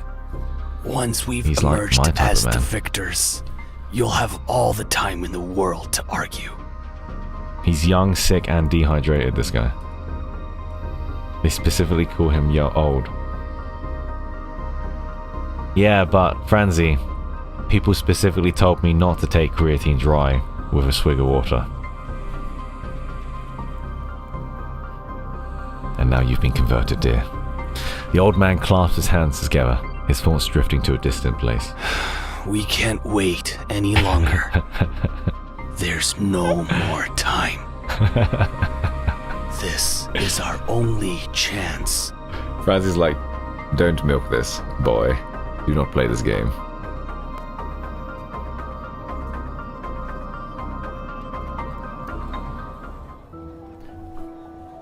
Despite being shrouded in night, the town remains lively.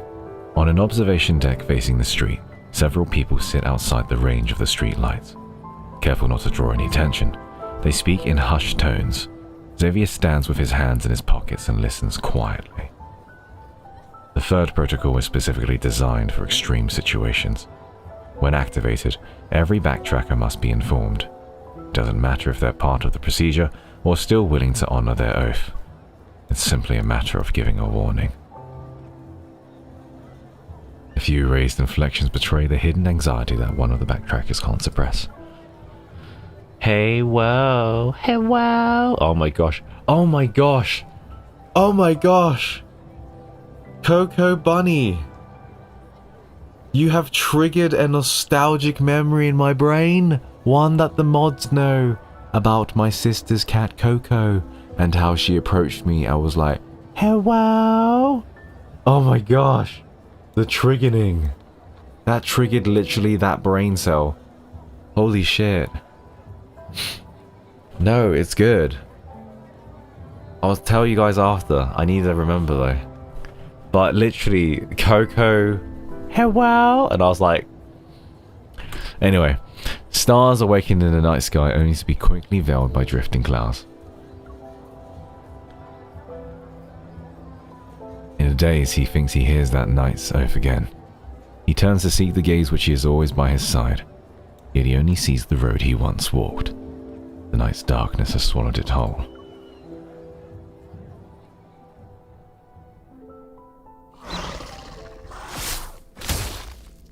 What did the bot do?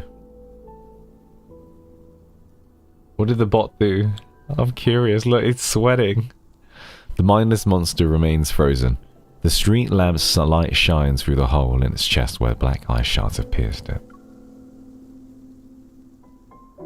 It banned Coco? Damn! That's so cool. I'm sorry, I know it's not a good thing. Bad bot. Bad bot. But that's kind of cool. Yeah. Yeah, you little shit. What are you doing? What is my purpose? Your purpose is not to ban people, you idiot. Ban the bots. Oh no. Where is that from? It's from Simpsons? No, Rick and Morty. Rick and Morty. The mindless monster remains frozen. The street lamp's light shines through the hole in its chest where black eye shards have pierced it. Zane adjusts his gloves. When he takes a step, he raises his hand. The light bursting from his palm strikes the twisted figure lunging at him from the darkness.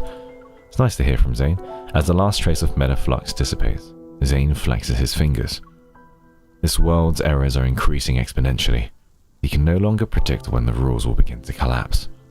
The wind rustles the leaves and he reaches to tighten his scarf, but he finds nothing around his neck. A hazy instant of disorientation seizes his consciousness, seemingly urging him towards the brightly lit area in the distance. But an energy disturbance pulls him back to reality. The dark figure lingers for only a second before turning and vanishing into the night.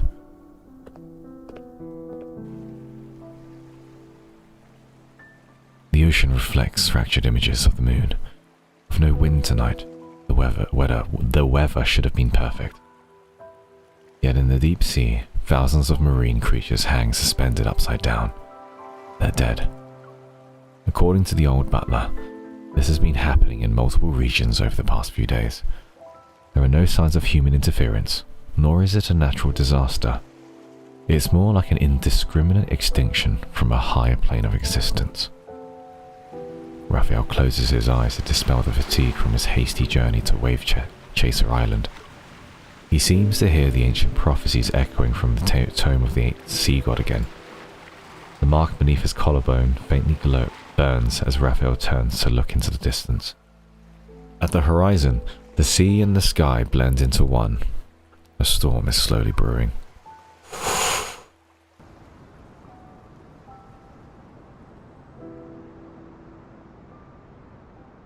The Zoean's hunt with artifacts should have lingered for a longer period in this chaotic darkness, but the vermin on the streets have been unusually on edge since then. A poison called danger has seeped into the air. Even the unusually perceptive inhabitants here can't deny its source. The only one who might know is perhaps Silas. The violent disturbance passes unimpeded through the deep space tunnel. It oscillates and jumps within his right eye. The source, lurking and interfering, is at the other end of that tunnel. Dealing with it will likely be troublesome. Silas contemplates whether this fragile celestial body can still withstand such consequences. Pain seeping and corroding one's bones might not drive one to madness, but it's certainly unpleasant. Nya, nya, nya, nya, nya. Interesting. And Caleb.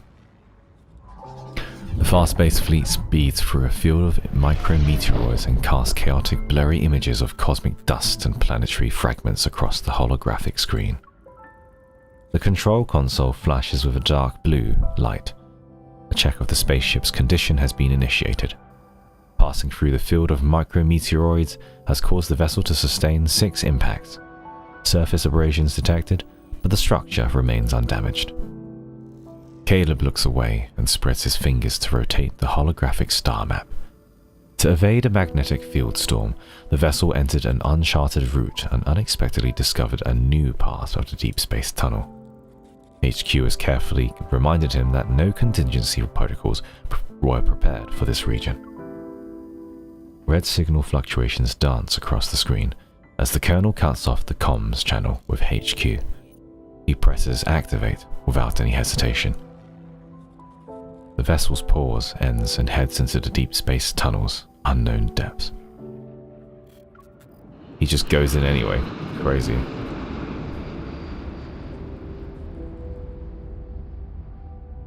This brilliant celestial body provides humanity with its most generous cradle.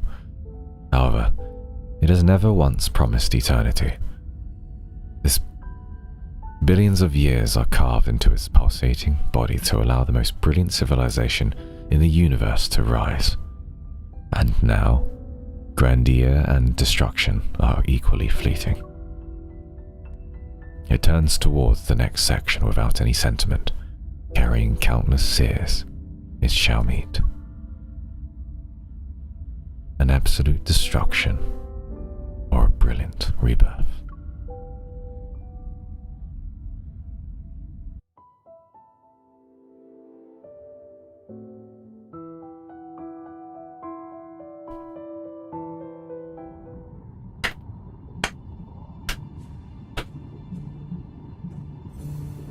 Oh, yeah, that was so good. Oh my gosh, this is such a cool game. This game is sick, dude. This game is sick, dude. Hey, isn't it fun, this game? Like you. Oh my gosh. Oh my gosh. Where do we start? Boom, bitches! Asta, fate has followed. You are definitely a Zane main, surely. Asta. What are my thoughts?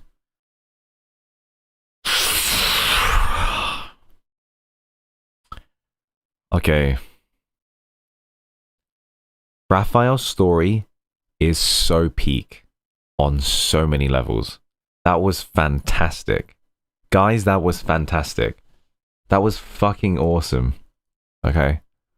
That was fucking awesome. Alright, this is fucking awesome. Oh no, are they moving? Okay, good. Wasn't that the best main story update yet? I feel like that was so good. And it wasn't relying on a 6th LI chapter. Like, Silas's main story was really good because, you know, the gunshot, the whole, like, I'm Silas, check me out, you know, that was really sick. And then when Caleb came out, it's the same. It's like, it's a big reveal, he's crazy and all that. But, like, without relying on an introductory chapter to an LI, this, for me, was way better than Death and Rebirth. I liked Death and Rebirth, but for me, this was well good. This, Raphael's one specifically, was so lit. This shit was so fire.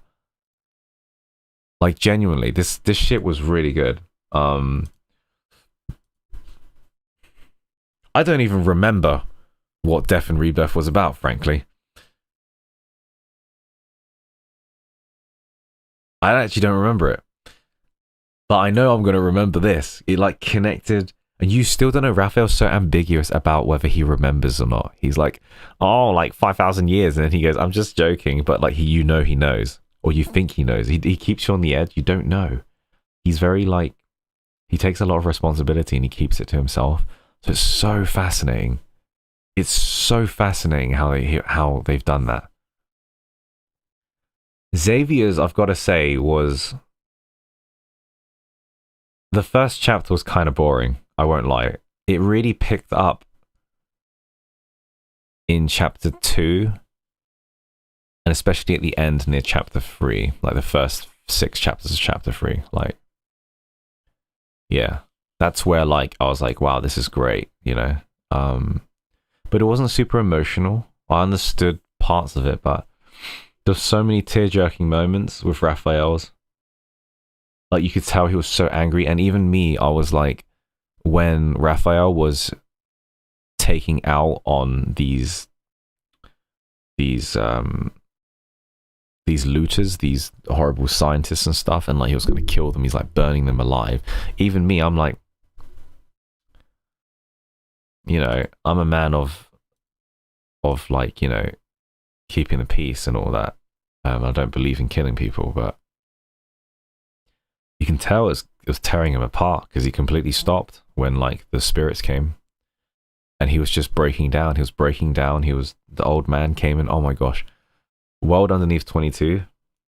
That made it hit so much harder. The old man came out, and you know what? I didn't do a bad voice of him. I kind of sounded a little bit similar. You know, it wasn't too bad.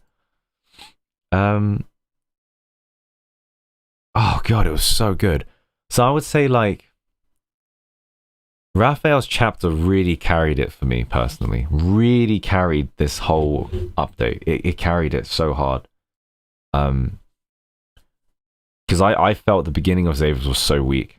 I get the, you know, that's the funny dynamic, and it's Isaiah, and Isaiah's my favorite character now, but it was so weak.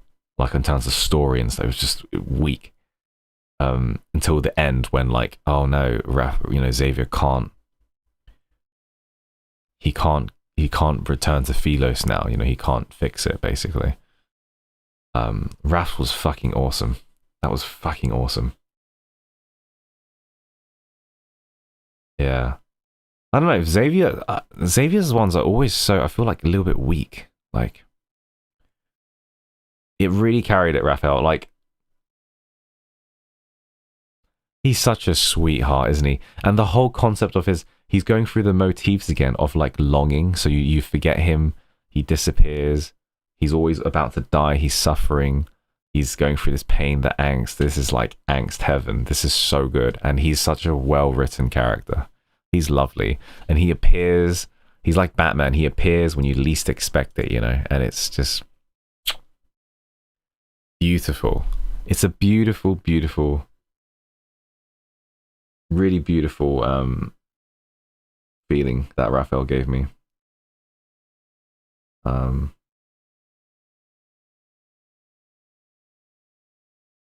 think Xavier's, it wasn't bad. It just started on a really different tone. But like, if I'm playing a Love and Deepspace game and I'm like, you know, it's meant to make me feel the feels and, you know, really like get into it,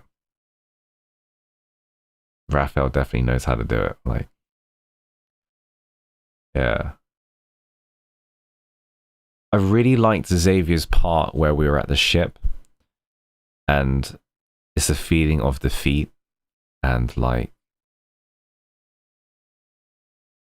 Xavier's is interesting because, and it's very interesting based on their elements. So Raphael, throughout this story, he made me feel like I was drowning. That's the feeling, right? Xavier, he made me feel lost. So I guess in comparison, you can't compare it directly, but like the feeling of drowning for me was a lot stronger than me feeling lost, because at the start, it was really about Isaiah and Jeremiah, and they're funny as hell. But yeah, this was so intimate, starting with the kid, Aiden. He was clearly a side character. With Isaiah and the gang, I feel like they had more of a presence, so that the spotlight had to be shared amongst them, of Xavier, Isaiah, you know, Jeremiah, etc. And I felt complete lost and helplessness when the ship is like, you know, terminating essentially. And like it's going to reconnect to Starship 1 or whatever. It's just the feeling of being lost, like hopeless and lost. Raphael made me feel like I'm drowning. And I still felt hope though. I thought he would come back, you know? And it's those warm fuzzy feelings of someone returning and leaving, returning and leaving. It's like the ebbs and, it's like literally the ebb and flow of water, you know? It's when the tide comes in and then he goes away. The tide comes in and he goes away. This is Raphael. That's why this is so beautifully written. It was so to the nose on his element and what he stands for as a character. I really enjoyed that. Really did.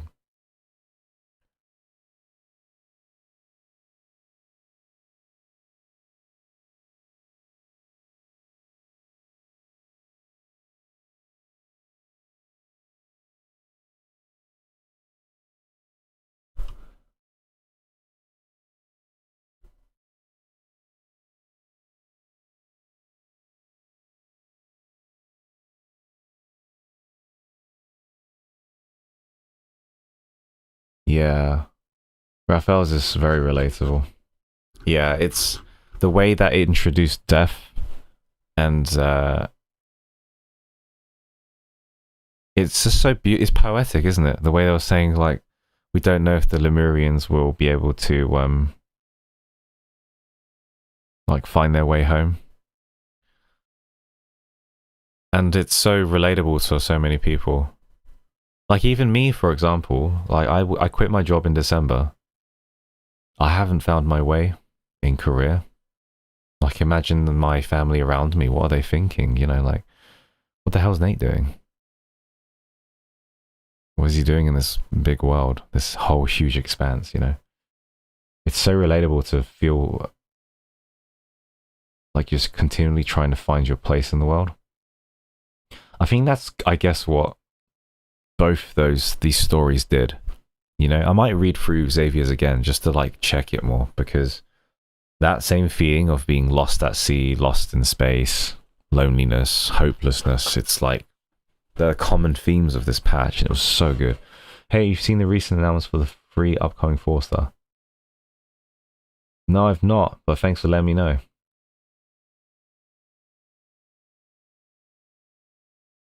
Nate is doing something awesome, thank you.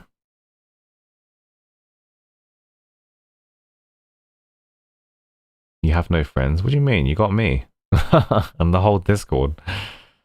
You can hang out whenever you want. You're my friend, at least. Yeah? We're here to support each other. But, you know, it's just one of those things. That was so good. That was 10 out of 10.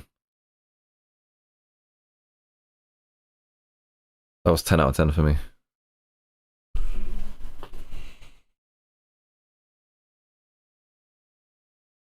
Farron, we are your life. But I know what you mean.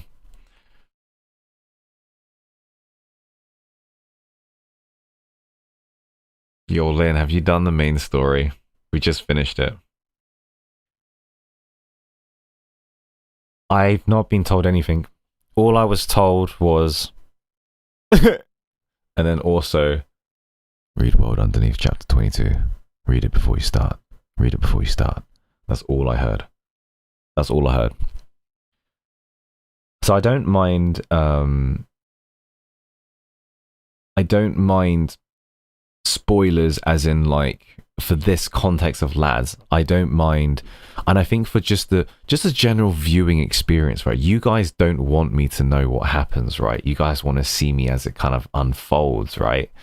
So that's why we can be, you know, I wouldn't say strict, but like, for example, I knew for a fact Raphael's one was going to be sad, right? Because it's just the way of the internet. You just hear waves of it, right? Or I get it in like a YouTube comment, and they're like, "Hey man, have you seen like Raphael's? It's so sad," you know, like it, and it's like, this is a fucking Digimon video. Why is this here? But it appears, you know, it just happens. It's just the nature of what content creators do. Like we can't avoid spoilers completely. It's impossible. But when I stream this story stuff and when I do what I do, what we can at least do is control what is around us. So that's why we'll be like, you know, more vigilant. Like if we're closing in on a chapter that's really sad, do be mindful to not show spoilers, because at the end of the day, it will spoil your viewing experience when I know, oh, is this the crying bit? Is this the crying bit now? Yeah, I've got, all right then, I'm getting ready. It's the crying bit. And it's just kind of like, it's not as an authentic experience, if you know what I mean. So for your own sake and for my own sake, try to not elude stuff, because that is essentially, you know, you're watching me for my own reaction, right? So good, Lynn. It's a wonderful story, the two.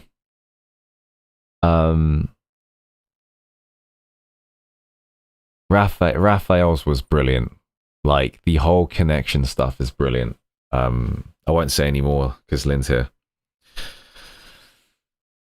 But it was very good. And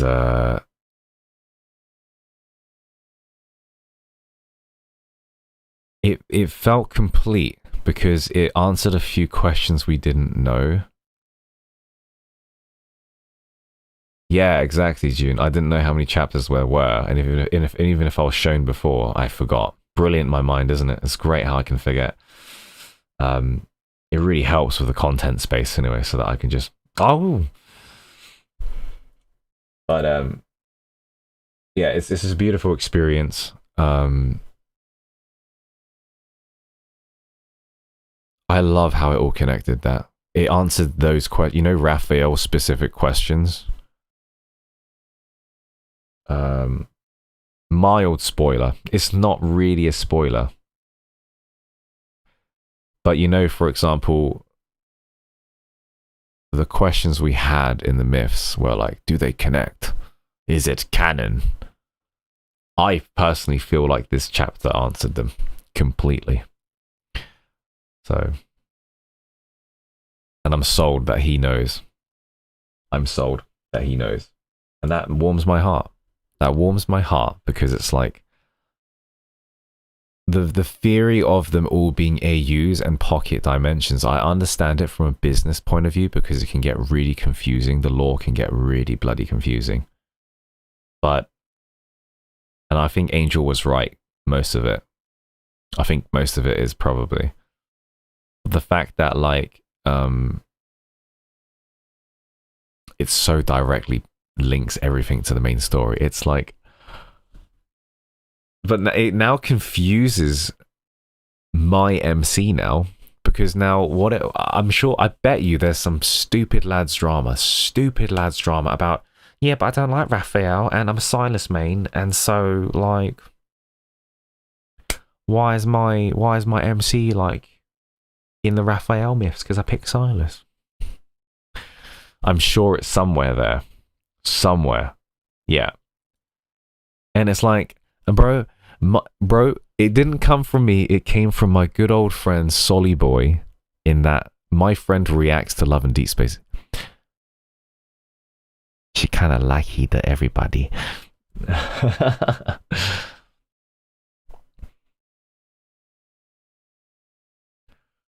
Yeah, it's crazy. It's just a video game, guys. Fucking hell. Just chill. Chill, man. It's cool. It's cool. Yeah. But wow, that was incredible. I really enjoyed that. And now I feel a little bit depressed because now we don't have anything else. I don't normally stream for this long. I don't normally stream for 4 hours and a half. And I normally take a break. But I was so locked in on Raphael's story. I was so locked in. I was like, wow, this is so fun. This is so fun to go through. Wow.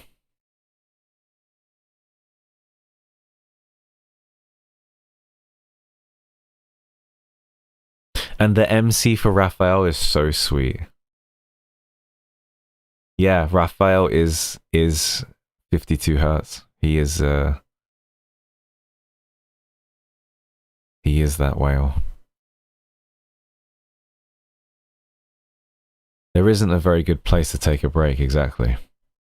It's like, take a break at the beginning, and then go through all of it now, basically. But it's...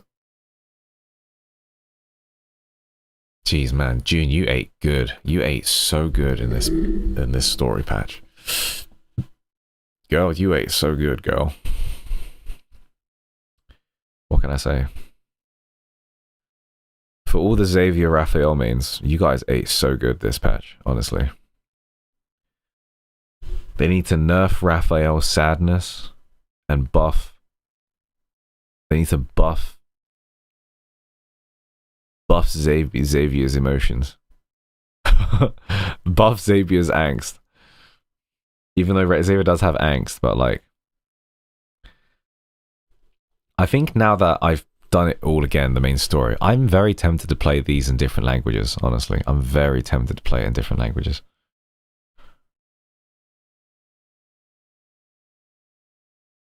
I main neither of them, and yet I feel fed. Yeah, imagine if you were a main Franzi. Imagine, like, like the whole buffet. The whole buffet. It's crazy. I really like Raphael. I think I like him more than Silas now.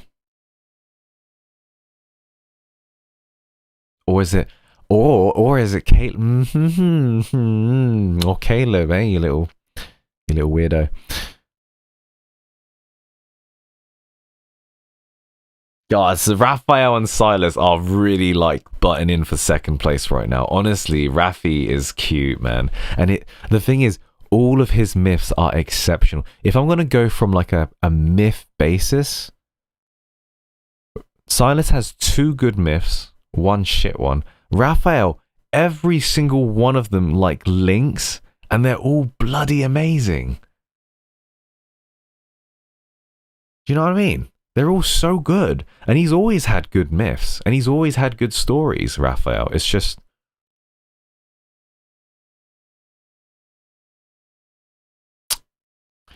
I don't know. I think what was nice for me, personally, as a dude, is that we got to see Raphael's very serious side. You know, because a lot of the times he comes to, oh, hey, cutie. Hey, baby girl. You know, he's like painting. He's a little bit whimsical, right? And you see him suffer with some of the scales and, you know, he's got godly powers, etc. But this time we literally saw him, like, pissed. Like, actually angry. Like, I need to protect my people. This is the weight that is on my shoulders. I don't want to kill these people. But you guys are gonna fucking die now. Because for 10 years you've been making my people suffer and torture them. You know? That was nice. It was really nice. I think I saved one of the lines. But the line when he's literally delivering it and he's like my people and he's basically saying a big grandiose sort of line about his people and how he wants to protect them. Fucking just amazing. You get to see, this is what I like with character development, you get to see the character in like so many different scenarios, and they're not always that like happy-go-lucky character that's just kind of doing the same thing. You get to see different sides. This is why I like Caleb, because he's such a bubbly dude, bubbly, friendly character, and he absolutely adores MC with all his heart. But then he's got this weird Turing chip inside his head, and it's fucking with his brain. But then also he knows what he needs to do in order to protect MC. With the cards he's been dealt, he's playing it to the best way possible. That's why Caleb for me is so interesting as an individual.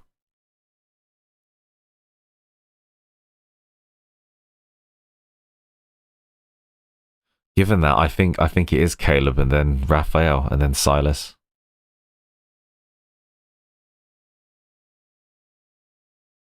Wow, that's fascinating. I have to let it sit, but I think Raphael's my number 2. Hey, yo, Jordan, you're onto something from the start, hey? I think so. Xavier's still at the bottom for me, I think.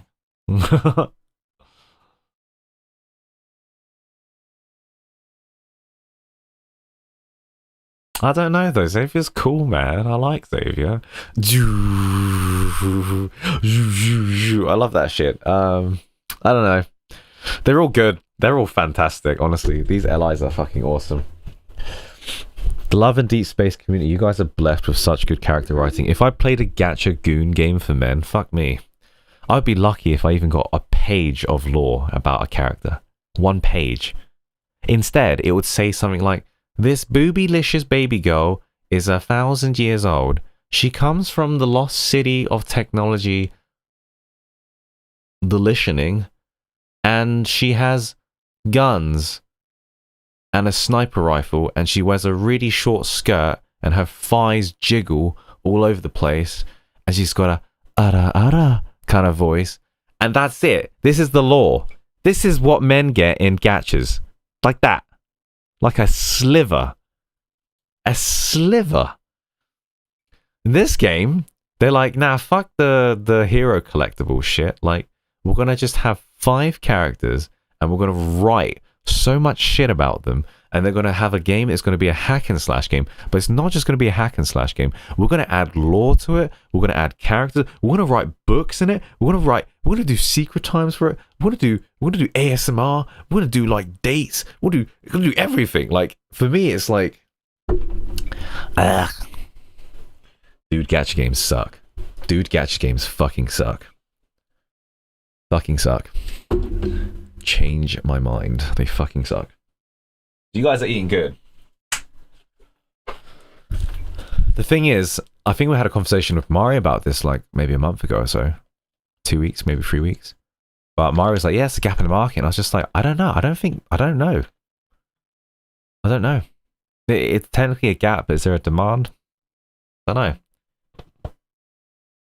I think most Asian people, men, they want the boobylicious. That's it. No more want to fight baddie, fight monster, boobylicious. Because it seems to work. It seems to work.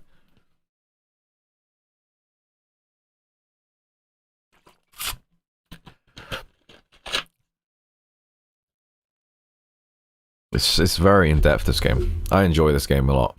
This game's sick. Like, the combat, I actually like the combat, funnily enough. But I don't like playing it on my PC. It lags. And my phone is too small. And I don't like grinding because I'm just tired of that in gachas, to be honest. I'm tired of that. If I'm going to grind, I'll play Path of Exile. Or Final Fantasy 14.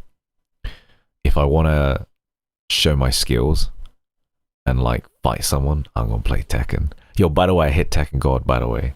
Anyway, yeah, it was brilliant. It was absolutely brilliant, this game. It's fucking good. I am in ecstasy over how great the writing is. I feel like some of the sentences can be improved. Like, sometimes I'm just like, what is that sentence? Like, they just said like forehead twice.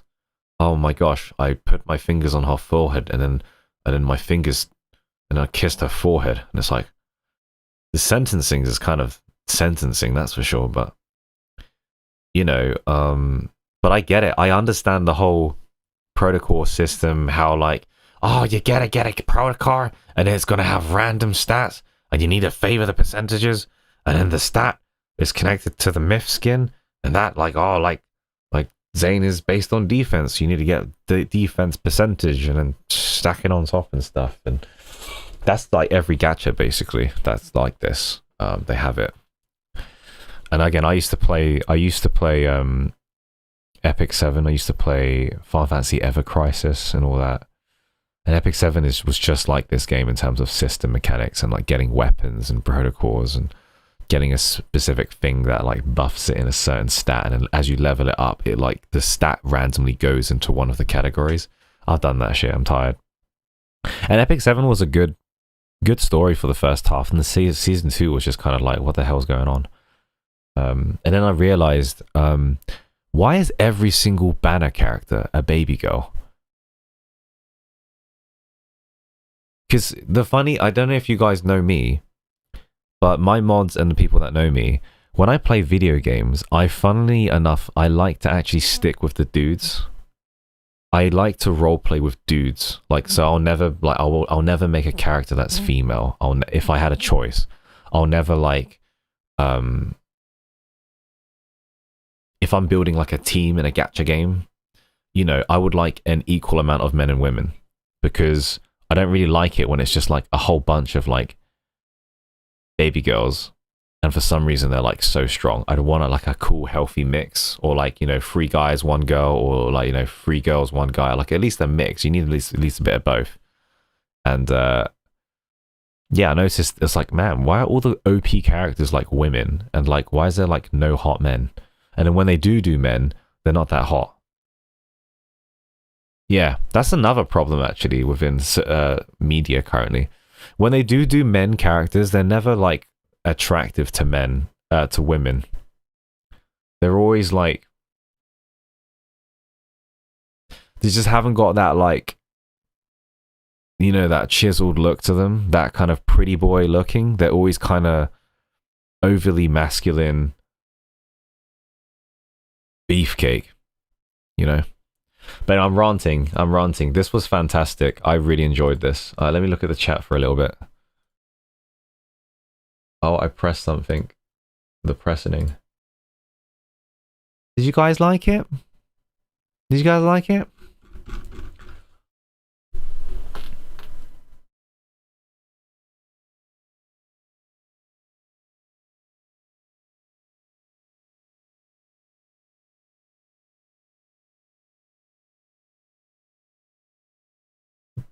Aren't you a Xavier main?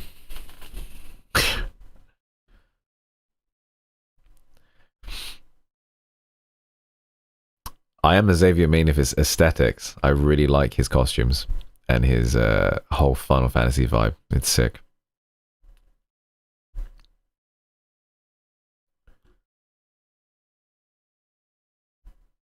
Yeah, the combat's good.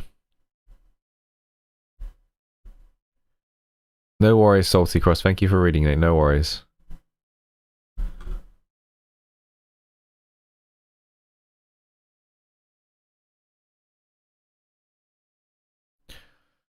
I don't know. I think if they made more lads games like games,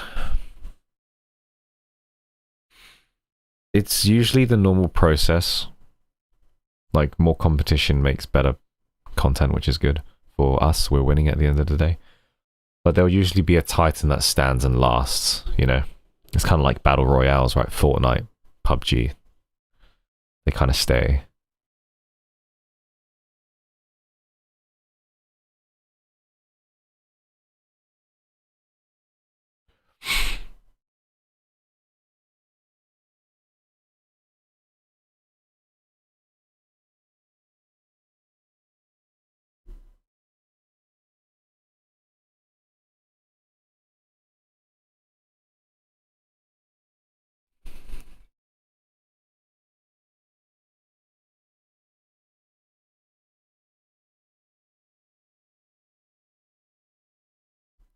You thought they were going to do multis without Wrath? Why would they do that? Because he's not popular? I think he's very popular in China. He's very popular in China. See you later, Mr. Fullbuster.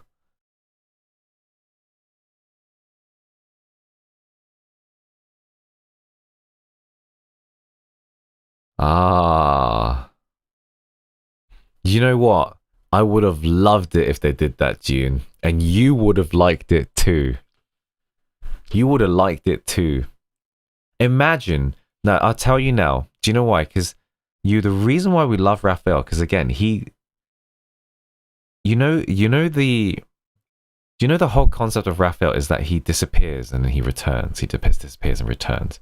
If they ended it where he didn't return, and then the next multi-banner was without Raphael, there would be such an uproar, right? There would be such an uproar. And just imagine the new LI came in, and it's 5 LIs, but not Raphael. Raphael has not come back. Would that not be so cool if they wrote the whole fucking story about it and they built it up? They build it up. They build it up. And just for like, you know, 3 months, I don't know. But they have this new ally that's coming. It gives him a main story update for us to understand and enjoy. But then he comes back, Raphael comes back, and they have this beautiful story. And it's like the 4th myth for Raphael. And I would just say, hey, this is literally the ultimate Raphael, like longing, angst. You had to physically wait for him to come back. Like, that would be incredible stunt. Incredible stunt.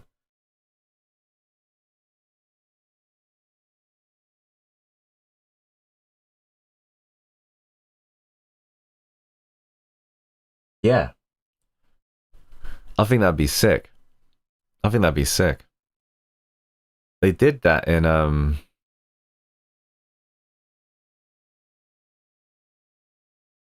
they did that in a game. I can't remember. What did they do it in?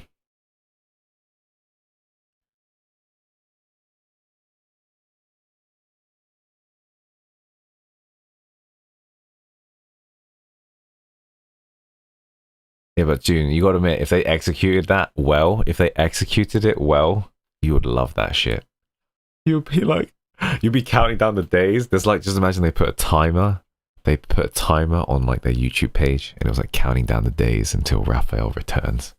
Let's say like in the myth, he's like, I'll come back in 3 months. He just disappears. Biggest PR stunt. Oh my gosh, lads in shambles. The people are gonna sue. They're gonna sue Infold and all that shit. And then they give the new LI goon shit. Ah, terrible PR. And then fucking awesome. Awesome. Ultimate angst, you know? That would be sick. And you get like all the content that you would have gotten for Raphael, but just a bit later.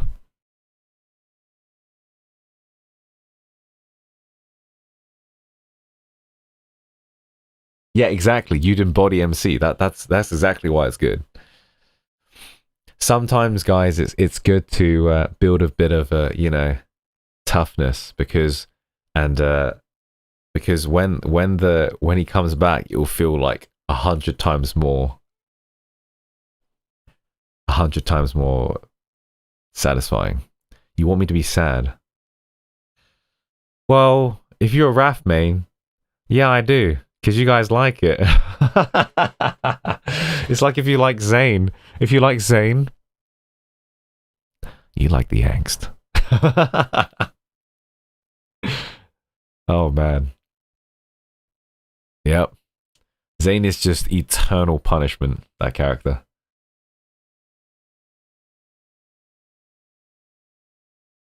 Yeah, Raph mains would literally... I mean, it's impossible, obviously, IRL, but...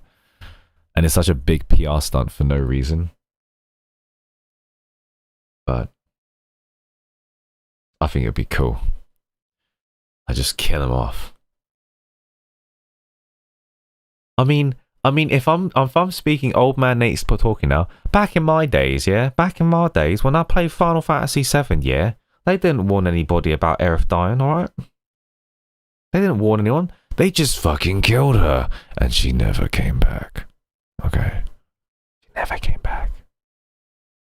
I'm still hurting. Like 16 years later. I'm still hurting. Yeah. One of my favorite characters got killed in an RPG and they never came back. And I always thought, oh, they're gonna come back, right? They're gonna come back, right? This is a fantasy game. They're gonna come back, right? That's cruel. But people didn't uprise. People did not go suing the company. They were just like, this is really good story writing. Anyway.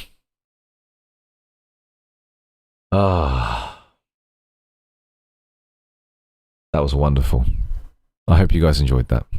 Thank you for listening to me rant, but I thoroughly enjoyed this update. I was very happy with it.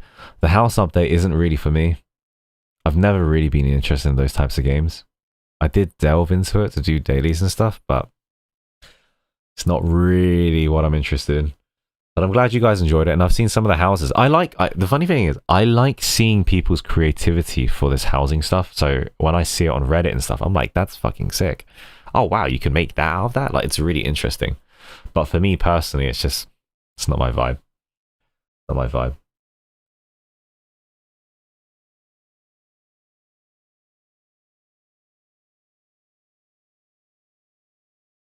Yeah, if they did that with one of the allies, the angst would be bigger and more meaningful. Exactly.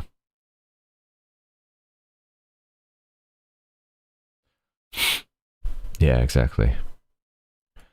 Well, I thoroughly enjoyed that. If you guys don't follow me or subscribe and you're a viewer here right now, then please follow, subscribe, like, do all the shit you need to do. And if you like to hang out, talk to me, talk to other people, then we are very, very, very present in the Discord.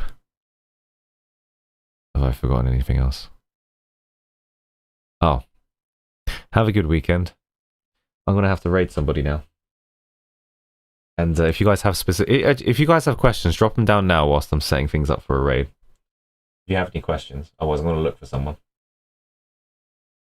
But yeah, I'll be watching the Tekken World Tour tomorrow with Mari in the Discord.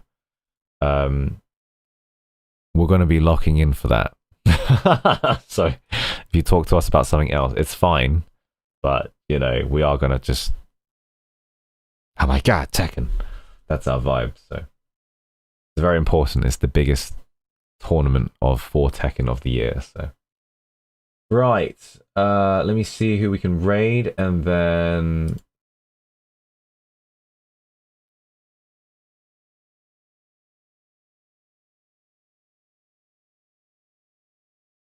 Wow, there's some other people that I've never seen before. Okay, well, I've kind of got the page up. Let's see if there's any questions. Not a Sims fan. I did play Sims. That time has gone and passed. Thank you, Nate, for the voice acting and crying with us. No worries. I appreciate you understanding me as well. Thank you. Didn't Caleb leave for a year? He did, but he wasn't really in LI. But see, Caleb wasn't even in LI, and people were longing for him for so long. Imagine that. What is the Discord link? There it is. Thank you, Mario. I appreciate you. Yeah, we're gonna raid. I don't know who they are. Actually, let me check if there's any of my buddies. If any of my buddies are. Oh, Shaname, thank you. Wow, thank you so much. I appreciate you, Shaname and Deep, for the 1 month subscription, baby go. Thank you, darling. I appreciate that. That was really nice of you. Thank you.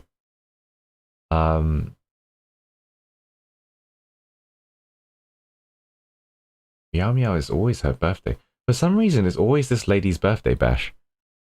This Twitch streamer that I've raided, every day is like her birthday bash. I'm like, how, bro? How?